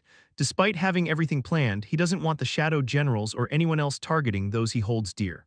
A bunch of bastards. I'm the one provoking them, so they should focus only on me, not on anyone else. But it's not like I can expect them to leave the others alone just because I want them to. Yue blinked as he glanced away with a frown, and before she could inquire about what happened, Kyle began to levitate. In that precise moment, Kyle's voice resonated in her mind. Let's talk later and give it your all. She looked at his retreating figure and a smile appeared at the corner of her lips. It seems he doesn't want the focus of the two shadow generals to turn towards her. Lara and Mia exchanged glances with her, and after bidding goodbye to Nox and Bia, who were sitting on Zeron's shoulder, she started floating with the two women to locate her own stage where she would encounter her first opponent. Kyle, who had already found his stage but was still awaiting his opponent, was taken aback when Carcel's floating form halted above his stage. He arched a brow and gestured to the back of his hand. Same stage. Carcel took hold of his spear and descended onto the stage opposite him. Thankfully not. Kyle shook his head with a faint chuckle when he noticed the relieved look on the golden-haired man's face. He knew his strength and agility stats were high, but it's not like he would beat his friends too badly if they fought with him in a friendly spar. However, as he glanced at the blue spear in Carcel's hand, he felt like the spear in the man's hand was somewhat familiar, so he complimented without much thought. Your weapon looks impressive, and I can sense it's quite powerful. Carcel blinked at the sudden compliment and twirled the slender spear in his hands. Of course, it's because I snatched. No, it was gifted to me by a very strong man. Kyle hummed as he gazed ahead at his opponent who just landed on the hovering stage. It was a middle-aged woman with long hair from the demi-human race. He stole a glance at Carcel from the corner of his eye when the man remained silent at his question, only to observe a deep frown between the man's brows. Did I say something wrong? Carcel was about to mention that he snagged the spear from Kyle himself, then learned it was a growth-type weapon, just like Alex's sword that evolves with its user, so he made it his main weapon. But he kept quiet as his opponent also showed up. However, he couldn't help but wonder why Kyle didn't remember. A sudden thought crossed his mind that maybe there was something wrong with Kyle's memory, considering Kyle's odd behavior when he first met everyone. It seemed too unusual, so he pushed the thought aside and focused on his opponent. The illusionary figures on his and Kyle's stage told the people on stage to prepare without delay. A smirk crossed his face as he glanced at the silver-haired man casually rolling up his sleeves, unarmed. You planning to fight bare-handed? I know you are stronger than me in strength and agility, but how about we compete to see who can take out their opponent first? He paused for a second. I think the difference between us wouldn't be that significant because ultimately, we are both at the same rank. Kyle's eyes flickered with a mischievous glint as he heard the golden-haired man. Oh, why not? Sure. Both Carcel's and Kyle's opponents were ticked off by the duo's behavior, as the two men were busy in their own conversation, completely disregarding their opponents as if they could easily eliminate them. As the illusory figures on both platforms signaled the beginning of the battles, a thunderous boom reverberated through the air. Carcel and his opponent, who were still rooted in their spots, were distracted by the sound. But before they could even turn to look at the source of the noise, Kyle's opponent was already hurled off the stage. A painful cry echoed in the air, startling Carcel and his opponent out of their daze. The duo watched as the illusionary figure on Kyle's stage declared him the winner. A dry smile appeared on the golden-haired man's face. It appeared he had lost even before the competition started. Carcel and his opponent weren't the only ones affected by Kyle's sudden burst of strength. Everyone on the nearby stages was also taken aback by the swift victory the silver-haired man secured. Kyle shot a final smirk at Carcel and floated off to locate his next opponent, hoping for a swift match without much delay and an empty stage for his upcoming battle. In the meantime, all the people sitting behind Old Hal, who had been eyeing Kyle intently this time to figure out just how strong he was to act so cocky, and why in the world the arena had showered him with so many extra points, all murmur in bewilderment. What on earth did he really win, in the blink of an eye? Why is his agility so off the charts? No, it's not just agility. His strength must be insane as well, or he would not have sent his opponent flying with a single punch. But he's only divine rank, right? So how, chapter 585, did he work on his physique? Old Hal chuckled at the people behind him and let out a soft hum. That's why I always told you all not to judge a book by its cover. He gazed at them with an amused expression and inquired. I reckon some of you might have similar agility stat as him, because his agility stat is equal to that of someone at the early stage of the supreme rank. Ned and a few others expressed their disbelief at the old man who was comparing them with a divine rank. Yet they couldn't help but glance at Kyle's figure with perplexed expressions, because even though the human's rank was low, his agility and strength were very high. Just like Old Hal said, it was true. A few of them actually had the same agility as Kyle and were wondering if they could truly dodge if he had a skill to boost his agility. Vexana checked out the human. Did he work on his physique? But seriously, having that kind of strength and agility at the divine rank is unheard of.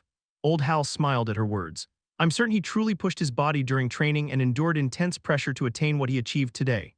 At the same time, in front of the demon statue, Will had both of his hands clenched together as he placed them beneath his chin with a solemn expression.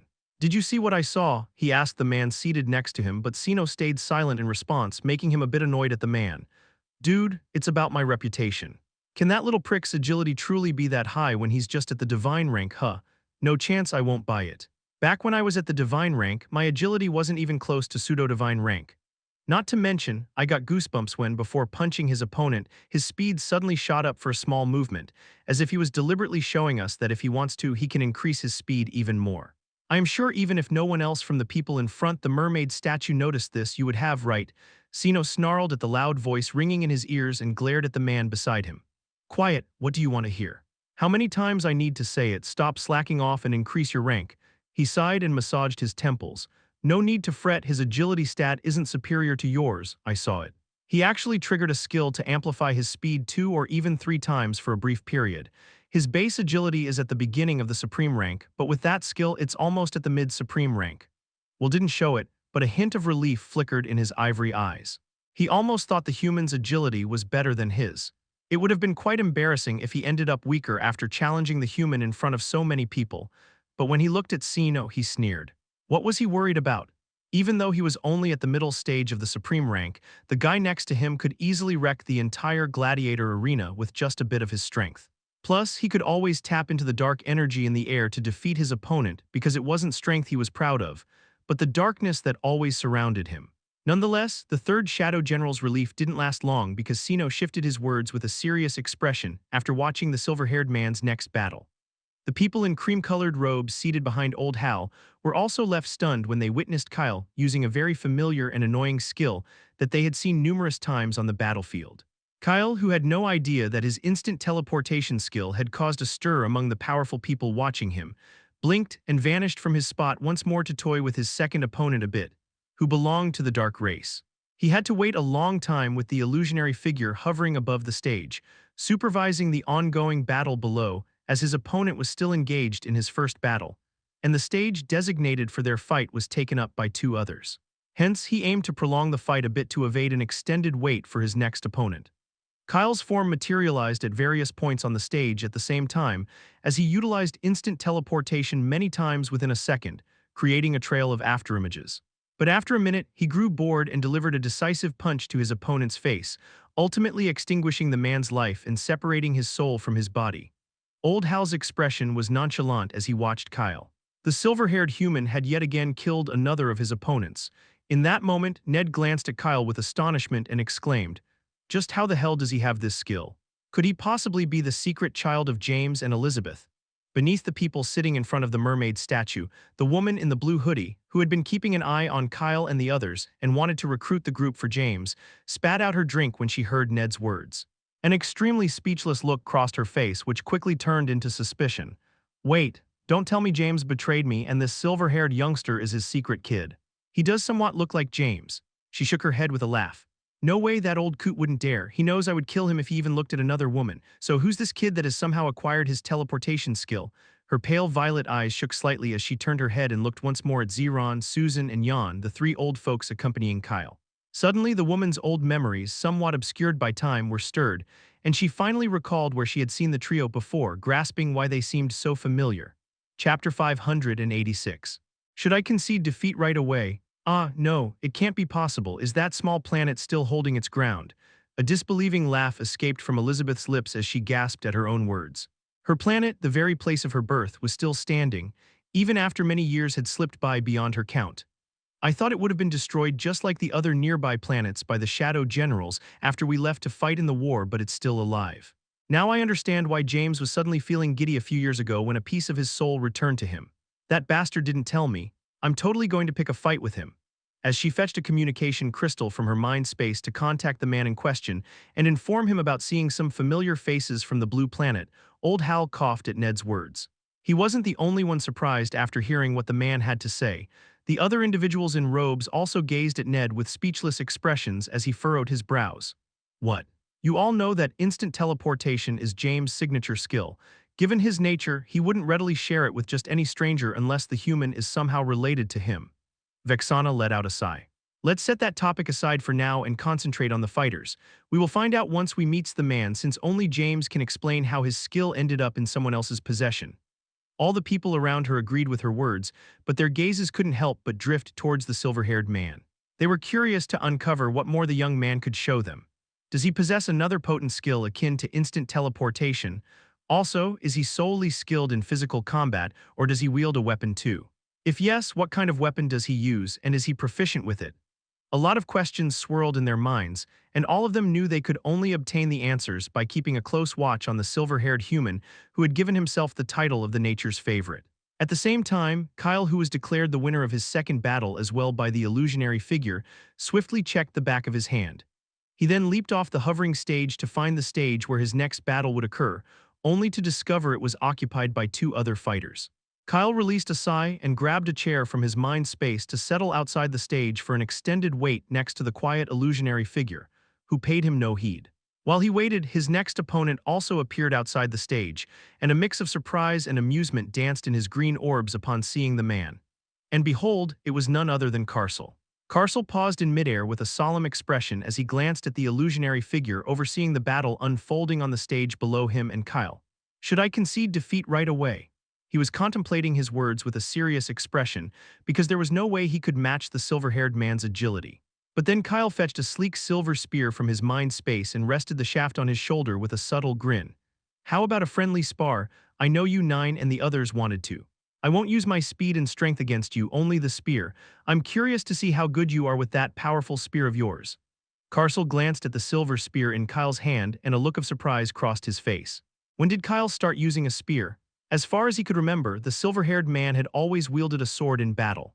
A pensive expression appeared on his face because even if Kyle had learned to use a spear during their time apart, mastering it in just a few years seemed unlikely.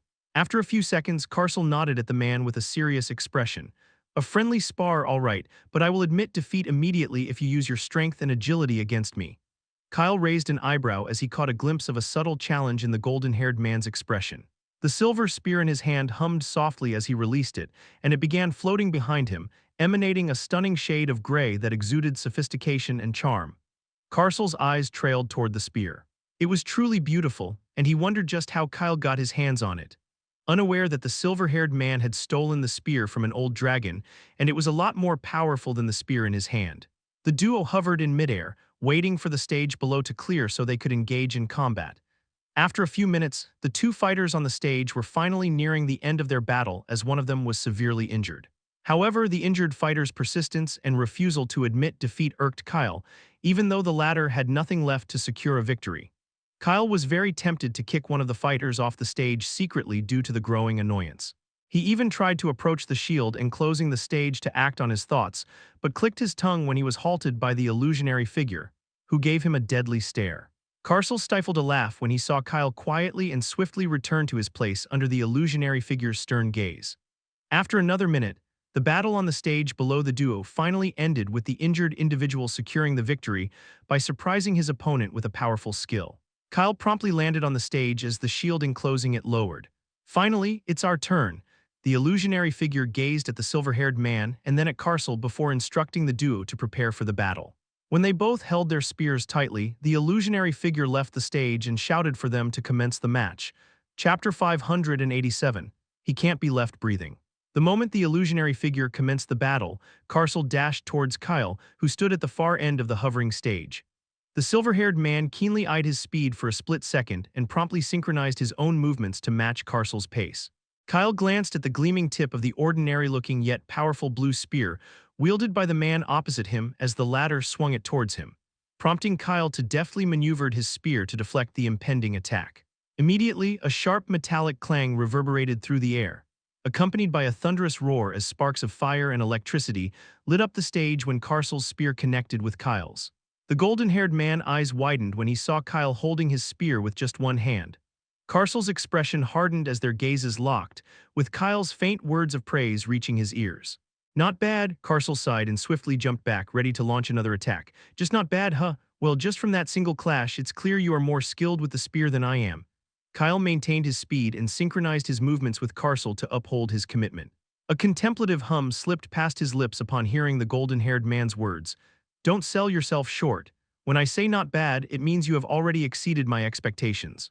Plus, it wouldn't be entirely fair to compare our spear skills since I have had more experience training with the spear than you." Carcel chuckled as Kyle firmly gripped his spear shaft, swiftly moving to unleash a precise strike towards him. He tilted his body and blocked the attack. "I'm pretty sure I have put in more hours with the spear than you because even back in the Royal Academy, you only ever trained with your sword. So why do you think your experience with the spear is higher?" Kyle's eyes flickered with a hint of emptiness as he heard his words because the moment he thought why his experience with the spear was higher than Carcel, he remembered the face of the man he didn't want to recall. Not until he was strong enough to finish the ladder with his own hands. Carcel noticed the strangeness in his eyes and instead of attacking again, backed away. He was surprised when the silver-haired man opposite him spoke in a tone entirely unfamiliar, a monotone, almost devoid of emotion. "It's because I have had way more time to train than you, at least a few decades." Carcel furrowed his brows at his words, but before he could grasp their meaning, Kyle stepped forward and launched an attack. He blocked the attack and glanced at Kyle's face, but didn't find the emptiness he had seen in the man's eyes a few seconds ago, as if it never existed in the first place. The stage pulsed with a whirlwind of energy, resonating with intensity as the duo clashed repeatedly without utilizing any skills and their spear arts. Their strikes were swift and precise, each blow sending ripples of force through the atmosphere. However, it was clear that Kyle was restraining himself as he effortlessly blocked every attack sent his way by the golden-haired man. Not to mention, each time he noticed Carcel being pushed back, Kyle would retreat momentarily to give the man a chance to catch his breath. Many in the audience noticed their battle and began watching in awe as the two fighters engaged in a mesmerizing display of combat, their spears leaving trails of light and energy in their wake. The stage beneath them shook with each impact, and the air crackled with the raw power unleashed by their weapons. Will glanced at Sino, who wore a serious expression and whispered softly, "Why are you watching them so intensely? It's just a normal spear fight, right?" Sino glanced at the man and then locked eyes with old Hal, who was seated in the distance in front of the mermaid statue. It looks like the old man caught on too. The silver-haired man's mastery with the spear has soared to heights even a centuries-old expert can't match. Will's ears perked up at the faint murmurs that slipped from Sino's mouth. "What are you saying?" Sino closed his eyes, but his next words twisted Will's expression into a grimace. "After keeping an eye on the human for a while, I can now confidently say that even though he's only at the divine rank, there's a 50% chance he can chop off your head and end your life. That's why he can't be left breathing. Handling James and the other freaks with the man is already challenging. I don't want another anomaly joining them." Will's eyes chilled, but he sneered. Do you even know what you're saying? He's just at the divine rank. A paper filled with eerie dark symbols materialized in Sino's hand. If Alec had seen it, he would have recognized it right away.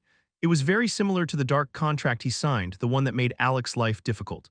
It doesn't matter how powerful he is. What truly counts is that we must take him out before he becomes a serious threat. If he's already this strong at the divine rank, what havoc could he wreak at the supreme rank or even higher? Sino carefully rolled the paper, enclosing the symbols within the folds, and then passed it to Will. This is a special contract that doesn't require a signature to make someone your slave. Just a drop of blood will suffice. Give this to our people who are battling in the arena and tell them to get the blood of the man known as nature's favorite to make him yield to us. If they don't succeed, I will kill him after the gladiator arena closes. Will glanced at the folded paper and smirked wickedly before leaving his spot. Well, having a powerful slave wouldn't hurt. If he had the power to harm me, then I also had the power to make him my slave. As he eyed the silver-haired man, laugh slipped from his lips. In the next moment, a few more contracts appeared in his hand, but the ones he took out from his mind space were a bit different from the one contract Sino gave him. They were enclosed with pure dark energy. Not just him, though, the others with him aren't too bad either. I am not sure whether to be pleased or not that one of them is already a slave, haha. Chapter 588. Whose blood does he want? After a long hour, Kyle paused at the opposite end of the stage as a surge of energy erupted around the silver spear in his hand. He glanced at the panting man across from him. Carcel clicked his tongue and wiped his sweaty forehead with his sleeve. He was a bit annoyed that even after pushing himself to his limits to fight the man opposite him, the latter didn't even break a sweat, not to mention, his pristine white shirt remained immaculate. That's not fair at all. What on earth did you consume to gain such immense power in just a few years? I also underwent intense training in the sacred divine land, so why is the gap between us now so vast? He muttered quietly under his breath and straightened his body only to speechlessly gaze at the three familiar figures clustered outside the hovering stage. They were none other than Alec, Nine, and Regius. After their battles ended, instead of advancing to their next stages, they joined the audience upon noticing Kyle and Carcel in the middle of their duel. The illusionary figure, whose vision was obscured by the three floating figures watching Kyle and Carcel stage intently, gently tapped Nine's shoulder. However, Nine simply shrugged the figure's hand away and remarked, Kyle is very strong, but he's even more powerful with the spear. Now I really get why Jian was scared of losing me, because if I had sparred with him, I would probably have been beaten in the end. Alec nodded with a serious expression. Indeed, but I was hoping to witness Carcel land at least a single blow on Kyle. Oh well, who am I to complain? Regius noticed Carcel's darkening expression and spoke with a slight smirk playing at the corner of his lips. Guys, we should just be thankful that Carcel's precious body remains unharmed even after enduring so much. His words were abruptly cut off when the golden-haired man lunged towards him with his spear, sporting a fed-up expression. But he swiftly dashed in the opposite direction before the man could grab him. Carcel huffed at the elven man's diminishing figure as he left the hovering stage boundary and glared at Alec and Nine, who fell eerily silent. On the stage, Kyle chuckled at the group and shook his head. He watched as the illusionary figure brushed past both Nine and Alec, swiftly landing on the stage to declare him the victor after Carcel's left the stage. Kyle's eyes flickered with a hint of a smile, but the warmth soon faded as he scanned the area and realized one of the shadow generals had vanished from his spot. His gaze grew icy as he searched the surroundings for the man and eventually spotted Will among the people from the dark side in the audience seats, finally allowing his body to relax. What's he up to? Kyle's eyes narrowed at the man who was talking with some demons. Unfortunately, due to the energy curtain covering the dark side's area to keep them from speaking up in between Vexana's speech every time, he couldn't hear what the Shadow General was discussing with the group of demons. He tried to read the man's lips but only caught two words. Get, blood. What is that bastard saying? Whose blood does he want? Kyle tracked the man's movements with his eyes but shifted his gaze to the stage under his feet when it trembled. Not only did the hovering platform beneath him shake, but the entire gladiator arena quivered slightly. A tap of his foot on the stage eased the trembling, and a chilling glint passed through his intense green eyes. Well, whatever the dark side is plotting, does it truly matter now? They won't be able to carry out their plans because the real battle is finally about to commence. Unlike him, who knew the cause of the abrupt tremor, all the powerful individuals supervising the arena were taken aback. Quickly, every one of them, including Old Hal, vacated their positions to investigate what had caused the arena to shake. The audience and the fighters on the hovering stages were also disrupted by the tremor, leaving them a bit shaken. The first thought that came to their minds was that the Shadow Generals and the people from the dark side were trying to destroy the arena. The crowd panicked, but under Old Hal's command, all the illusory figures quickly started to calm them down. The two shadow generals who were blamed for the sudden disturbance were puzzled by the event. Sino furrowed his brow and extended his senses to investigate the cause, but as he did so, Elizabeth, who was seated in the audience, used her own power to block his senses, fearing he might harm the audience. Sino was surprised when he detected another familiar presence in the crowd and discreetly withdrew his senses. I only wanted to understand why the gladiator arena shook, but it seems there's another powerful individual concealed in the audience, so I needn't fret. I hope they resolve the issue because I want the arena to conclude peacefully for me to achieve my goal. He was the only one who could have figured out what was wrong with the arena since he was the strongest among them all. But he could not do it because of Elizabeth. He could have easily overpowered her, but he chose not to because he wanted the gladiator arena to conclude smoothly, allowing the lost treasure tomb gates to open without any problem. The many individuals in robes with old Hal hurriedly inspected all the structures from which they controlled the gladiator arena but discovered no issues. So they were confused about what had gone wrong. At the same time, Alec and Nine, who were still hovering outside Kyle's stage after Carcel left to take a brief rest, landed beside Kyle with serious expressions to witness the sudden disturbance that rippled through the arena. Nine furrowed his brows. What's going on? Is it possible that the dark side has sneakily tampered with the arena? Given their nature, I am certain they are the ones responsible for this abrupt disturbance. Alec concurred with Nine, but when the pair glanced at Kyle and noticed a faint smirk on his lips, a sudden premonition struck them. Alec firmly grabbed Kyle's shoulder with a deadly serious expression. Don't tell me you are the cause of the sudden tremor. Kyle raised an eyebrow at his words. Why, you don't think I can be innocent? I am just a divine rank after all. Alec's eyes flickered with bewilderment because even though the silver-haired man spoke in an innocent voice, the smirk on his lips indicated otherwise. I know you are strong, but you can't just mess with so many powerful people. You are not the only one who's going to suffer the consequences. There was a touch of disbelief in his voice as he couldn't understand why Kyle would endanger them all. Alec knew, just like him, all his friends want to kill the Shadow Generals and the people from the dark side, but with their current strength, he understood they stood no chance. Besides, causing chaos in the gladiator arena would surely anger the arena overseers, and who knows what they would do to Kyle once they found out he orchestrated it all. Kyle brushed off the hand on his shoulder. He grasped the blue-haired man's point of view, but the plan was already in motion. And if all went according to his strategy, they could potentially kill both of the Shadow Generals present in the arena. Do you really think I don't have a plan? Alec let out a troubled sigh.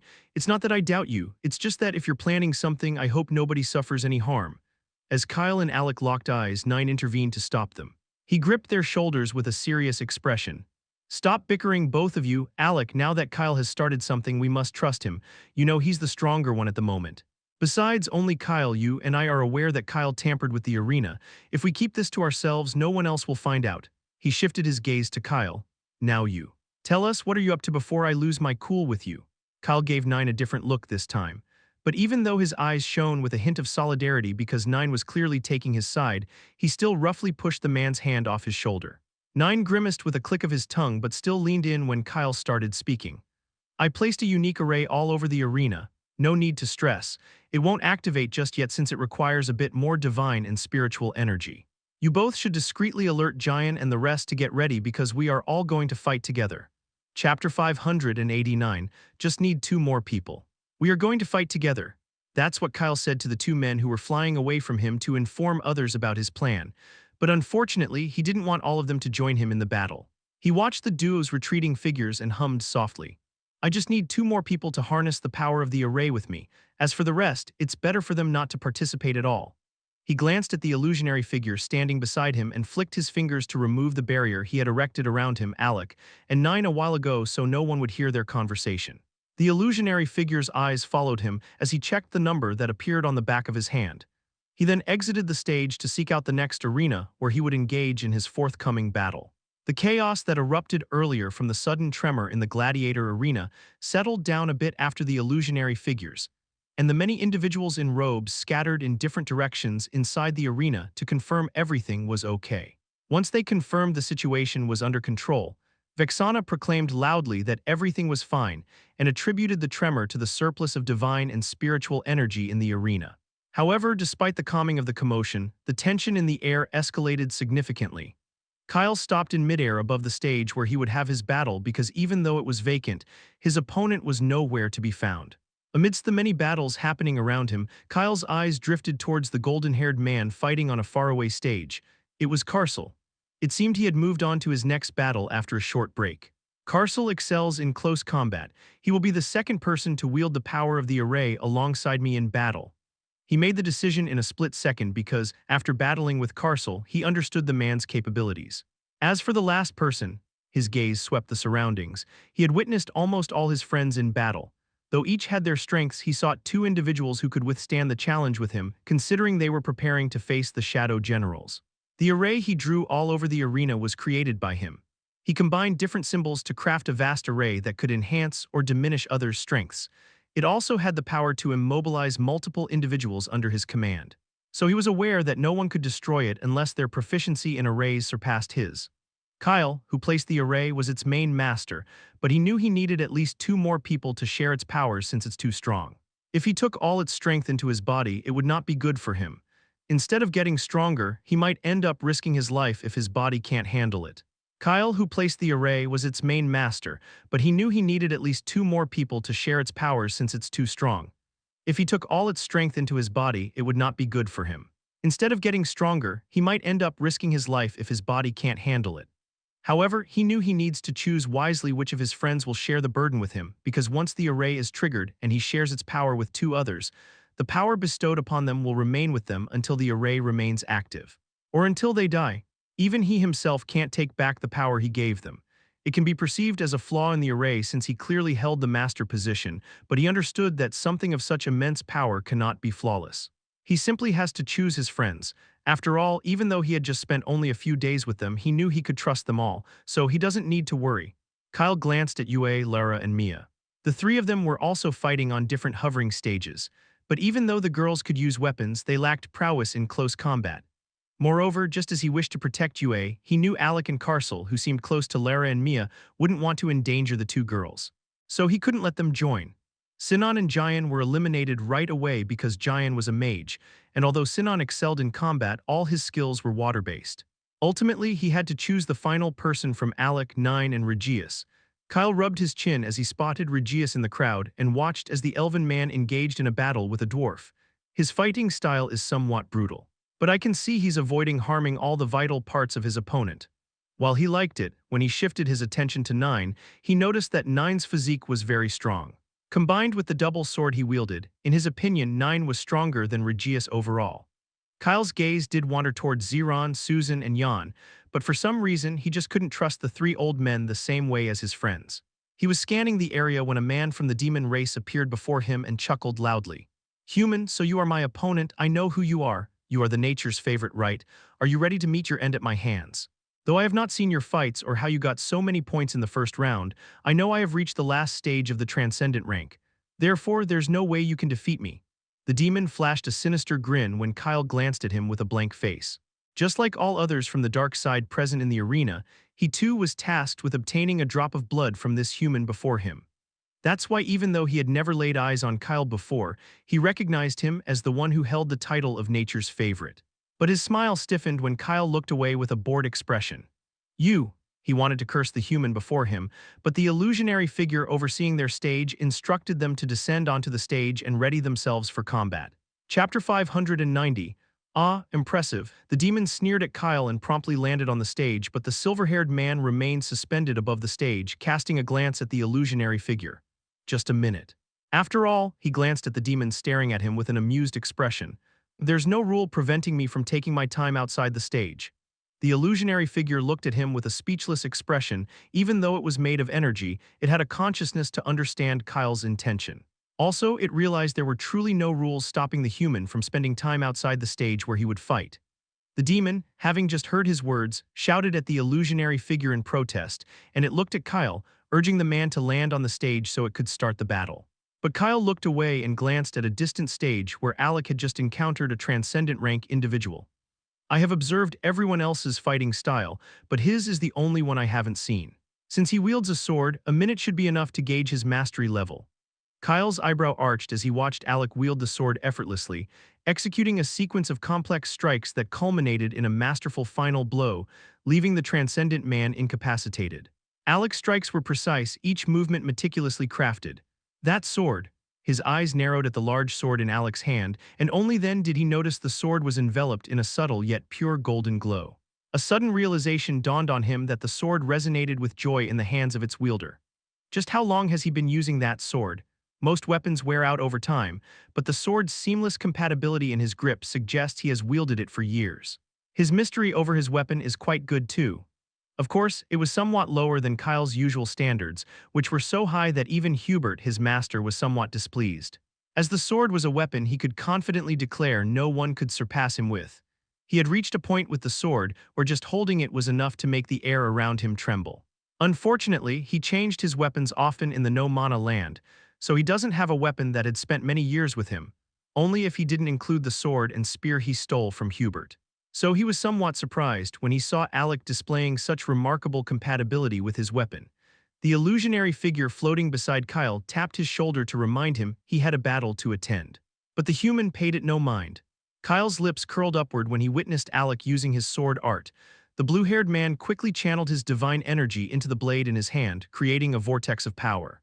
As his sword arced through the air, it emitted a harmonic hum and left behind a trail of shimmering energy, causing a shockwave to ripple outward. The force generated from the strike was so immense that even though the stage beneath him was powerful enough to withstand the impact of a transcendent rank attack, a huge scar appeared on its surface. Ah, impressive. I suppose Yue was correct in stating that you are the most powerful among the group. It's evident you surpass Carcel in strength. Therefore, I trust you will be the last person to receive the array power alongside Carcel. He chuckled, but the illusionary figure beside him was finally fed up and told him that if he doesn't land on the stage to fight his battle immediately, he would be eliminated from the gladiator arena. Kyle clicked his tongue as he glanced down at the demon staring at him. What's the point? I would be kicked out of the arena once the array activates. He landed on his stage to fight his battle, but the demon who was gazing at him with an angry and sinister smile began screaming the moment their battle started when he disappeared from his spot and grabbed the ladder's neck.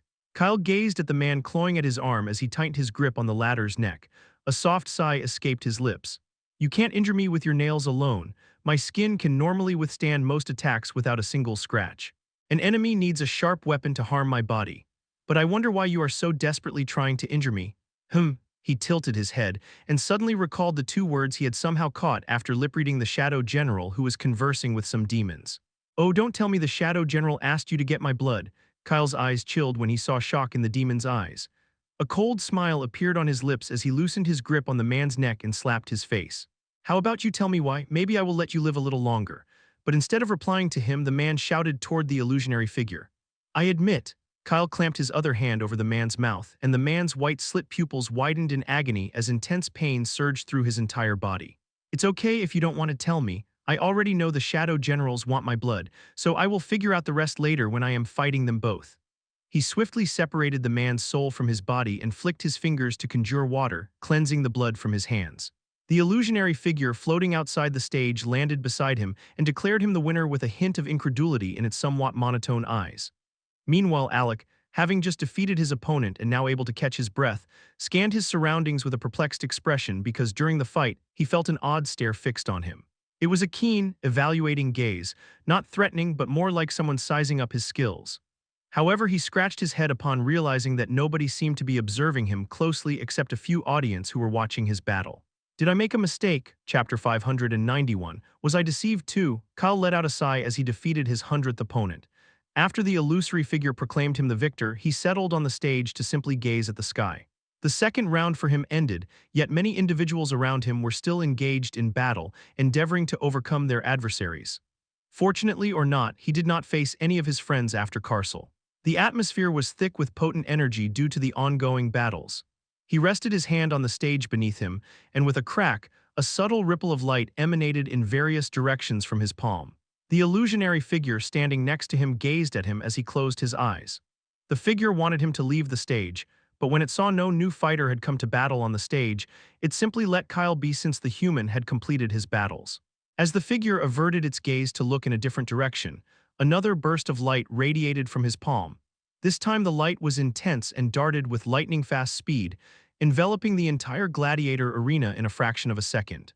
Done, Kyle murmured a few incantations under his breath, and the air around him grew calm. He opened his eyes, and a subtle white shimmer flickered around his body as he sat down with crossed legs to replenish the energy spent during the battles. The fights around him continued, and he calmly awaited the end of the second round.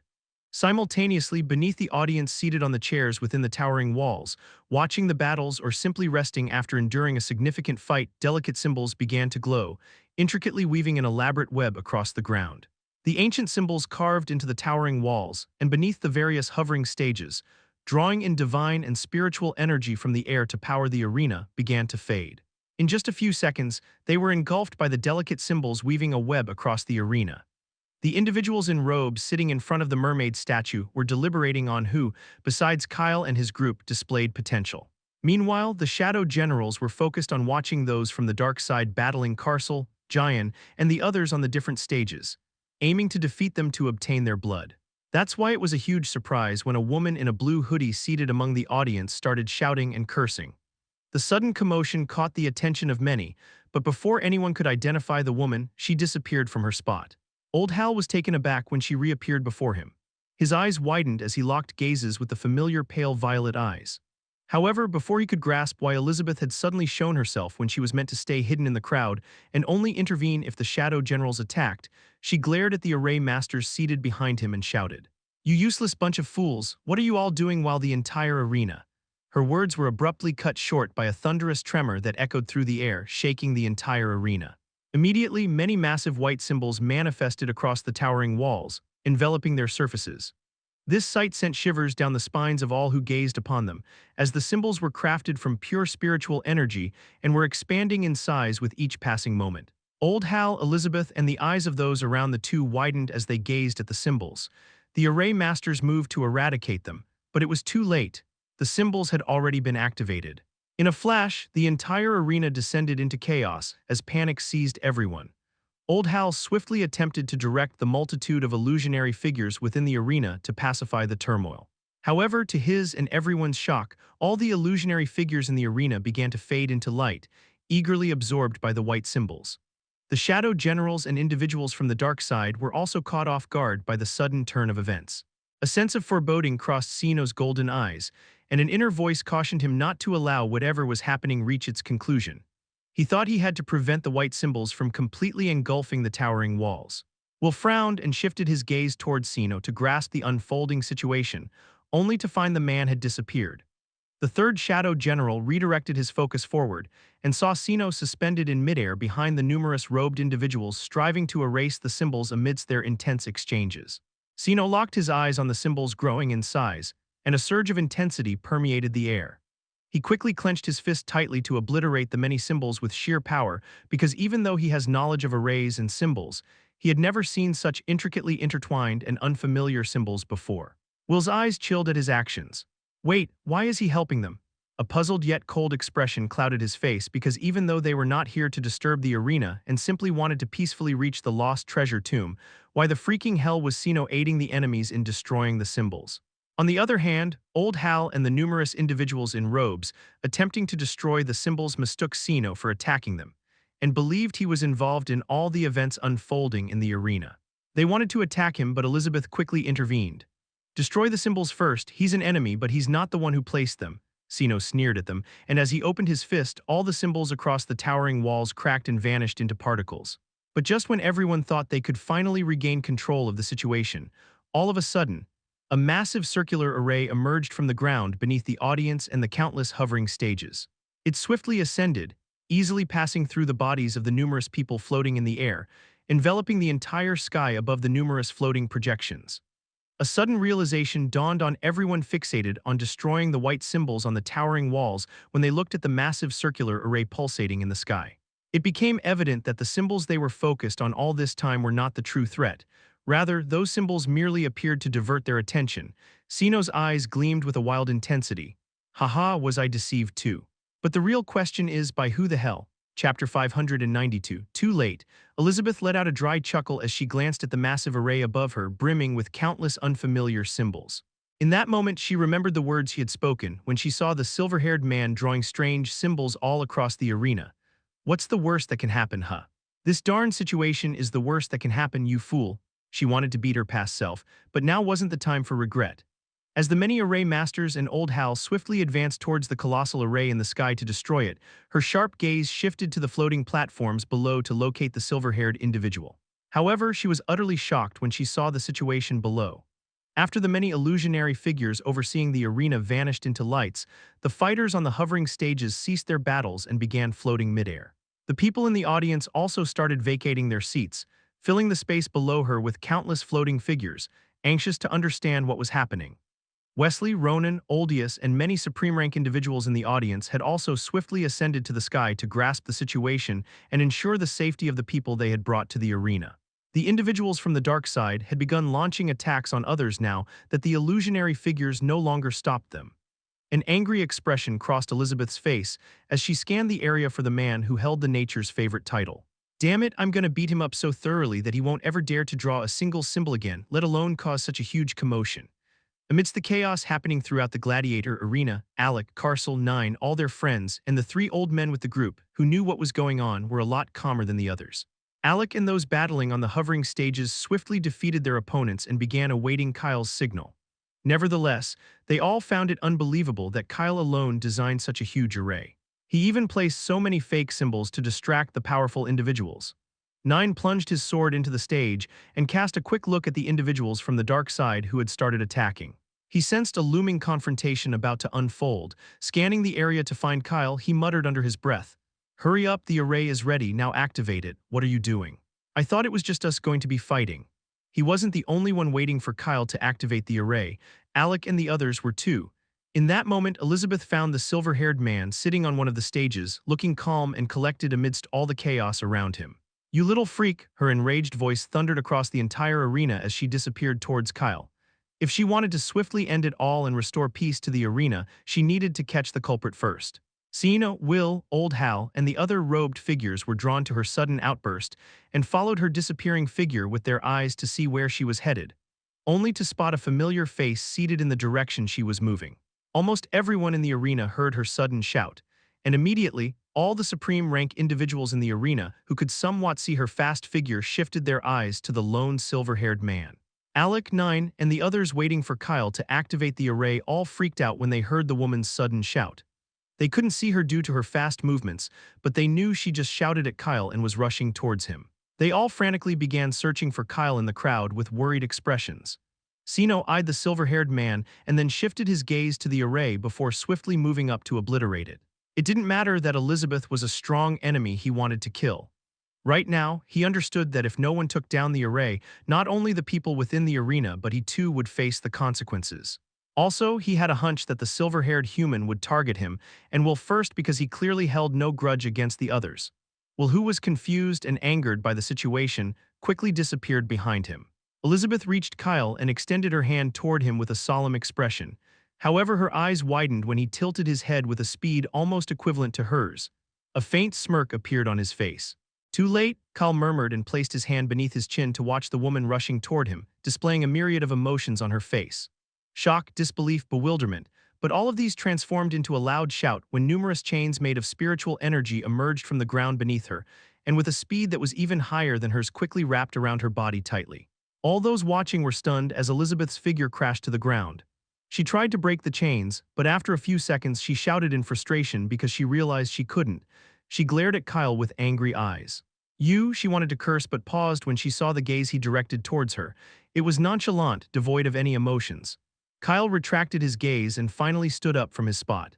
He started floating, and the moment he did, familiar chains that had just held Elizabeth emerged from the ground throughout the whole arena to bind all those present in the arena.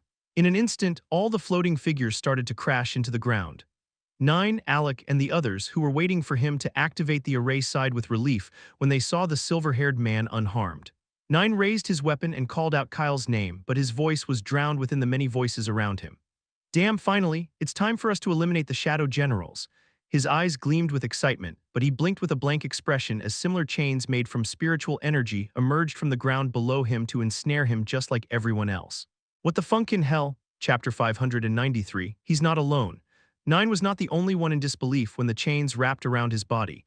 As the chains made of pure spiritual energy held him captive, he dropped to his knees and stared at the floating silver-haired man. In that moment, a realization dawned on him. Kyle had never intended for him to partake in the impending battle. "You lying piece of crap, you promised we would fight together." He refrained from attempting to break the chains because if the formidable woman who attempted to halt Kyle couldn't, how could he, a mere divine rank? Nine clenched his fingers into fists, frustration evident on his face, as he observed identical chains that had tightly bound his body now swiftly enveloping every individual around him. His gaze paused on a familiar face amid the clamor of struggle echoing all around as the ones bound by the chains tried their best to break free. It was Jian. The red-haired man too was striving to free himself from the chains, wearing a shocked expression. Nine breathed a sigh of relief, comforted by the fact that he wasn't alone in facing the repercussions of Kyle's deception. He cast a glance skyward, where Old Hal, the Shadow Generals, and numerous others were floating, striving to destroy the array but unfortunately were unable to. Sino peered down at the silver-haired human floating below, watching everything with a hint of amusement in his eyes. He extended his hand towards the array, all set to obliterate it just like he had previously done with the white symbols. However, when he clenched his fist, the array stayed firm and unscathed. Instead, a blend of pure spiritual and divine energy intertwined to effortlessly deflect his power from the array as if it were insignificant. Anger blazed in the second Shadow General's eyes. Who does this human think he is? Does he believe he can harm him by casting an array all around the arena? No, he can't, even if he were to deploy hundreds of such arrays, because Sino's strength exceeds even his wildest imagination. He was about to mock the human's efforts, but stopped when Kyle waved his hand, and familiar chains swiftly emerged from all directions, ensnaring Old Hal and the robed figures. They vociferously demanded the human to halt his actions if he valued his life. Yet despite their shouts, like Elizabeth and the others, their bodies plummeted to the ground, rendered motionless. The atmosphere buzzed with countless struggling noises, and after Old Hal and his companions were also bound by the chains, only Kyle and the two Shadow Generals remained hovering in the air. Will's eyes flickered with incredulity at the feat achieved by a single human who was only at the divine rank. If he or anyone else had said this same thing a while ago to someone else, he was sure no one would have believed the words and called them a fool, but it was the truth he was witnessing. He drew in a deep breath and cast a glance at Sino. You handle the array, that's the main issue. I will take care of the human, he's only a divine rank and alone anyway. Sino shook his head. He had already attempted, but he couldn't dismantle the array with sheer power because he had just realized the array had absorbed an immense amount of divine and spiritual energy beyond his comprehension. I can't break the array, and I'm sure it's definitely not bad news that. Sino's eyes gleamed as he quickly scanned the surroundings. A subtle smirk appeared on his face as he looked down and uttered his next words. He's not alone. Will caught his words, a bit annoyed that the man called himself the strongest of all yet couldn't even destroy a darn array. He followed Sino's gaze to see who else he had to take out besides the silver-haired human, but his ivory-colored eyes sparkled with mischief as he spotted the blue-haired man among the two familiar men floating out from the struggling crowd. Oh, it seems I don't need to intervene. I am definitely going to enjoy the show. He murmured under his breath, and his lips curled upward into a sinister smile. Initially, he believed that with the powerful array, the human could easily restrain him and Sino, similar to what happened with Elizabeth and the others. However, all his worries turned out to be needless because they had already won even before the human could lay a hand on them. Alec and Carcel, who were astonished to find themselves not bound by the chains, looked at Kyle, who retrieved the familiar silver spear from his mind space. It's time to end them. Alec and Carcel locked eyes. The duo sighed and drew their weapons. It seems among everyone, Kyle had only chosen the two of them to fight alongside him, and they were certain now that they had been given a chance, they wouldn't let the Shadow Generals escape. Kyle looked at the two Shadow Generals, and Sino's smile vanished because unlike Will, who was initially at the middle stage of the Supreme rank, his strength decreased and reached the final stage of the Supreme rank under the human's gaze. Sino stared at his hands with wide eyes and whispered in disbelief. How? No, it can't be. Will felt his strength waning and gasped in shock. Sino turned abruptly towards the array with a furious expression before redirecting his gaze towards Kyle. I will kill you, you bastard. There's nothing I despise more than someone who can make me feel weak. I, the second Shadow General who cherishes strength above all else, will finish you with my own hands. Kyle's eyes twinkled with a hint of a smile as he glimpsed the firm, golden pupils fixed on him, shaking for the first time. He vanished from his spot and materialized opposite the two Shadow Generals. Already riled up, I haven't even revealed the real surprise to you two yet. Chapter 594, so run to save your lives. Kyle's icy smile displayed his resolve as he gestured towards the sky.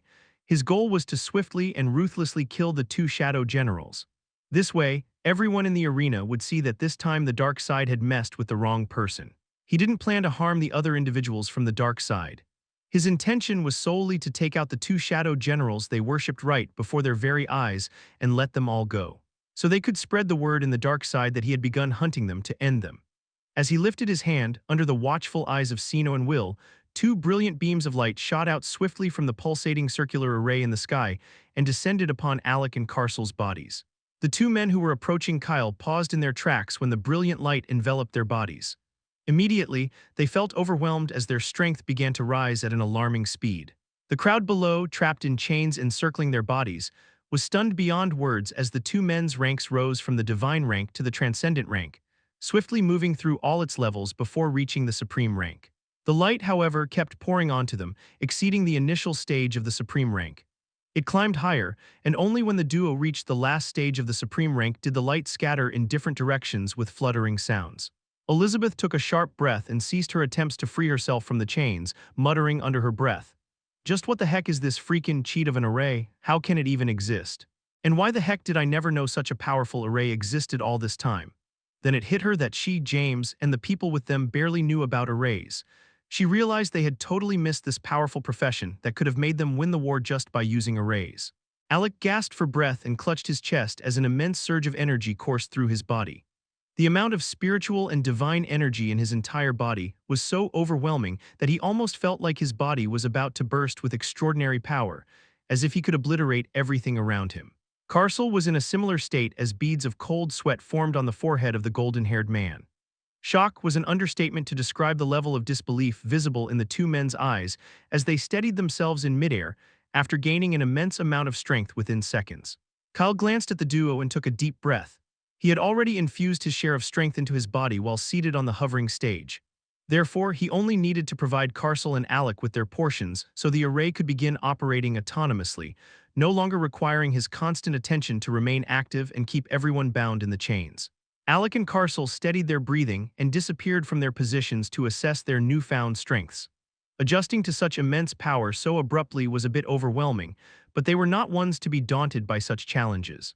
They reappeared behind Kyle, armed with their weapons, as he gazed at Sino and Will, and an innocent smile graced the corners of his lips. "How do you like my surprise?" Now the battle is between three individuals at the top of the supreme rank facing off against two others, one in the middle stage of the supreme rank and the other at the final stage. "It's not fair, I know, that's why I will offer you two a chance to flee. So, run to save your lives." Alec and Carcel were speechless at his playful words, feeling a touch of cruelty in his attitude. It looked like the silver-haired man was getting a bit excited. Kyle blinked and tilted his head as neither Sino nor Will budged from their positions, simply fixing their gaze on him. "Why, not planning to flee? I'm offering you the chance, you know." With a snap of his fingers, a small gap appeared in the array above them. He wasn't being cocky and assuming they wouldn't run. It was just that after the array boosted or reduced someone's strength, their power would remain constant even if they wandered away from the array. Their strength would only return to normal when the array ceased to function or was destroyed. So even if the Shadow Generals managed to slip out of the array, he was confident he could drag them back and eliminate them in front of everyone. However, to Kyle's confusion, the two Shadow Generals shook their heads at him. Will chuckled, and Sino, who had been angered by Kyle after his strength was weakened, raised an eyebrow towards him with a taunting and cold gaze. "Well, we don't intend to run. Why don't you demonstrate what you have got?" Unlike Kyle, who had no clue about the Shadow General's intentions, Nine, who was observing the scene from below like everyone else, suddenly recalled something crucial. His eyes widened and he yelled towards Kyle with all he had. "You bastard, let me go, I have something vital to share with you, you can't fight without me, stop right there." The people around him were a bit startled by his sudden outburst, but it seemed like his voice didn't reach Kyle because the man didn't even glance his way. Panic flashed through Nine's eyes as he looked at the Shadow Generals and the three men floating in the air. In that moment, Kyle furrowed his brows with a bored expression and spun his spear. "If you two have no intention of escaping, then I don't think we need to waste any more time. Let's just end this." He spoke in both Alec and Carcel's minds to convey some important information. "The array will only remain functioning for 3 hours, and I trust you both know what needs to be done. I will take care of the golden-eyed one. Finish off the other." Kyle's eyes gleamed as he moved towards Sino with a speed that was very similar to the one Elizabeth had shown earlier. He understood that even if the array could endure beyond 3 hours, Carcel, Alec, and his body wouldn't be able to withstand the pressure for an extended period. The people beneath watched the silver-haired human with bated breath. Unlike those aligned with the dark side, who were losing hope and filled with fear at the unfolding scene, the rest displayed eyes gleaming with a touch of excitement amid the chains enveloping their bodies. Old Hal and Elizabeth both inwardly decided not to punish the silver-haired human for his actions if he truly eliminated the two Shadow Generals. But what transpired next caught everyone off guard. with Kyle being the most surprised as his movements were halted by a hand gripping his arm. He gazed at the blue-haired man with a perplexed expression. Why? A chill ran down his spine when he saw Alec's eyes completely blank, almost as if the man had lost all his senses. Chapter 595. I made a small mistake. Kyle froze and stared into Alec's eyes. The grip on his arm tightened, and before he could comprehend the situation, the man holding him raised his other hand and struck his chest with force. Carcel's eyes widened when he saw Kyle being thrown backward in midair by Alec. He looked at Alec in disbelief, preparing to ask why he attacked. His words were stuck in his throat when he watched Alec float towards the Shadow Generals. Huh? The blue-haired man positioned himself in front of the two Shadow Generals he was supposed to take down. Then he raised his sword toward Carcel, and that's when the golden-haired man finally noticed Alec's vacant gaze. A shuddering breath escaped Carcel's mouth as dark energy began enveloping one of Alec's hands under his gaze. Then a dark petal, pulsating with eerie energy, emerged on the back of his hand. In the distance, Kyle stopped his body in midair and slowly gazed down at his chest where Alec's punch had landed. His pure white shirt, which had remained unscathed throughout the entire second round of Gladiator Arena, was torn, revealing a glaring mark on his cold skin. A wisp of icy smoke slipped from his lips as his already cold body grew even colder. Under his intense gaze, the dark mark on his chest quickly healed, leaving behind swathes of rejuvenated skin. What just happened? The voice that escaped from his lips differed greatly from the ones he had been using around his friends. Additionally, the faint smile that always lingered at the corners of his lips after meeting Yue and the others vanished entirely, giving way to a blank, emotionless expression. He gently brushed his chest and gazed at Alec, who floated before the Shadow Generals in a defensive stance. What happened to you? His eyes caught sight of the lone black petal that had appeared on the hand of the blue-haired man, and he remembered some words Hubert, his master, had told him in the no-mana land. Ah, you have signed a dark contract, but the real question is why and when. Kyle knew that dark contracts were employed by the dark side to enslave others they couldn't defeat or simply desired to control, forcing them into servitude. But he never imagined that the first time he would witness someone enslaved by the dark side would be one of his own friends. Carcel looked at Alec and then at Kyle, his brows furrowed tightly. A grave and solemn expression graced his features when he heard Kyle's words. What dark contract? And Alec, seriously, what's up with you? What the heck are you even doing? Snap out of it, he yelled with his fists clenched as Alec and Kyle hovered across from each other, both displaying expressions he had never seen before. At that instant, Sino clicked his tongue with a smirk at Kyle. That's all.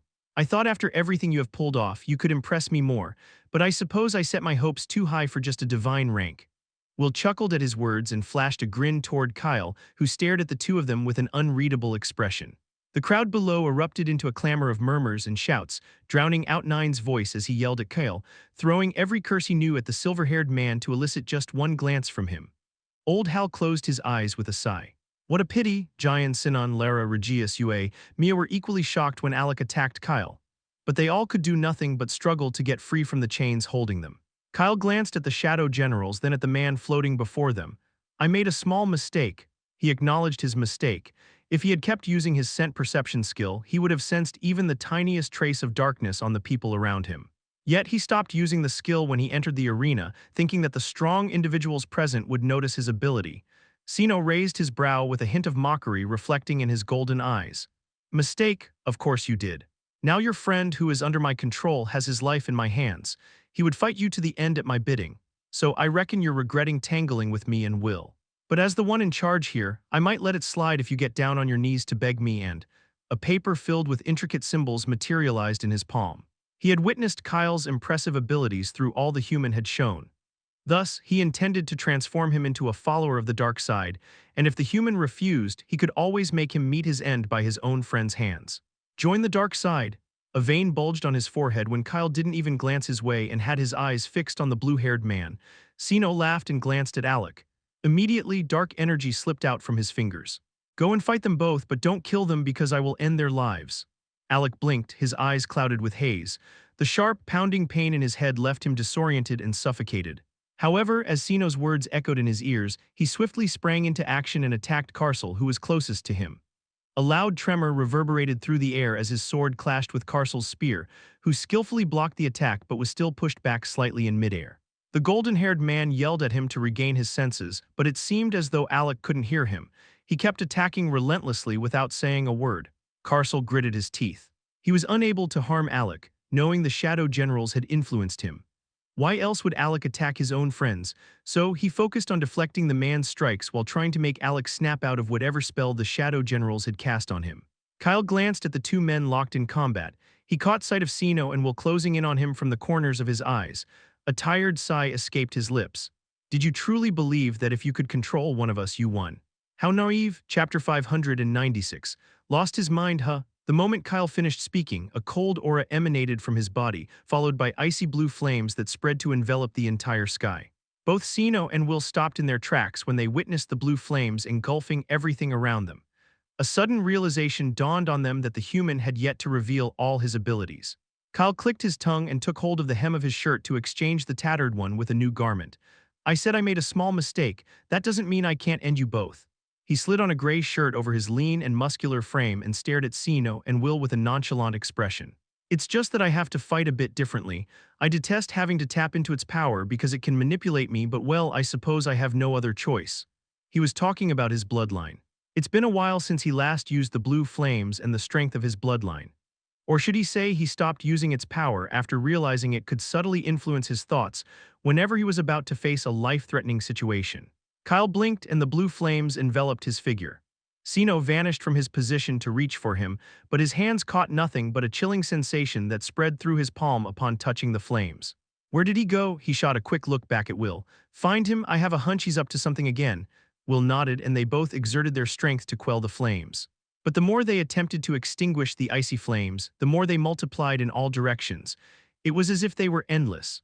Carcel, who was in combat with Alec, was startled when Kyle's form emerged from the flames that had completely surrounded both him and the blue-haired man. Be careful, Alec has completely lost his mind, and I doubt he would even recognize any of us. He shouted and deflected another lightning-fast attack aimed at him with his spear. His muscles were stretched to their limits as he tried to keep up with Alec's lightning-fast pace, feeling somewhat dizzy. He knew Alec was under the influence of the two Shadow Generals, but they had both reached the supreme rank together just a while ago. So how could Alec adapt to such immense strength so easily when he was feeling overwhelmed after using the same strength for not more than a minute? Carcel's eyes widened as Alec suddenly changed the direction of his attack. Alec whipped his head towards the silver-haired man and swung his blade at him. However, before Carcel could lunge forward to intercept the attack, icy flames surged out, halting Alec's actions completely. Under the stunned gaze of the golden-haired man, Kyle seized Alec's neck and snatched the sword from his hand. Lost his mind, huh? Let's see if he really did lose his mind. He tossed the sword in the air and it disappeared into his mind space. Alec struggled in his grasp, but his grip tightened on the man's neck enough to leave behind marks before a faint dark aura of dread slipped out from his body to envelope the struggling man. Carcel tried to stop him, thinking he was going to harm Alec. What are you doing? He is under the Shadow General's control, no way he would harm us if he was sober. The golden-haired man closed his mouth, frustration clear on his face when Kyle stared back at him with an indifferent expression as if he didn't care about the reason why Alex attacked them. Don't harm him, he halted his words when he saw Alex ceasing his struggle within Kyle's grasp. The blue-haired man's vacant stare began to darken further, and Carcel discerned with a solemn expression that this time the mist in Alex's eyes mirrored genuine fear and dread instead of mere haziness. Kyle released Alec, yet the man remained motionless, hovering in the midst of the flames surrounding them. Dread, fear, and desperation shrouded his face, which quickly paled, while a bitter yet twisted smile crept onto his lips. Carcel looked at Alec's state and took a deep breath. He then turned his gaze to the silver-haired man who had begun to leave. What the hell did you do? Kyle glanced back, noticing a flicker of anger in the dark eyes fixed on him. A smirk played at the corners of his lips. His mood lifted a bit and he explained, not wanting the golden-haired man to curse him. Just a light punishment, firstly because he hid the truth from everyone about signing a contract with the dark side for some unknown reason, and secondly because he inflicted harm upon my precious body. He cast a glance at the blue-haired man whose face has turned even paler. Let him be, he's just facing his deepest fear. Now that he's under the Shadow General's control, it's best he stays in that nightmare until we are done with them. Kyle was speaking the truth. He just used his fear skill on Alec to throw him into a nightmare. This was possible because even though Alec had reached the last stage of the supreme rank with the help of the power gained from the array pulsating in the sky, he was weaker than Kyle. This way, even if the Shadow Generals commanded Alec to do something, he would carry out that task within the nightmare. Regardless, the silver-haired man couldn't help but wonder what the blue-haired man was experiencing in his nightmare to evoke such intense emotions on his face. Carcel gazed at Kyle with suspicion. Yet he had no other choice but to accept Kyle's words because right now the silver-haired man was in charge of everything. He just hoped that whatever nightmare Alec was going through wasn't too much. But seeing Alec show such fear, he knew the man was experiencing something very severe. He snapped out of his thoughts when Kyle's voice echoed in his ears. Hurry up. Now that Alec is out of the picture, we need to eradicate the Shadow Generals. Or do you also want to face a nightmare like him? Because if you're not fighting with me, I'm sure I don't need you. A curse slipped from Carcel's mouth, and after casting one final glance at Alec, he quickly followed the silver-haired man who had opened a small passage in the icy flames surging around them. Chapter 597. What are they? Sino and Will, who were trying to scatter the icy flames, both became alert when the flames suddenly started to gather in a single spot in the air as if engulfing someone entirely. A rift opened in the flames that had gathered in a round ball, and Kyle emerged from them, followed by Carcel, both clutching their weapons tightly as they floated opposite the Shadow Generals. Kyle smirked, but his face showed no emotion, giving his smirk a dark edge. What? Your puppet is out cold. I doubt he will heed your commands any longer. Sino knew exactly who the silver-haired man was referring to, Alec. But he couldn't believe how Kyle could abruptly turn against one of his friends, especially after showing such care and warmth towards them upon meeting, all because the latter was influenced by the dark side. Why not finish him off? I can sense he's alive and can hear my commands. Kyle gazed intently into Sino's eyes, and Sino observed faint yet powerful blue particles flickering around his fingers before enveloping his entire body. I will. If he interferes again, fortunately for him, that won't happen. Carcel was stunned by his words but simply tightened his grip on his weapon, confident that Kyle would never harm Alec. He believed Kyle's words were just a distraction to divert the Shadow General's attention away from Alec, who was in the middle of a nightmare, and he was spot on. Although Kyle could take out anyone without a second thought, he knew he would never harm those close to him. At most, he would beat them up to bring them back to their senses. But Kyle deliberately displayed a hint of pure darkness in his green eyes to the two Shadow Generals to make them think he wouldn't hesitate to eliminate those in his way, even if they were his friends. Sino's eyes were once again drawn to the tiny blue particles swirling around Kyle's body. He couldn't comprehend their nature, but they sent shivers down his spine, as if they possessed the ability to erase him entirely from existence. What are they? He whipped his head back and swiftly erected a shield on his left and backside as the silver-haired man disappeared from his spot and attempted to punch him. A deafening boom reverberated through the air when Kyle's fist collided with the barrier set up by the second Shadow General. The atmosphere around them quivered, fissures forming due to the sheer power of the silver-haired man's punch. A grin spread across Kyle's face as cracks appeared in Sino's barrier, and he struck the barrier again, this time with even greater force. Will's ivory-colored eyes darkened at the unfolding scene, and dark energy began to swirl around his entire body. In a flash, a dark pulsating orb, entirely composed of darkness, materialized above his hand as he lunged towards Kyle, who was attempting to break the shield. You bastard. Do you believe that just because your rank has risen, you can harm us? Absolutely not, for in the end, you are merely a punny divine rank who has forgotten his rightful place. Before his words could even fade in the air, a blue spear flew from the distance and stopped him in his place. Carcel vanished behind his spear. He grasped the hilt before swinging it at the dark orb brimming with potent energy that he sensed could decimate an entire city. The orb in Will's hands shattered with a resounding boom that echoed in the air, sending both Carcel and Will flying in opposite directions when the tip of the spear collided with it. Carcel halted his body in midair, a bit surprised at the strength of such a small orb. He glanced at Will, who had also easily regained his balance midair with a grave and serious expression. Your opponent is me. Let them settle their score. By the way, those golden eyes he has don't really suit him, unlike someone I know. I hope Kyle deals with him because those eyes are giving me an uneasy feeling. Will heard his words and a dark smirk appeared on his face. His eyes, I don't think you should worry about something that you can't even grasp. Your friend is somewhat amusing, but I don't think you are, so just die. He disappeared from his spot, and countless dark orbs, similar to the one he conjured before, materialized all around in the air before shooting toward Carcel with lightning-fast speed. The air shook with intense dark energy, so much so that many people bound beneath the four men fighting in the sky started to feel suffocation, especially those at the divine rank and pseudo-divine rank. Old Hal, who had previously thought that after one of the silver-haired man's friends had gone against him, the human had lost this battle, was now in awe at the scene unfolding in the sky. Elizabeth felt the same, but unlike her and the people in the supreme rank, she could tell that the crowd around her was being affected by the four men battling in the sky exerting all their strength.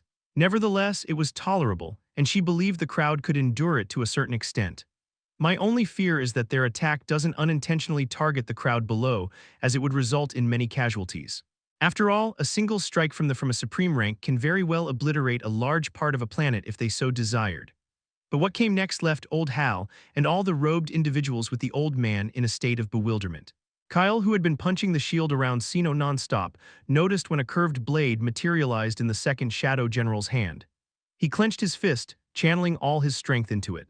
Sino locked eyes with him and knew that with this strike, the shield in front of him would shatter, but he was prepared to end the human. However, a sly and eerie smile crept onto the corners of Kyle's lips, and just as his fist was about to shatter the shield, he vanished from his position. Sino immediately scanned the area with angry eyes, but before he could locate the silver-haired human, Will's screaming voice reverberated in his ears, indicating exactly where the human had disappeared to. His bright golden eyes chilled when Will, who had easily cornered Carcel with the spell of pure darkness, was punched in the stomach by the silver-haired human who materialized before him. Will's body flailed like a rag cloth before it crashed into the majestic statue of the demon perched atop the towering walls of the gladiator arena. Instantly, a significant portion of the massive statue shattered, sending dust and debris flying everywhere. The numerous individuals from the dark side who were seated in the area beneath the very statue, silently watching the battle in the sky like the others, erupted into loud, painful groans as the debris and broken fragments of the statue fell on them.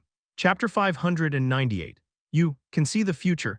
Kyle relaxed his fist, his gaze shifting to Will, who spat out blood but immediately regained himself and began levitating away from the statue where his body had been forcefully slammed. The part of his shirt where Kyle's fist connected was torn, revealing a glaring dark mark. Will's ivory-colored eyes gleamed with pure anger and hatred as he glared at the human. You little piece of… Before he could finish his words, Carcel's spear once again shot out to impale itself in his body, but much to Carcel's dismay, he easily blocked the attack. As Carcel and Will once again engage in battle, Kyle glanced at Sino and tilted his head, the silver spear in his hand.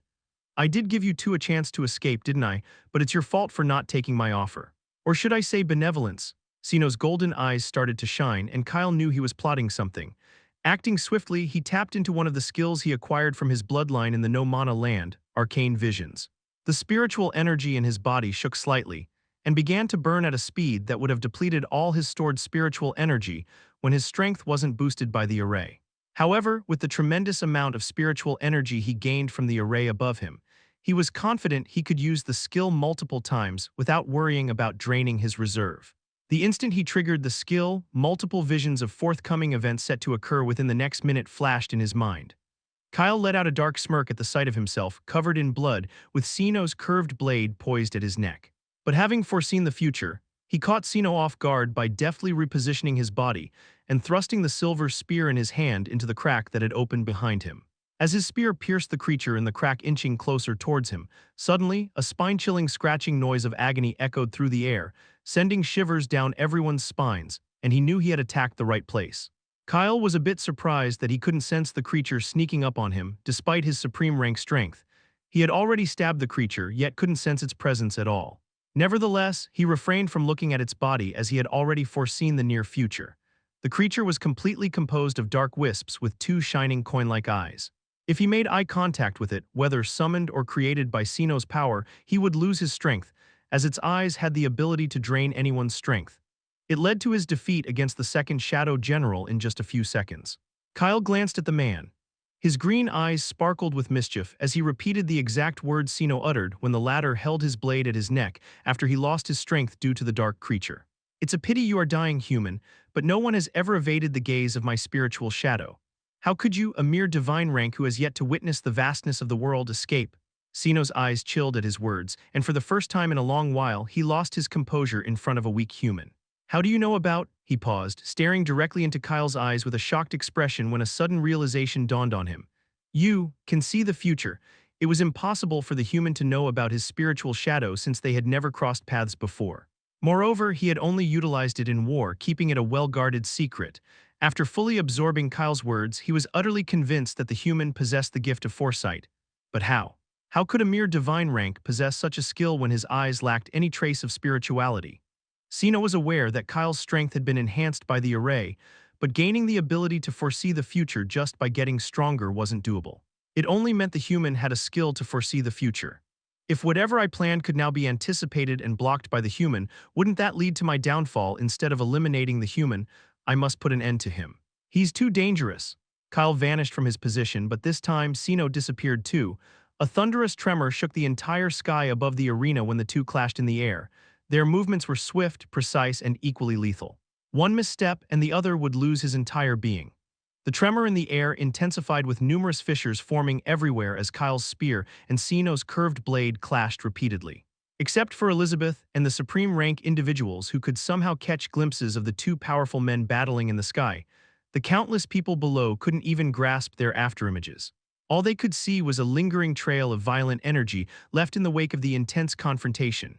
Carcel and Will were also affected by the violent currents surging around them. Will was furious when he saw a mere human keeping up with Sino. That bastard should just give up his title as the second Shadow General. Does he even have any dignity left when he can't even defeat a mere divine rank? Carcel was also amazed by the scene. He, Kyle, and Alec, all three of them, gained equal strength from the array, so he couldn't understand how the silver-haired man had effortlessly adapted to his power. Alec's state might be due to being influenced by the Shadow Generals, but what about Kyle? How was he holding his own against Sino, who had years of experience? He destroyed another of the dark attacks thrown at him by the man opposite him and let out a sigh inwardly. He better quit trying to figure out Kyle's true strength. That guy had already outpaced everyone in terms of power, and to think, when they all started getting stronger in the academy, he was the weakest. Carcel glanced at Will, who was cursing out Sino, his own ally. If he has got no dignity left when he can't even handle a mere divine rank, what about you? Do you even know what dignity is? Will was furious at his words, and a massive orb of darkness materialized on his palm. It was larger and more intense than any he had used before. The dark energy in the air around him also began to grow violent, but he didn't direct the attack at Carcel. Instead, he aimed it at the people below him with a wicked smirk. Ah, I missed my target. Chapter 599. Let's end this, shall we? Carcel's eyes widened at Will's move, and he quickly rushed behind the looming dark orb heading towards the numerous people bound in chains below. You bastard, he cursed, but Will chased after him and grabbed one of his legs tightly with a smirk. Carcel kicked and struck violently with his other leg at the man, his panicked gaze fixed on the orb moving dangerously closer to the chained individuals below.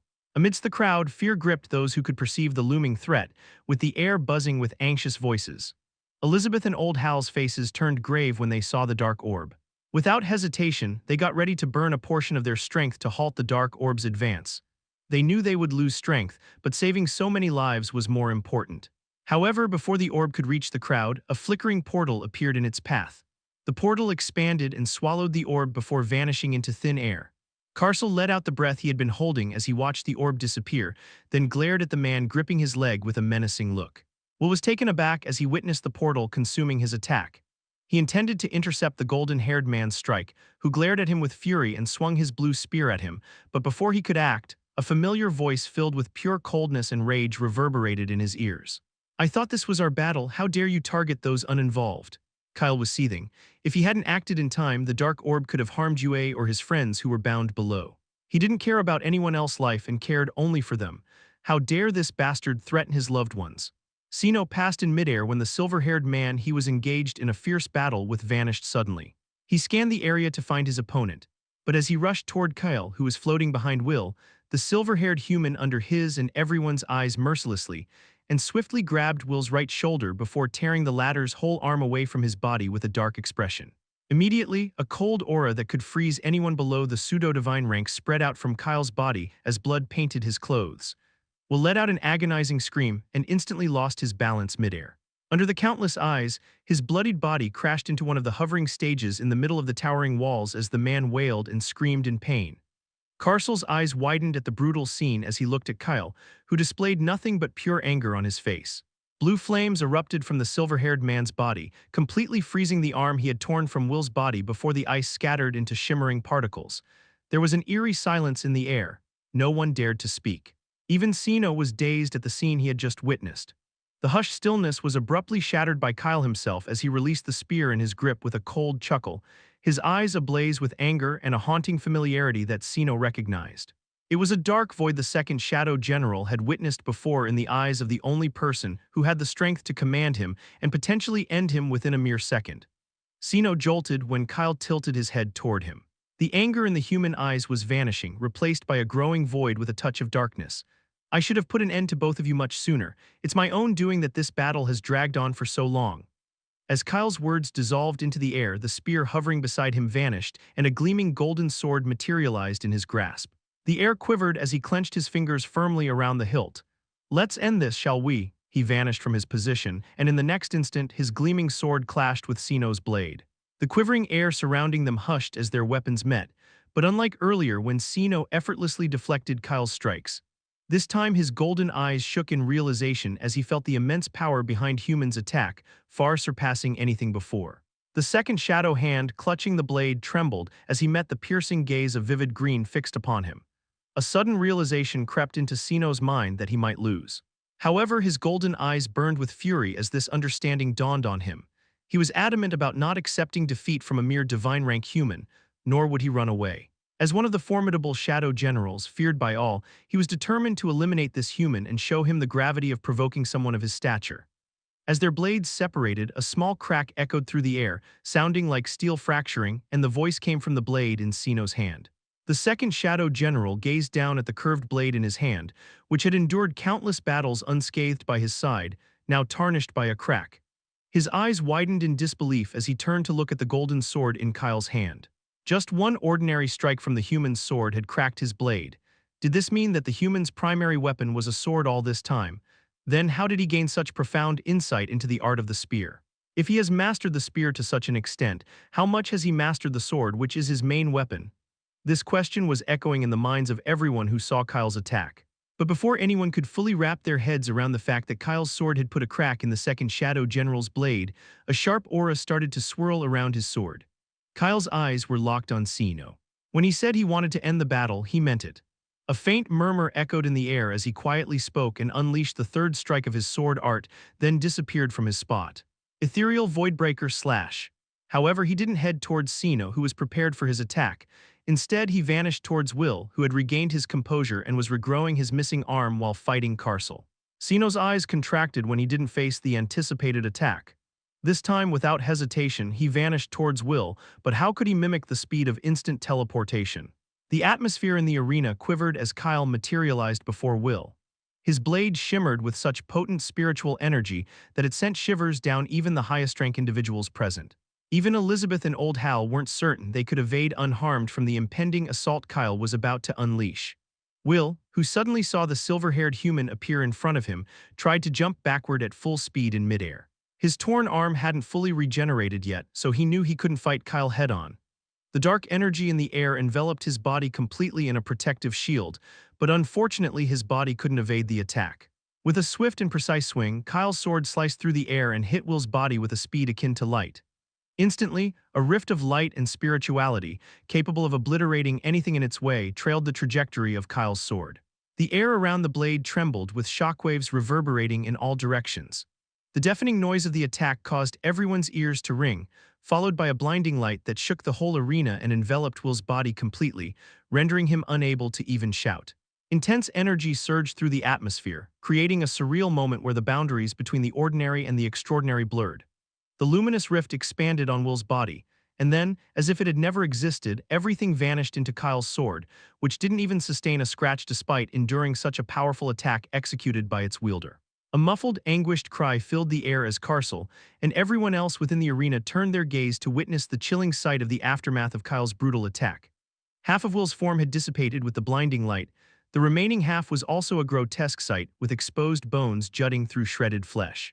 As the echoes of the attack faded, an eerie stillness settled over the arena, broken only by the soft rustle of displaced air. Kyle glanced at Sino, who was frozen in his place because, just like Elizabeth and Old Hal, he also sensed that Kyle's attack not only damaged Will's body but also severely wounded his soul. Sino's eyes locked with Kyle's as the human raised his hand and with a sinister grin flicked his fingers. Instantly, spiritual energy surged from his body, and Sino's golden eyes dilated when the faint rustle of something snapping echoed in the silent air. He had heard this sound many times on the battlefield. It was the sound of someone's soul being forcefully torn from their body, and he realized with a shuddering breath that the person whose soul was separated from his body was none other than Will. Kyle's eyes stayed unfazed as blue flames burst from his body, fully enveloping Will's form and turning it to ice before the ice scattered into particles. He had separated Will's soul from his body and also erased his consciousness, but he didn't want to leave behind any part of the dead man to ensure he could come back to life. One dead, one more to go.